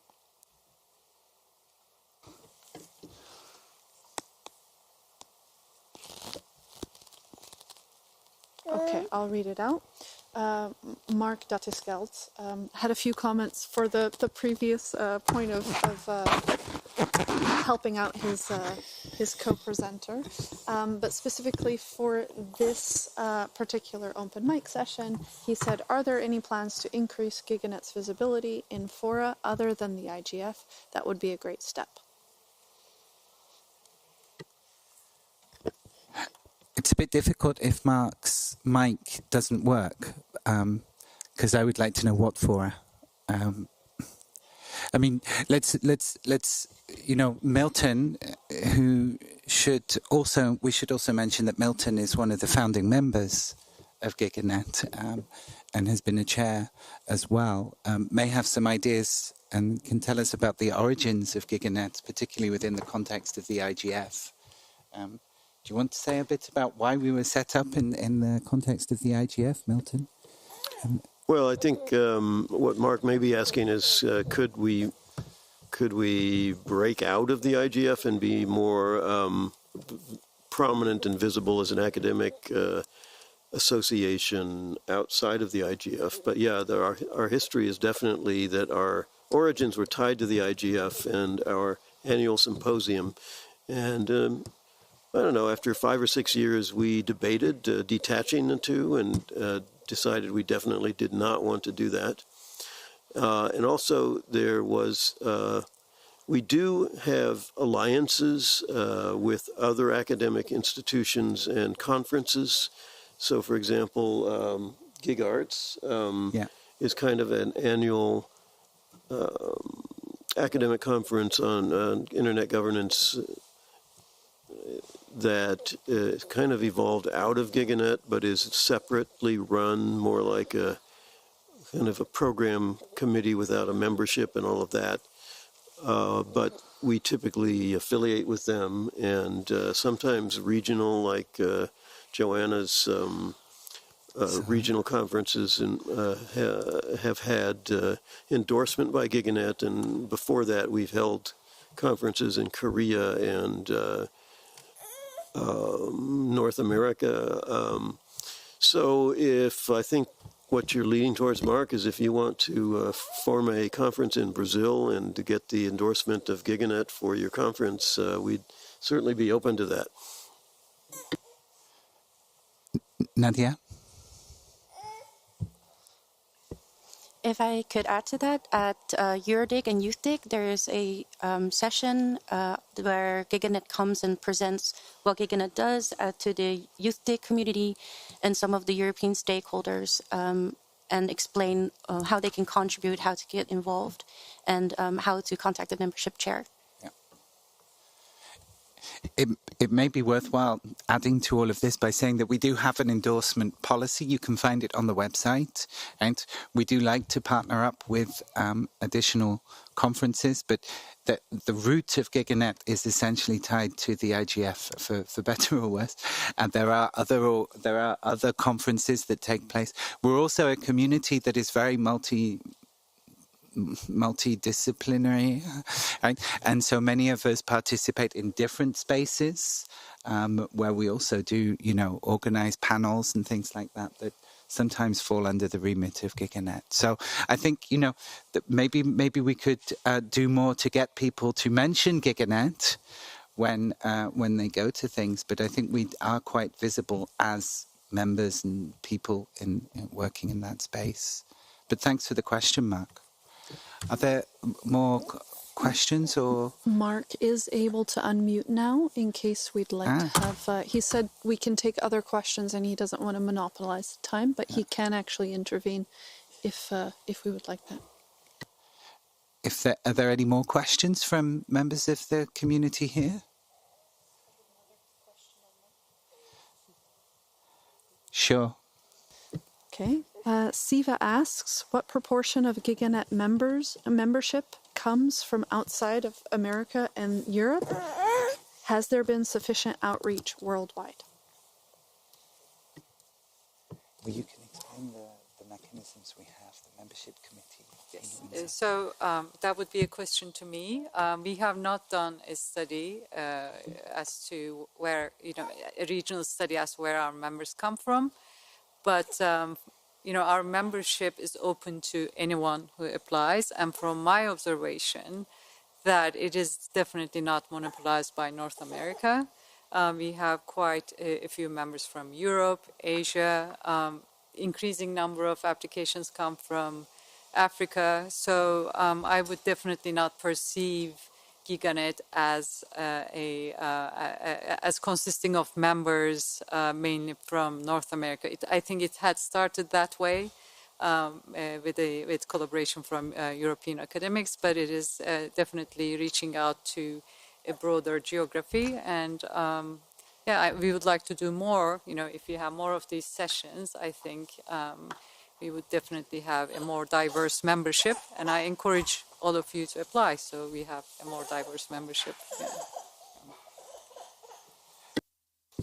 I think because as the membership committee chair, you also have a committee. Okay. Yes, thank you. Yes. So I would like to shortly explain how we decide on membership applications. So we have our youngest member is leaving. So, so there's an online form. You fill in the form, and every month, there are 5 members to our membership committee. We meet and we evaluate these applications. So if you're an academic, established academic with publications in the internet governance field, then you qualify for membership. If you are an emerging academic, then you would need a sponsorship letter from your PhD supervisor or a current member to become a full member. And if you are in the internet governance field, but more active as a civil society, with a civil society organization, then you become an observer. Being an observer means that you will be added to our mailing list. You will essentially be like a member. You just cannot nominate yourself to take a role in the steering committee. So there isn't much of a difference in terms of how you benefit from the activities of GigaNet. So, and if you have any questions, I'm here for 3 days. If you see me around, you can ask me questions, and so. Thank you.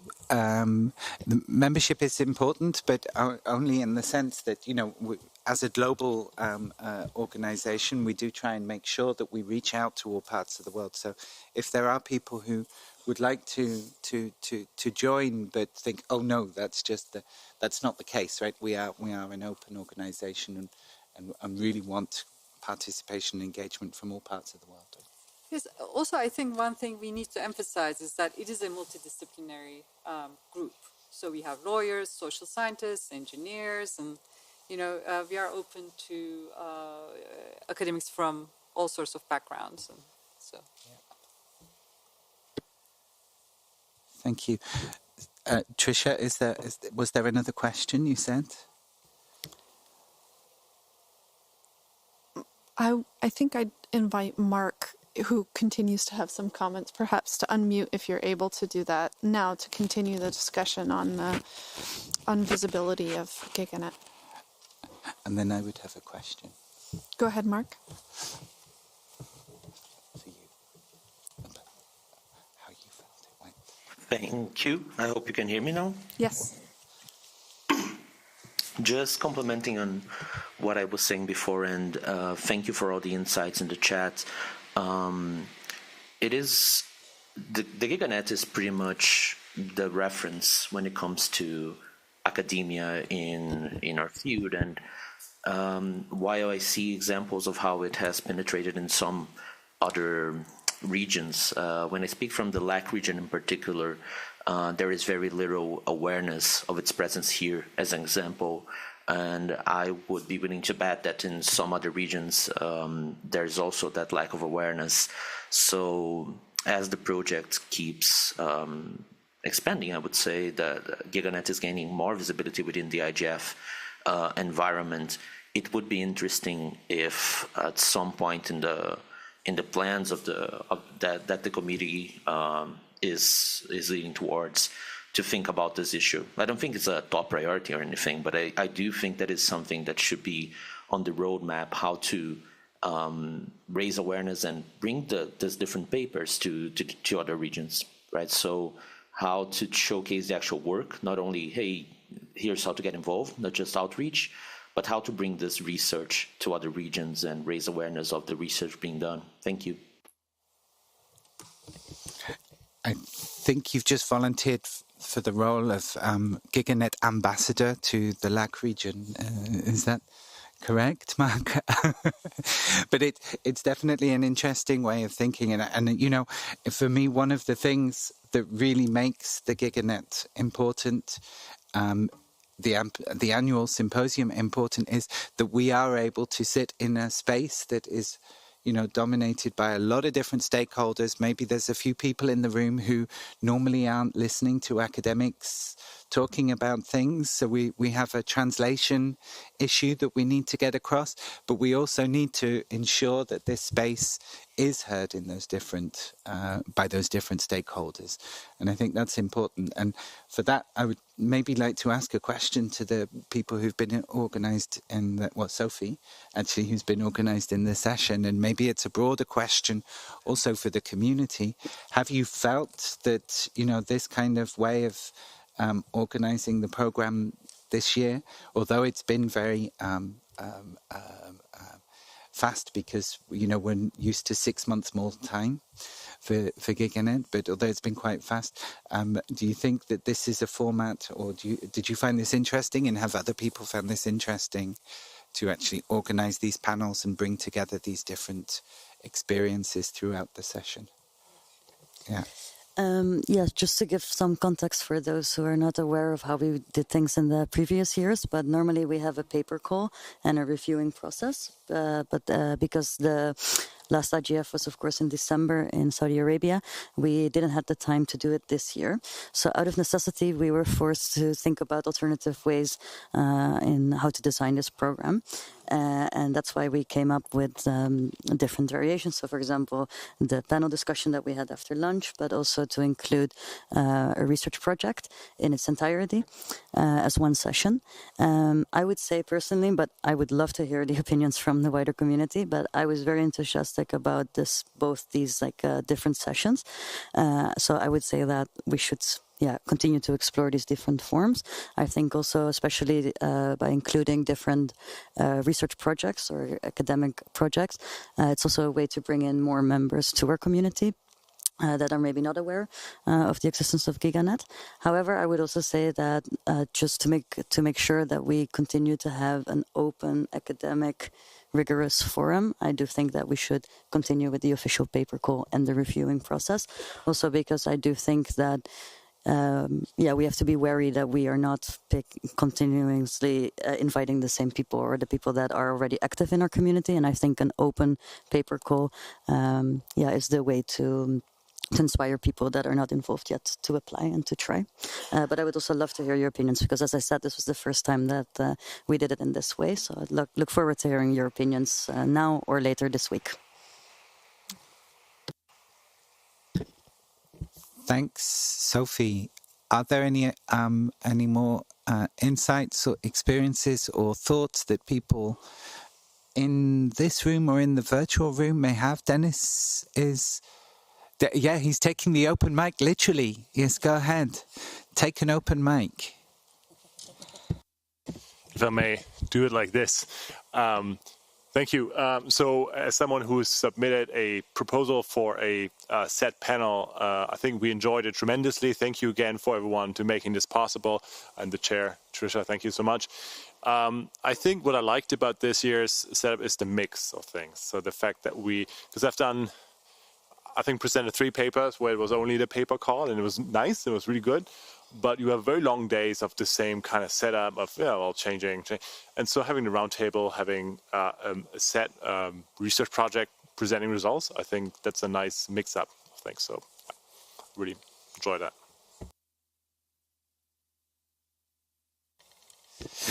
Thanks, Dennis. It's great to hear that the experience was mutually beneficial and pleasurable. We have 2 seconds left. No, we don't. Are there any other comments or questions or anything before we welcome you warmly to the BI event? I hope you've all registered for the event. If you were on the GigaNet mailing list, you would have received the registration details that were passed through.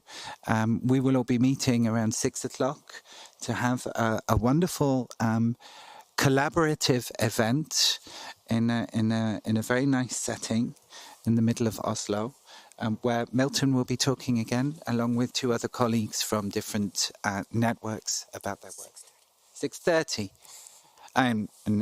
Well, if I say 6, I might be there at 6:30, so that's already it. Okay, so without further ado, I think I want to say thank you very much to Sophie for putting everything together, and to all the other members of the SC that really made this happen, and to all of the speakers today, and to all of the people that were engaged, and also all the wonderful people at the back who made sure that we could hear ourselves and the others whilst everything was working. So thanks a lot to everybody.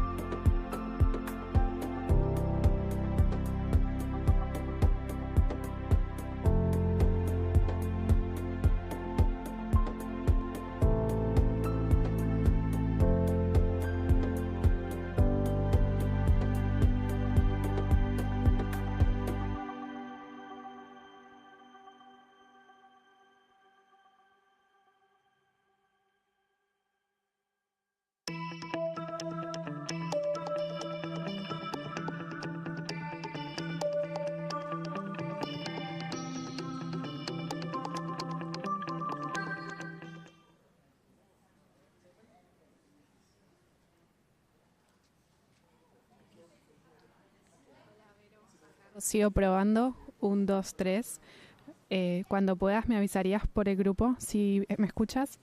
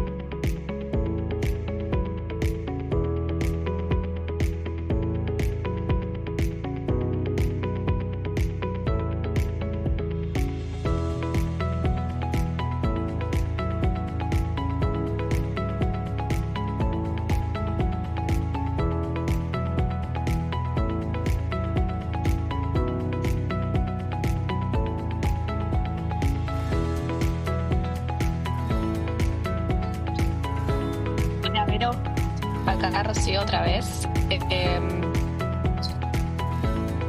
No sé si puedes escucharme. Voy a pasar al canal en español y si quieres hacemos la prueba.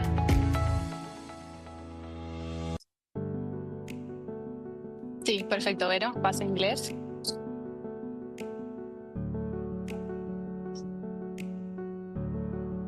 Perfecto, Vero. Estamos listos entonces. Muchas gracias.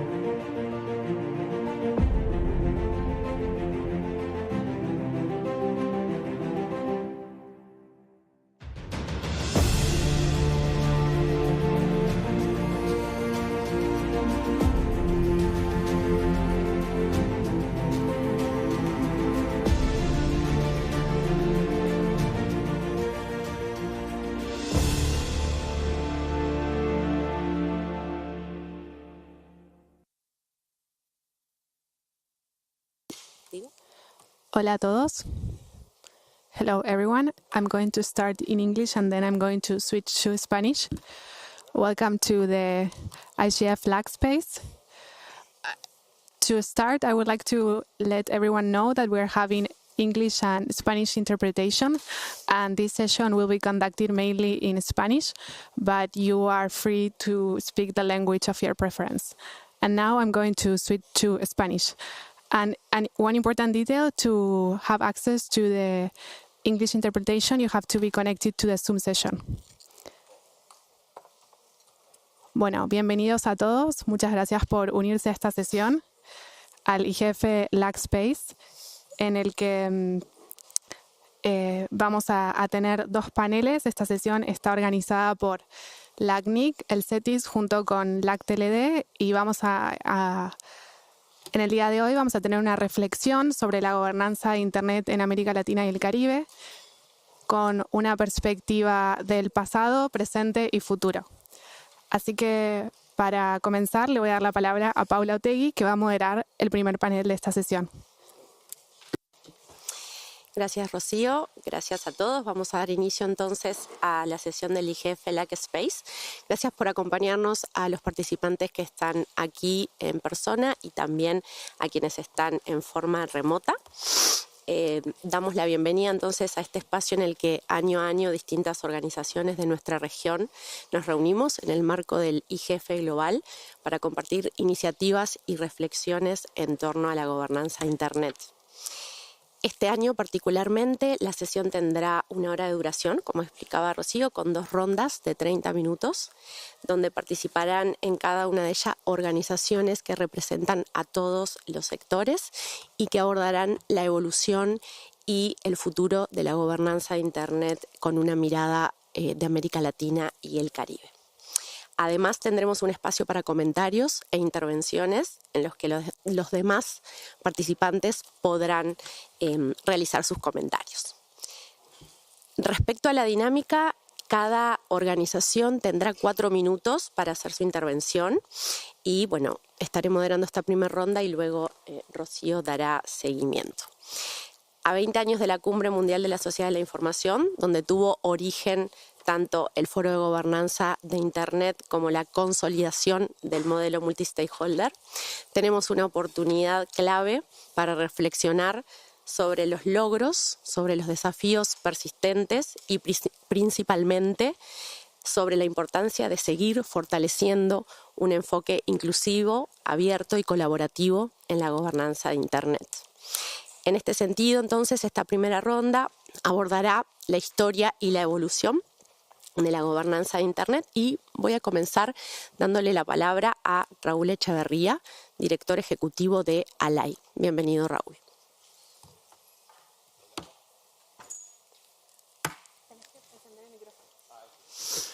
Es diferente en cada sala. Ok, bueno, entonces es en español. Gracias. Bueno, en 4 minutos, ¿cómo podemos hacer algunos comentarios interesantes? Creo que nuestra región tiene buenos antecedentes en el trabajo multi-stakeholder y experiencias exitosas. La propia creación de la IGNIC, de la que fui parte, fue una experiencia de un trabajo de la comunidad de forma integrada, el trabajo del Comité Gestor de Internet de Brasil. Tenemos en la región el LAC IGF y el IGF del Caribe, que son de los más antiguos de todo el mundo, o sea que fuimos de los primeros en adoptar esta modalidad de trabajo. Y eso habla muy bien y habla de nuestras capacidades, de la oportunidad de diálogo que tenemos. Estamos hoy celebrando la edición número 20 de este evento del IGF, y creo que es una buena oportunidad para también ver dónde estamos y ver cómo nos proyectamos hacia el futuro. Estamos claramente viviendo en un mundo convulsionado. Cuando uno habla de diálogo multi-stakeholder, generalmente diálogo se asocia a situaciones de paz, ¿no? de concordia, de entendimiento.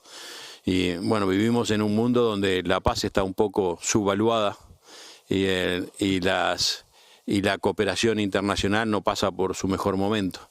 Entonces, si bien es un desafío muy grande también para nuestra región, que es una región mayoritariamente pacífica y democrática, es una oportunidad grande de mostrar cómo se puede seguir trabajando de esta forma. Pero no quiere decir que sea todo color de rosa, porque de hecho en América Latina necesitamos trabajar mucho mejor. Algunos de los procesos, como el IGF, son procesos que no cuentan con la participación fuerte de todos los actores. Es necesario traer más gente a esos diálogos, pero también en el desarrollo de políticas más cotidianas es importante generar la participación de todos los actores desde el inicio mismo de los diálogos. Cada vez es más importante, o sea que nunca estuvo tan claro que la sabiduría y la experiencia están tan altamente distribuidas. Y si no involucramos a todos los actores desde el inicio en las discusiones de política, nos volvemos muy ineficientes, y es lo que está pasando en América Latina, donde tenemos un mal uso de energías o un desperdicio de energías demasiado grande, gigante diría yo, en discusiones de políticas que ni siquiera llegan a un final. O sea, ni siquiera podemos decir que estamos de acuerdo o desacuerdo, generalmente no llegan a nada. Entonces, es un buen momento para, por eso, valorar lo que tenemos, valorar nuestras capacidades, el entorno favorable que nos da la región por nuestra cultura, la cultura democrática, una sociedad mayoritariamente pacífica, y basarnos en eso para buscar formas más eficientes de diálogo que nos permitan transitar estos momentos de cambio en el mundo de una manera exitosa. Gracias. Perfecto, Raúl. Estuviste excelente dentro de los 4 minutos. Te sobró. Gracias por la intervención. Damos paso. Puedo seguir hablando si sobraba tiempo. Después te devolvemos el minuto. Bueno, damos continuación entonces. Le doy la palabra a Ernesto Majó, director ejecutivo de la CNIC. Hola, buenas tardes. Bueno, tomando un poco el desafío que nos plantean de contar un poco de la historia y reflexionar a partir de esa historia. Voy a sacar esto, eso de escucharme a mí mismo me parece espantoso. Para nosotros, digo, bueno, a mí me toca ahora representar a la CNIC, la verdad que es un honor, y en ese sentido la CNIC, cuando surgía la Cumbre Mundial de la Sociedad de la Información, era una organización joven, apenas tenía unos años. Entonces fue muy natural para nosotros involucrarnos en esos procesos y insertarnos en el proceso de discusión de la gobernanza de Internet. Digo natural, no digo fácil. Efectivamente, en aquellos tiempos había discusiones muy fuertes, muy extremas, en donde era difícil acercar las partes, y en ese sentido la CNIC como actor tuvo un rol muy importante, en este caso personalizado por Raúl, que era quien estaba liderando esos temas en ese momento. Pero digo, como ejemplo de organización que en definitiva convive y comulga con la construcción de acuerdos, con la colaboración. La CNIC es una entidad que surge a partir de un proceso de la comunidad, donde la comunidad de operadores y diferentes entidades de diferentes países, con diferentes características, promueven la construcción de una organización para brindar servicios para su región. Y así, de esa manera, también hemos seguido colaborando y articulando con diversos actores, tratando de construir mecanismos de colaboración y de articulación y de discusión sobre los temas que tienen relevancia para la región en lo que tiene que ver con la gobernanza de Internet. El IGF, ya lo mencionó Raúl, es un ejemplo de eso. Es un ejemplo, de vuelta, no quiere decir que sea un buen ejemplo, es un ejemplo de una herramienta que construimos, que defendimos y que trabajamos durante mucho tiempo, pero que también tiene sus desafíos y necesidades de actualización. Los tiempos que vivimos son muy distintos a los que vivíamos hace 20 años. Los temas y las prioridades son también distintas, y creo que eso es justamente lo que nos tiene que hacer pensar o nos tiene que ayudar a ver de qué manera este instrumento tan favorable o tan fabuloso que tenemos, que es el diálogo multi-stakeholder o multipartito, la construcción de diálogos y consensos sobre sobre los temas de la gobernanza de Internet siguen vigentes y siguen vivos. ¿Cómo hacemos para, en estos nuevos tiempos, con los desafíos que vivimos como sociedades o como sociedad en su conjunto, construyendo el diálogo y desarrollando puntos de acuerdo para sostener el desarrollo de Internet en beneficio de la humanidad? Entonces, nada, simplemente en ese punto de vista me parece que el trabajo tiene que ser en eso, en identificar aquellas cosas que tenemos para mejorar, cómo hacemos que los diálogos sean más equilibrados, que en definitiva los actores estén presentes porque entienden que contribuyen y que se enriquecen en ese proceso y no que eventualmente se transforman en un proceso de diálogo de sordos, donde unos dicen algo y los otros hacen que no escuchan, ¿no? Entonces, me parece que ese es el desafío, ¿no? El desafío es, no diría refundar, pero sí por lo menos redefinir y retrabajar y repotenciar el mecanismo de diálogo multipartita y la búsqueda de los consensos. Muchísimas gracias, Ernesto. Vamos a dar seguimiento entonces y le doy la palabra a Verónica Ferrari, coordinadora de políticas e incidencia global en APC. Hola, ¿se escucha bien? Bueno, voy a imitar a mi colega en el panel y no me voy a escuchar a mí misma. Bueno, muchas gracias por la invitación. Mi nombre es Verónica Ferrari, trabajo en APC. Para aquellas personas que no conozcan tanto APC, somos una organización de la sociedad civil y además somos una red de organizaciones y de activistas trabajando en temas de derechos humanos, justicia medioambiental, justicia social, género y tecnología. APC trabaja muy activamente en procesos de gobernanza, tanto a nivel global como en las distintas regiones, en estrecha colaboración con nuestros miembros, que son organizaciones fundamentalmente en el sur global. Entonces, en relación a la pregunta del panel, como primer punto, para tener en cuenta, las discusiones de gobernanza en América Latina están marcadas por ciertas peculiaridades de la región, como por ejemplo desigualdades históricas en materia social, cultural, económica, y vinculado con eso, con brechas digitales que existen entre los países, al interior de los países, entre zonas urbanas, entre zonas rurales. Hay brechas de género, hay brechas en términos de habilidades. Y otra característica que quería mencionar y sobre la que voy a articular los puntos que quería traer son en muchos casos marcos legales y políticas públicas que no tienen en cuenta cuestiones vinculadas a derechos humanos. Por ejemplo, nosotros de hecho trabajamos con Paloma y con derechos digitales en un análisis de legislaciones vinculadas con ciberseguridad y cibercrimen, que en muchos casos, al tener provisiones amplias y vagas, terminan afectando derechos humanos. Entonces, alrededor de eso pensé algunos como hitos en la región en términos de políticas públicas, de gobernanza y de derechos humanos, como era la consigna del panel. Como primer hito, digamos, pensamos en la edición de 2014 de Net Mundial como evento clave en el contexto de las revelaciones de Snowden, un evento que dio la posibilidad a gobiernos, por ejemplo, de la región, de participar en discusiones internacionales, trayendo otro tipo de temas a la agenda. Net Mundial fue, como todos saben, coorganizado por el gobierno de Brasil, dio lugar a ciertos principios de Net Mundial, de cómo tienen que ser los procesos de gobernanza.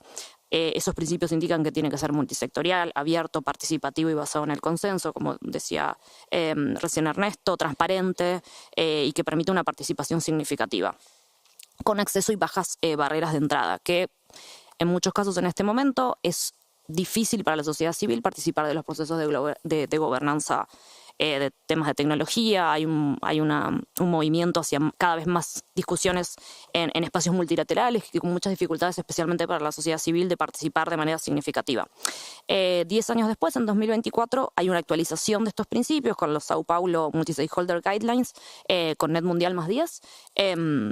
Ahí también en esos principios aparece la idea de que los procesos multisectoriales deben tener en cuenta las asimetrías de poder entre los distintos actores que participan, ¿no? La gobernanza sabemos que no es necesariamente una panacea y que hay inequidades en términos de incidencia y del peso que tienen cada uno de estos actores en estas discusiones.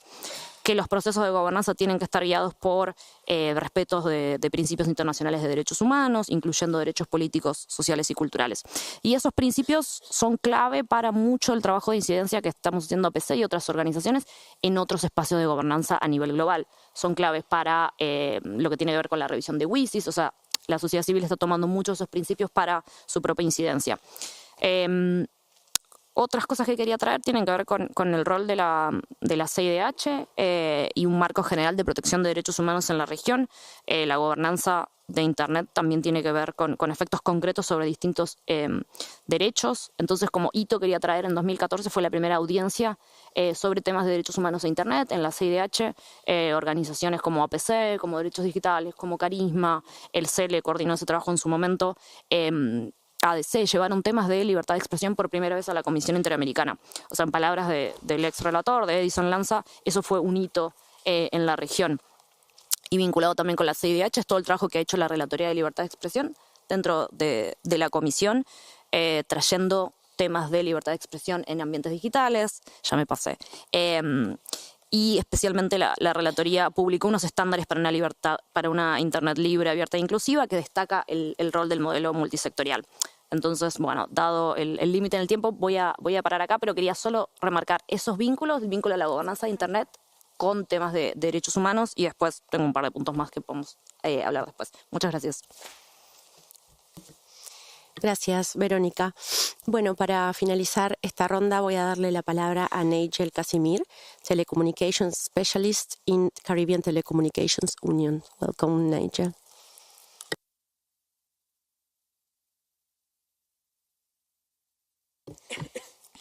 Muchas gracias, Paula. Gracias por la invitación.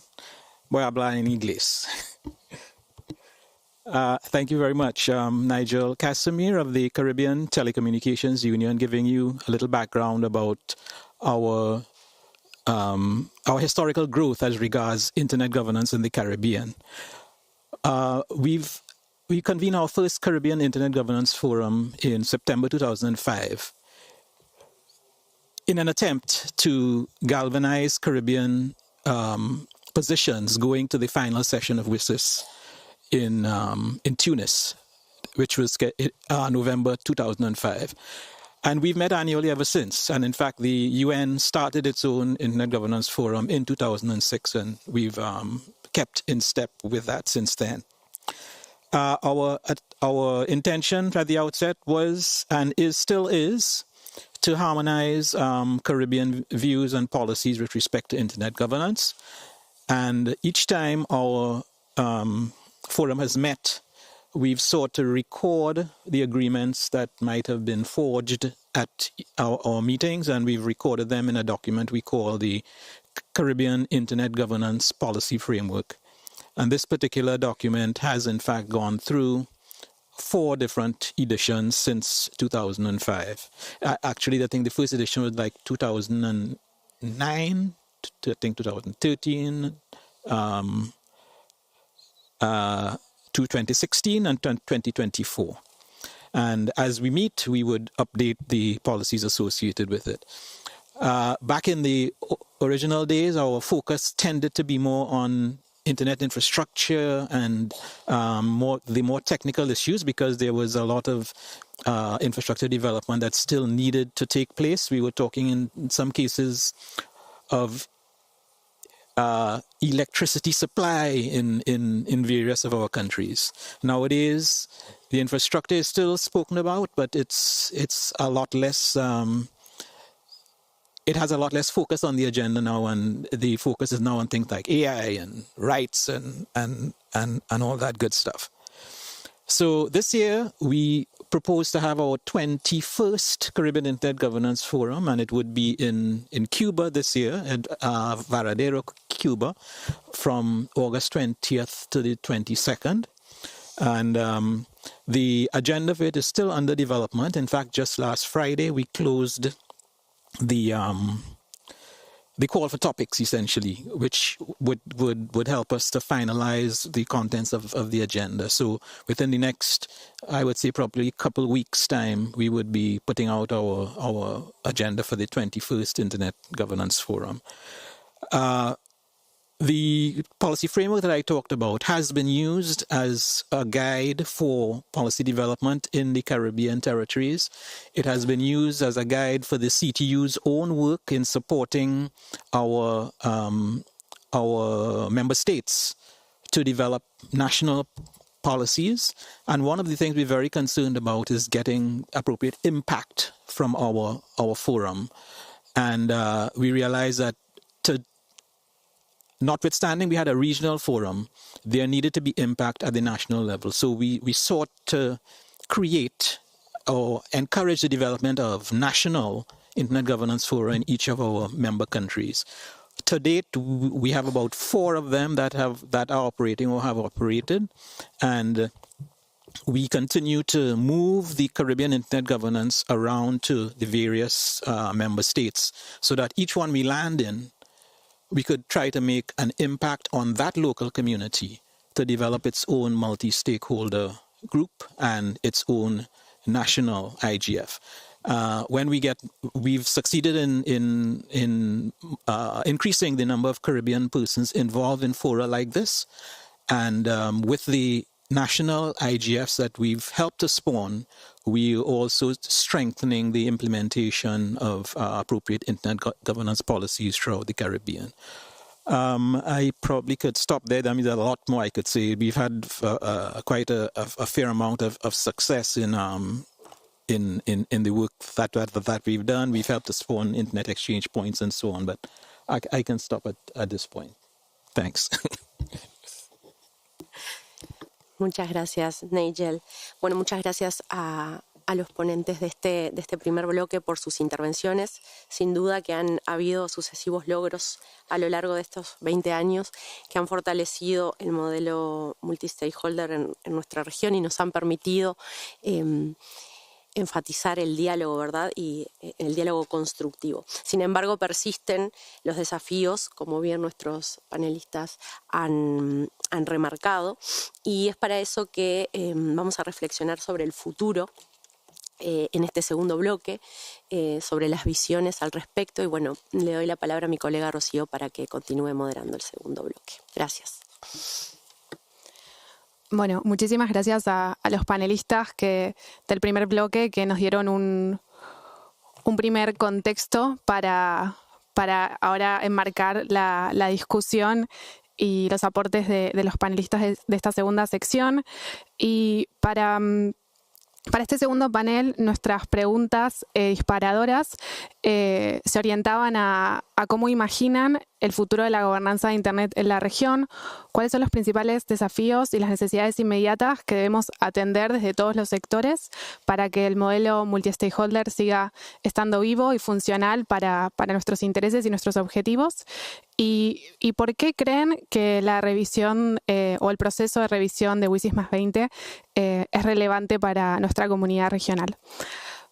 Así que, en primer lugar, le voy a dar la palabra a Carolina Aguerre. Ella es doctora y experta en gobernanza global y políticas de Internet y actualmente es profesora asociada de la Universidad Católica del Uruguay. Así que, Carolina, bienvenida, muchas gracias y te damos la palabra. Buenas tardes, muchísimas gracias. Una gran pena no poder estar con ustedes allí esta semana, pero estoy atenta. En primer lugar, ya fue dicho en las primeras rondas de intervenciones, ¿no? O sea, hemos aprendido mucho de estos 20 años de procesos de trabajo en gobernanza de múltiples partes interesadas.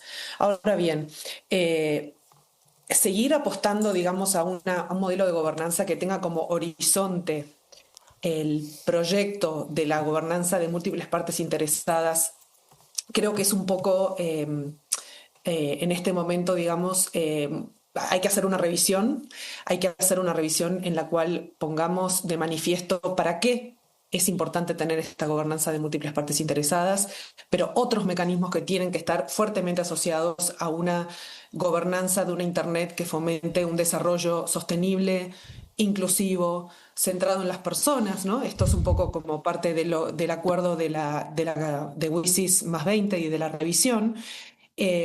Porque lo que hemos visto, digamos, es que este proceso de estos 20 años ha tenido múltiples consecuencias, impactos positivos, pero que tenemos que seguir profundizando en esos impactos positivos, y esos impactos a nivel de gobernanza hoy están bastante frágiles, como ya fue dicho en la primera ronda de intervenciones.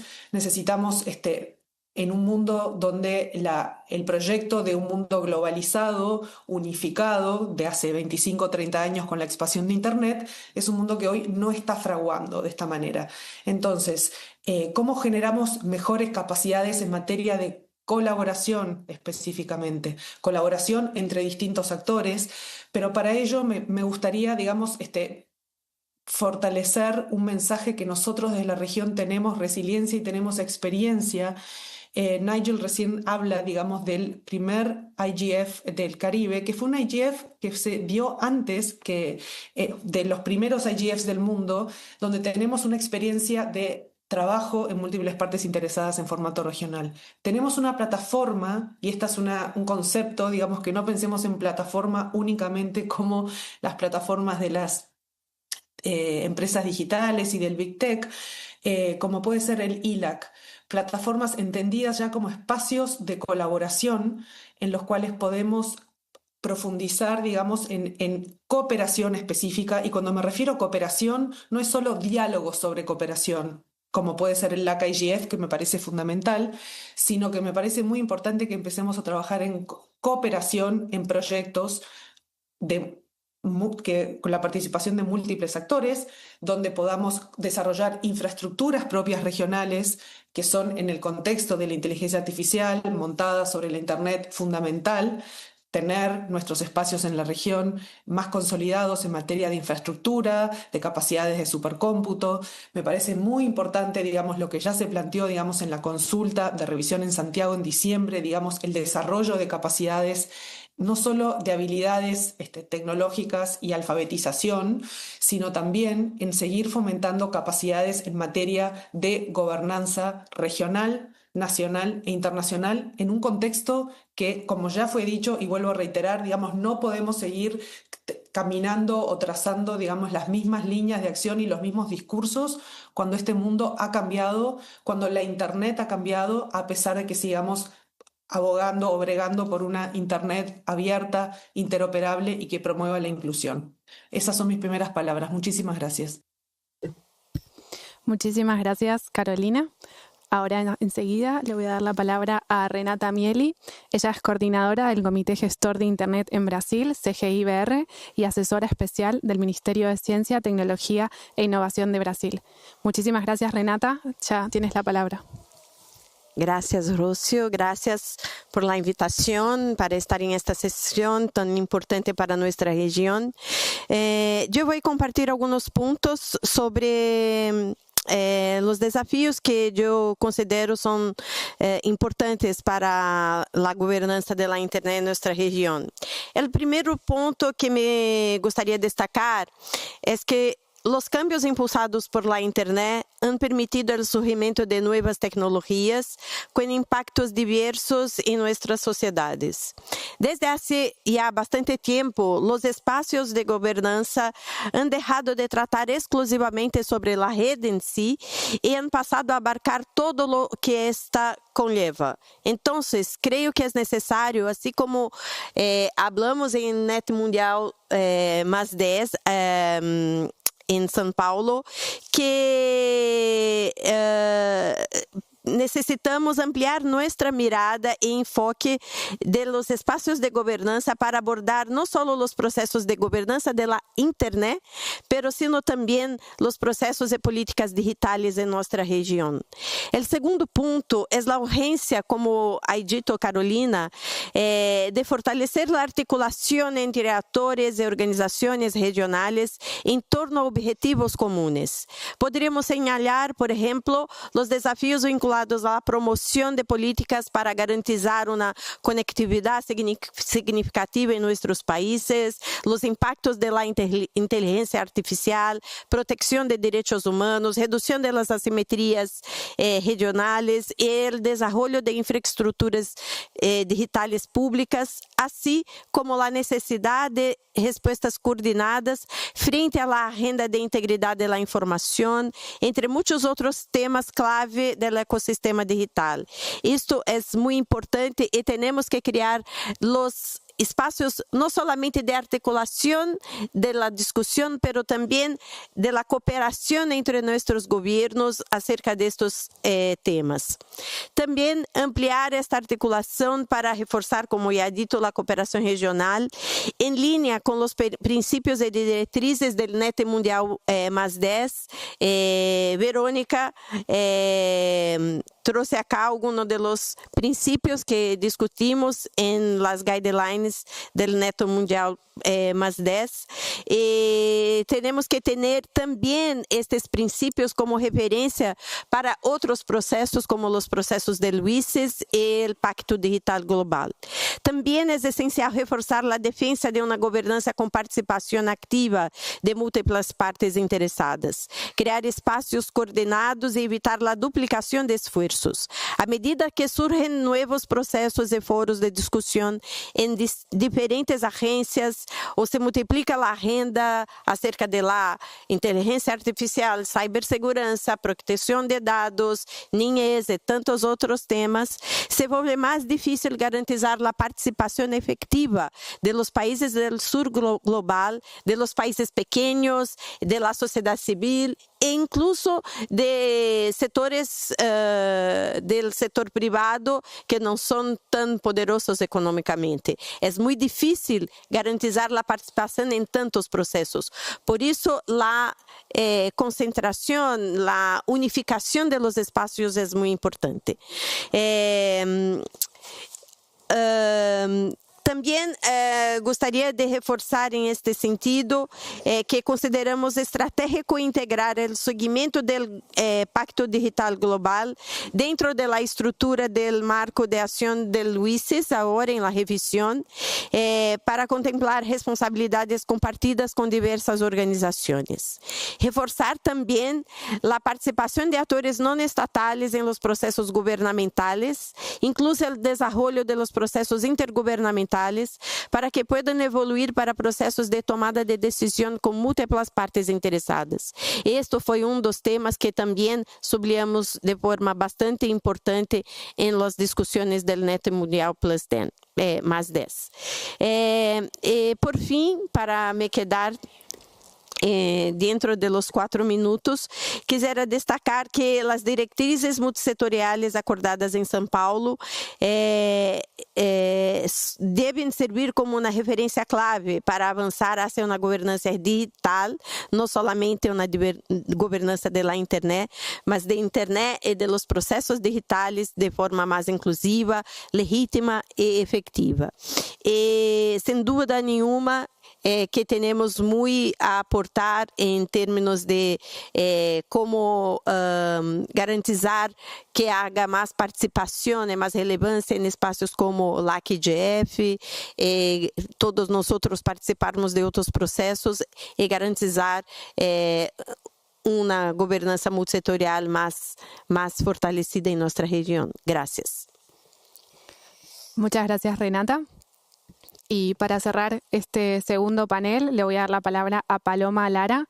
Ella es directora de Políticas Públicas en Derechos Digitales. Muchas gracias, Paloma, y ya te damos la palabra. Muchas gracias. Estoy representando Derechos Digitales. Somos una organización latinoamericana con 20 años de experiencia en el trabajo entre la intersección de la tecnología y derechos humanos, participando muy activamente en discusiones a nivel global, regional y local. En ese sentido, una de las cuestiones que más resaltamos como parte de nuestra incidencia central es la necesidad de considerar los impactos diferenciados que tienen las problemáticas globales a las que nos estamos refiriendo, tanto en discusiones sustanciales en estos procesos como mismo en este mismo panel. En ese sentido es importante tener en cuenta que si bien hay desafíos compartidos a nivel global, evidentemente estamos en una situación grave, atravesada por 1 millón de situaciones que no solamente profundizan desigualdades estructurales, sino que crean nuevas formas de exclusión.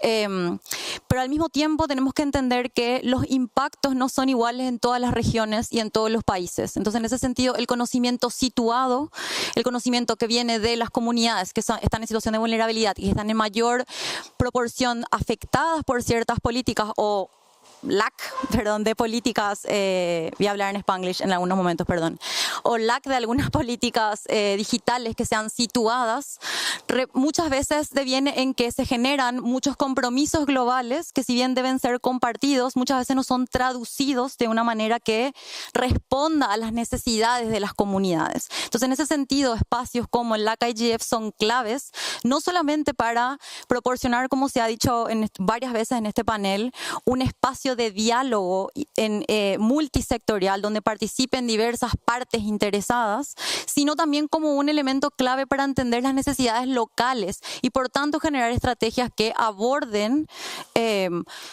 perspectivas diferenciadas, adaptadas a necesidades y adaptadas a urgencias locales. En ese sentido, por ejemplo, podemos ver que si bien el mundo está atravesado por un sinnúmero de asimetrías, cuando hablamos, por ejemplo, de brechas digitales, tenemos que tener en cuenta que dentro de las brechas digitales hay un montón de brechas que componen la misma brecha digital. Y en ese sentido también se diferencia en cuanto a cómo vemos a nivel local y a nivel regional. En ese sentido, sostener este tipo de espacios es clave, sostener la participación de la sociedad civil en estos espacios es clave, sobre todo considerando el auge del autoritarismo a nivel global, pero también regional, retrocesos democráticos marcados, monopolio de grandes empresas que a su vez tienen lógicas extractivistas que terminan afectando especialmente países del sur global, retrocesos en materia de género, retrocesos en términos de legislaciones, como lo explicó Verónica también en su intervención. En ese sentido, habilitar o garantizar la participación de la sociedad civil no es solamente un elemento clave para la gobernanza, sino una demanda urgente para asegurar que no sigamos avanzando hacia la profundización de nuevas brechas, la generación de nuevas brechas, pero sigamos avanzando a una situación que no solamente reconozca brechas estructurales, sino que apunte a abordarlas. En ese sentido, la revisión de WSIS ahora mismo se posiciona en un momento crucial a nivel global y a nivel regional. ¿Qué estamos viendo en este sentido? Es que si han leído el Elements Paper, que es lo que va a ser debatido próximamente en las próximas consultas, es importante tener en cuenta que hay varios compromisos que no son repetidos en este documento, que ya han sido aceptados y han sido acordados o consensuados en momentos previos de gobernanza. Es decir, que estamos también trabajando sobre una vara que ha ido bajando cada vez más y que al mismo tiempo al mismo tiempo que baja, genera más insuficiencia para lidiar con los problemas reales actuales. Entonces, sé que tengo poco tiempo, pero solamente para ir cerrando puntos muy importantes, la sociedad civil es clave en la participación en cuanto a visibilización de situaciones reales, pero también como una forma como un derecho humano a la participación, como un derecho humano a la participación significativa que aborda realidades concretas y situadas. Por otro lado, tenemos que tener en cuenta en WSIS y los países comprometidos con el modelo multisectorial de avanzar a la protección de las enseñanzas que se han ido a compartir durante el panel, a las enseñanzas que ya a los compromisos que hemos avanzado, asegurar esos compromisos, pero no quedarnos con eso. El WSIS no se trata solamente de actualizar una agenda, sino también se trata de reconocer no solamente los problemas estructurales, sino las nuevas brechas que se van generando a raíz de nuevos problemas y desafíos globales que tienen de la mano mucho el avance de la tecnología, pero no solo el avance en sí de la tecnología, sino en la falta de acompañamiento de salvaguardias de derechos humanos y de políticas públicas a la par. Entonces son situaciones que nos encontramos en un momento complicado, pero que justamente este es el momento crucial tanto para estados como sociedad civil para salvaguardar lo que se ha avanzado, pero también para mirar adelante y entender que si no abordamos las situaciones de una manera diferencial, perdemos el foco en lo que puede ser afectado en nuestras comunidades, en nuestros países, en nuestras realidades. Muchas gracias. Muchas gracias, Paloma, y a todos los panelistas de estos primeros 2 paneles.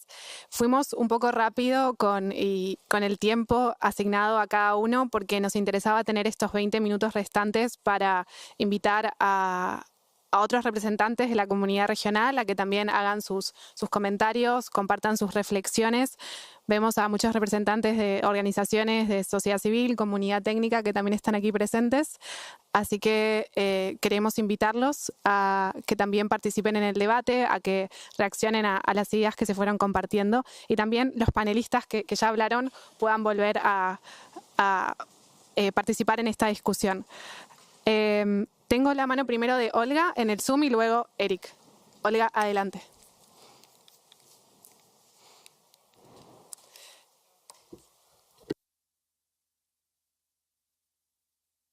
Bien sabe. Ah, lo logré, es rojo. Bien, gracias. Muchas gracias por la sesión, muy interesante. Sé que hay poco tiempo, así que quiero comentar dos temas. Uno, en mi rol de trabajo en el Estado. Como saben, soy decana de la Facultad de la Defensa, que depende del Ministerio de Defensa de Argentina. Y por pedido específico del ministro, hemos creado nuevas carreras, una específicamente, la primera en América Latina, en español, virtual, gratuita, licenciatura en ciberdefensa, que ha tenido una cantidad enorme de anotados y tenemos 600 alumnos, empezamos en abril, más otras carreras más virtuales, así que estamos muy contentos con esto, que se agrega a la oferta de la Facultad de la Defensa Nacional Argentina. Y además contarles que la 17 edición de la Escuela del Sur de Gobernanza de Internet se organizó en México con la colaboración de la Universidad Tecnológica de Monterrey, muy exitosa, tuvimos 400 becarios, 200 en sala, 200 virtuales, y abordamos temas precisamente sobre lo que hemos estado hablando todos los panelistas previos, políticas públicas relacionadas con inteligencia artificial, ciberdefensa, ciberseguridad, cómo pensar el futuro en relación a todos los cambios que la tecnología nos ha traído. Así que les agradezco el espacio y los felicito por haber organizado esta sesión. Muchas gracias, Olga. Eric, te doy la palabra. Si puedes presentarte y usar 3 minutos. Perfecto. Eric Iriarte, Tribunal de Ética del Consejo de la Prensa Peruana en Perú y otros títulos más. Voy a tratar de hacer una reflexión que nos obliga a nosotros a pensar. Nos hemos evangelizado tan bien nosotros mismos que nos hemos creído el cuento de lo que hacíamos. Y lo hemos creído tan bien que lo pudimos mantener durante mucho tiempo.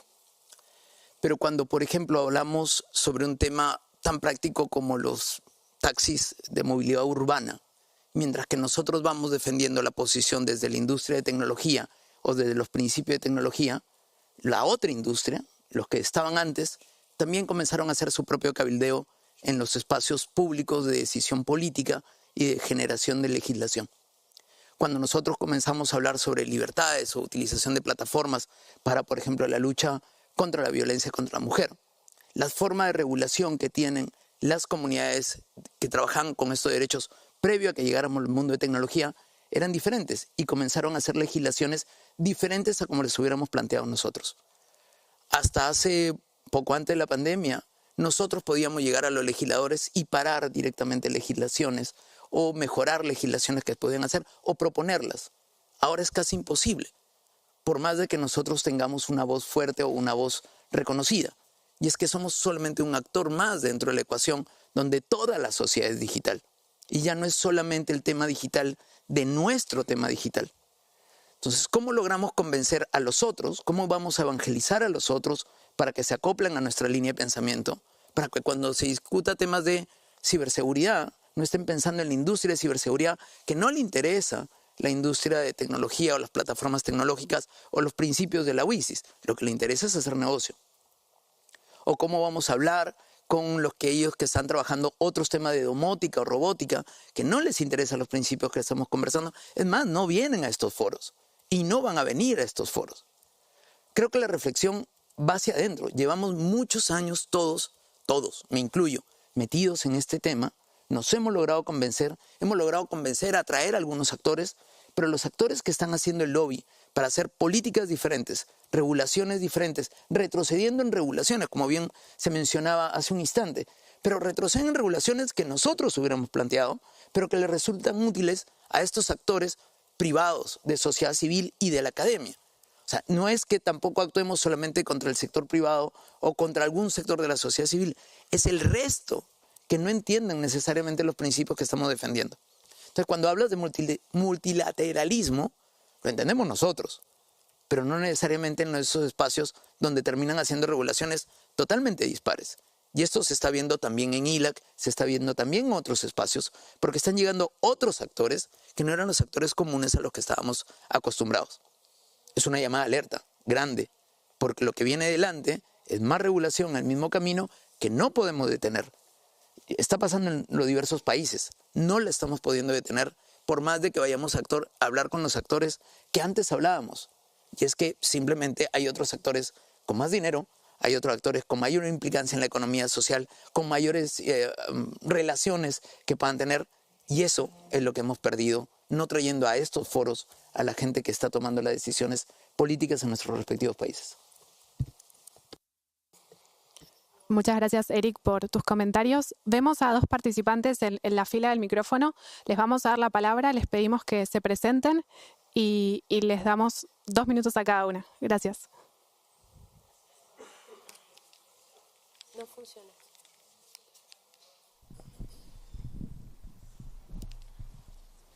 Ok. Gracias. Iria Puyosa, de Atlantic Council Democracy and Tech Initiative. Un tema que no he escuchado en las conversaciones durante el día de hoy, me ha extrañado bastante, quiero traerlo a la conversación. Para la permanencia, la continuidad del modelo multipartita de gobernanza de Internet, un motor indispensable es la sociedad civil, las organizaciones de la sociedad civil. Y en el último año, estas organizaciones han sufrido una situación crítica con respecto a su estabilidad, tanto fundamentalmente por el aspecto del financiamiento para la sostenibilidad de estas organizaciones, pero también muchas presiones hacia otros modelos de gobernanza más centrados en los estados. Creo que sería interesante que esa discusión se diera más en este espacio. Es una discusión que se ha venido dando en otros espacios, con organizaciones no solo de América Latina, sino también de África y de Asia. Y me ha llamado la atención que en esta conversación, en esta ronda de hoy, no ha habido una discusión sobre qué puede hacer la comunidad, particularmente las organizaciones de sociedad civil de América Latina, para tratar de proteger al ecosistema en este momento de crisis y amenazas tanto económicas como políticas. Gracias. Muchas gracias. Creo que sigue Lilian. Si puedes presentarte y te damos 2 minutos también.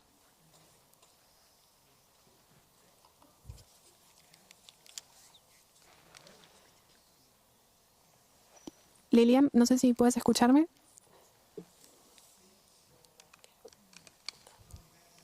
Perdón, es que no podía escucharlas. Te escuchamos bien. Adelante.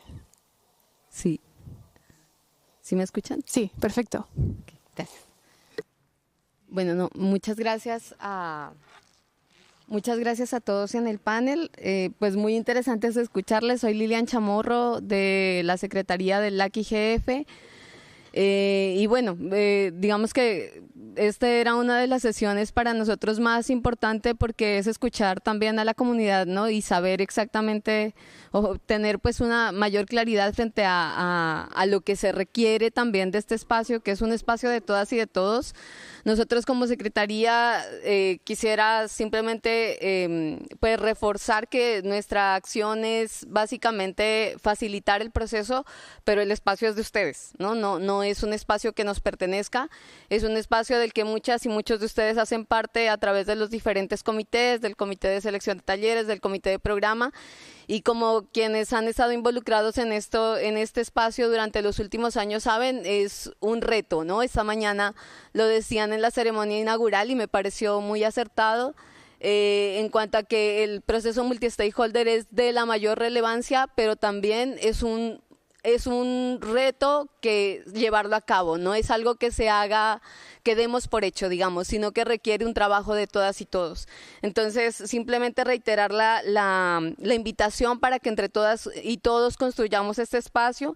Vemos que tenemos algunos retos claves, por ejemplo, visibilizar el proceso, visibilizar los resultados y visibilizar pues todo el trabajo que se hace en otros espacios, ¿no? Tanto en estos espacios internacionales, pero también a nivel local, a nivel nacional y en espacios como el Global Digital Compact, el WCIS, que se reconozca que ya hay un territorio ganado, ¿no? Decimos, son 17 las ediciones que han habido del LAC IGF, donde se ha ido creciendo, se ha ido aprendiendo y hay un territorio ganado en cuanto a que hay una cantidad de personas involucradas que pueden seguir aportando a las discusiones. Y sabemos que no es suficiente, ¿no? También lo mencionaban aquí, hace falta más participación de sociedad civil, hace falta más participación de gobiernos, hace falta más participación de comunidad técnica y muchas veces esta participación no se da porque el conocimiento es limitado, ¿no? Ahí agradecemos también el trabajo que hacen personas como Olga, como ISOC Foundation, bueno, y tantas iniciativas de formación, porque son las que permiten que mucha gente nueva llegue al espacio y creo que estos espacios hay que fortalecerlos también, pero además tenemos que buscar otros mecanismos de comunicación para llegar a otros actores y que se entienda lo que estamos haciendo en estas discusiones y qué es lo que queremos lograr. Y otro de los grandes retos que tenemos es el fortalecimiento de los procesos interseccionales. Uno de los mandatos para el LAC IGF en los nuevos estatutos es la creación de los grupos de trabajo interseccional y es algo en lo que estamos trabajando, pero que también recibimos sus aportes, recibimos sus ideas para ver de qué manera logramos concretar estos espacios de los que aquí se han hablado, ¿no? Estos espacios donde no solamente se converse, sino que también se pueda llegar a algunos acuerdos, algunas definiciones, algunas recomendaciones que puedan ir más allá y que surjan de un espacio coordinado donde los múltiples actores estén conectados durante un periodo más largo y no solamente durante el foro anual. Eso era todo, gracias. Muchísimas gracias, Lilian. Vamos a darle la palabra al caballero, le voy a pedir que se presente y después tenemos también a Raúl, a Gabriel y tal vez tengamos espacio para una persona más. Les pedimos que se ajusten al límite de los 2 minutos. Ah, y Ernesto también, ok. Por favor, 1 minuto 40 segundos cada uno. Adelante.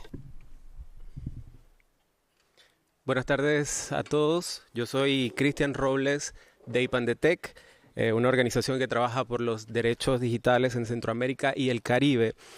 Bien, en las últimas semanas en Panamá se ha visto envueltos en protestas y manifestaciones sociales en contra de reformas al seguro social, jubilaciones, pensiones, específicamente en la provincia de Bocas del Toro, que se ha cambiado pues, los escenarios. En las últimas semanas se han visto saqueos, vandalismos y demás, lo que ha llevado al gobierno a declarar un estado de urgencia que eliminan algunos derechos constitucionales en esta zona.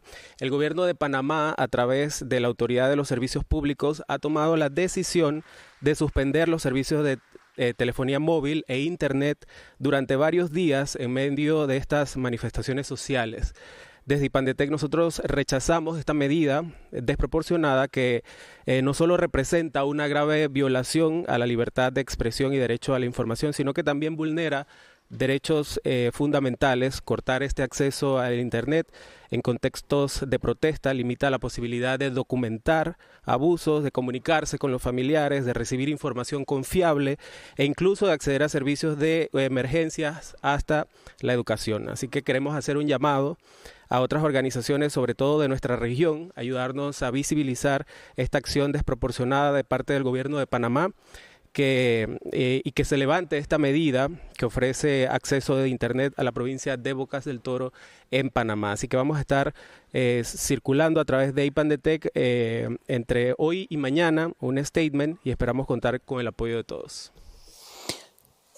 Muchísimas gracias. Le doy la palabra ahora a Gabriel Adonailo de LAC IX. Y por favor, 1 minuto y medio. Sí. ¿Ahí se oye? ¿Sí? Bueno, gracias. Simplemente, bueno, la IGF es la Asociación de Puntos de Intercambio de Tráfico América Latina y Caribe. Nombre largo y extraño, pero los puntos de intercambio de tráfico básicamente lo que hacen es mejorar la calidad de servicio de Internet a todos los usuarios y intentar mantener o minimizar el costo de acceso a Internet. Quería reforzar, Caro Aguerre mencionaba acerca de la colaboración entre las organizaciones. A nosotros nos parece muy importante eso. En 2018 firmamos un acuerdo de colaboración con LACNIC y con Internet Society, y luego más adelante con LACTLD. Y como decía Carolina, no quedarse en el diálogo, sino llevarlo a la acción y realmente avanzamos sobre implementaciones concretas que mejoran el uso de Internet en general. Otra cosa que quería mencionar, he participado, creo que es mi quinto IGF. El primero ha sido el primero en Atenas, valga la redundancia. Fui invitado por Raúl aquí presente a participar de una sesión plenaria en la cual el problema en ese momento tenía que ver con los costos de conectividad de nuestra región, de América Latina, y cómo se conectaba al mundo. Eso hoy en día ya no es un problema. Tenemos fibra conectando con todas las regiones, porque ahora se ha anunciado recientemente una fibra submarina nueva que unirá a Chile con el continente de Oceanía. Eso nos permite mejorar la conectividad y nuevamente bajar los costos.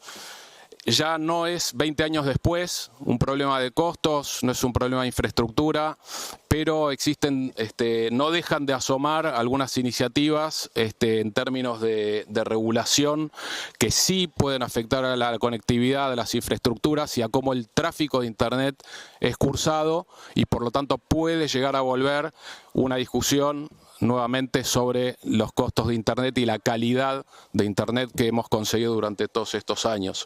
No sé si este es el foro adecuado. En Atenas sí lo ha sido, pero simplemente es para que estemos atentos que hay discusiones en la esfera de la regulación o de los reguladores y de poder de lobby de algunas empresas que pueden llegar a tener un impacto sobre estos temas. Muchas gracias. Y para cerrar la sesión, entonces le voy a dar la palabra primero a Raúl y después a Ernesto, y les pido si puede ser 1 minuto y medio cada uno, porque tenemos que finalizar a tiempo. Muchas gracias. Adelante, Raúl. Gracias. Primero que nada, mi solidaridad con la gente de Panamá, con los colegas y con los ciudadanos de Panamá que están viviendo esta horrible situación y la verdad muy mala la idea de la decisión del gobierno. Quería reconocer aquí la presencia de muchas personas jóvenes en la sala, muchas y muchos de los cuales fueron en su momento participantes de programas de capacitación y formación, y hoy ocupan puestos de liderazgo en distintas organizaciones. Eso también habla bien de nosotros como comunidad. Me da mucha alegría eso, y felicitaciones a todas y todos los que trabajan en muchos programas. Aquí hay mucha gente, Olga ya habló, pero hay muchas personas que participan en este tipo de programas liderando desde hace muchos años. Quería también, hablábamos de todo lo que hemos conquistado. Yo mencioné el Comité Gestor de Internet de Brasil como un ejemplo de éxito de modelo multi-stakeholder. Olvidé mencionar que están cumpliendo 30 años, con lo cual entonces mis felicitaciones a Renata, a través de Renata, a todos los colegas del Comité Gestor y del NIC que hacen un trabajo buenísimo. Hemos hablado aquí, no hay nada que esté garantizado.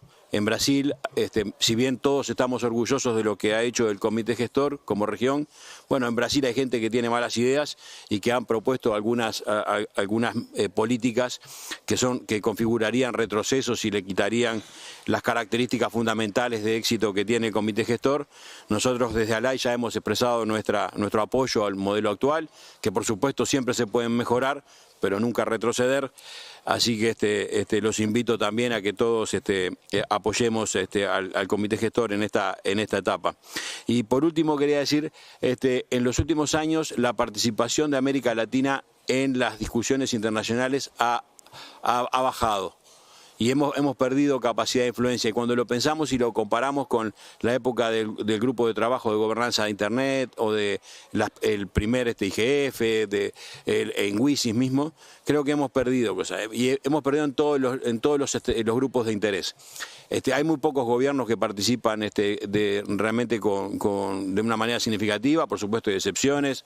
Aquí está el embajador Eugenio García de Itamaraty, que participa en todo lo que puede participar y le da el tiempo, pero no todos los gobiernos tienen el mismo nivel de participación. Creo que hay que hacer un llamado y también presionar muchas veces.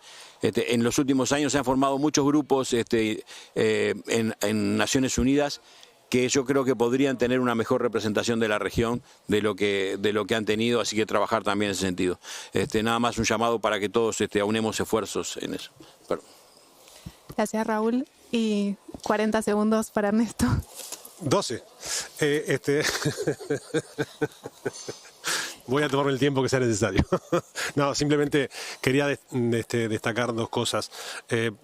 Primero que nada, bueno, reforzar el mensaje con respecto al rol del comité gestor, que seguramente todos hemos sido beneficiados por el trabajo que han desarrollado durante estos 30 años, más allá del vínculo directo que tenemos con la ACNIC como miembro fundador de lo que es de la ACNIC, pero también en el trabajo cotidiano desde hace 30 años, o nosotros en nuestro caso hace 22 años, ha sido muy, muy relevante y bueno, realmente es preocupante que estas iniciativas estén siendo promovidas, que entendemos que no tienen ningún tipo de sustento desde el punto de vista de lo que es el funcionamiento del comité gestor y del LinkBR. Así que, bueno, muy preocupados por eso. Y con respecto al aspecto relacionado con cómo seguir, me parece que un aspecto también, Raúl refería a lo mismo, o sea, la incorporación, el reclutamiento de actores y el entrenamiento y la capacitación y la preparación de las generaciones que están viniendo o que van a venir, para que van a tomar responsabilidades en el futuro, es extremadamente importante. Ya se mencionaron algunas de ellas, nosotros también tenemos algunos programas en la ACNIC, como el curso online o otras actividades para el desarrollo de líderes, en fin. Me parece que ese es un área en la que tenemos que trabajar para mejorar el conocimiento, la información y el entendimiento de estos procesos, no solamente para los actores que hoy, como digo, los futuros actores que van a participar, sino para los actuales, para que entiendan cómo se deben generar y gestionar los diálogos para encontrar los consensos que se necesitan para el futuro de Internet y del mundo. En fin, en definitiva, simplemente de vuelta, reforzar el mensaje de la necesidad de seguir trabajando en capacitación, en el desarrollo de habilidades para el diálogo constructivo. Muchísimas gracias. Con esto cerramos la sesión y nos alegró mucho tener tanta diversidad de voces. Así que gracias a todos y los esperamos en la próxima edición.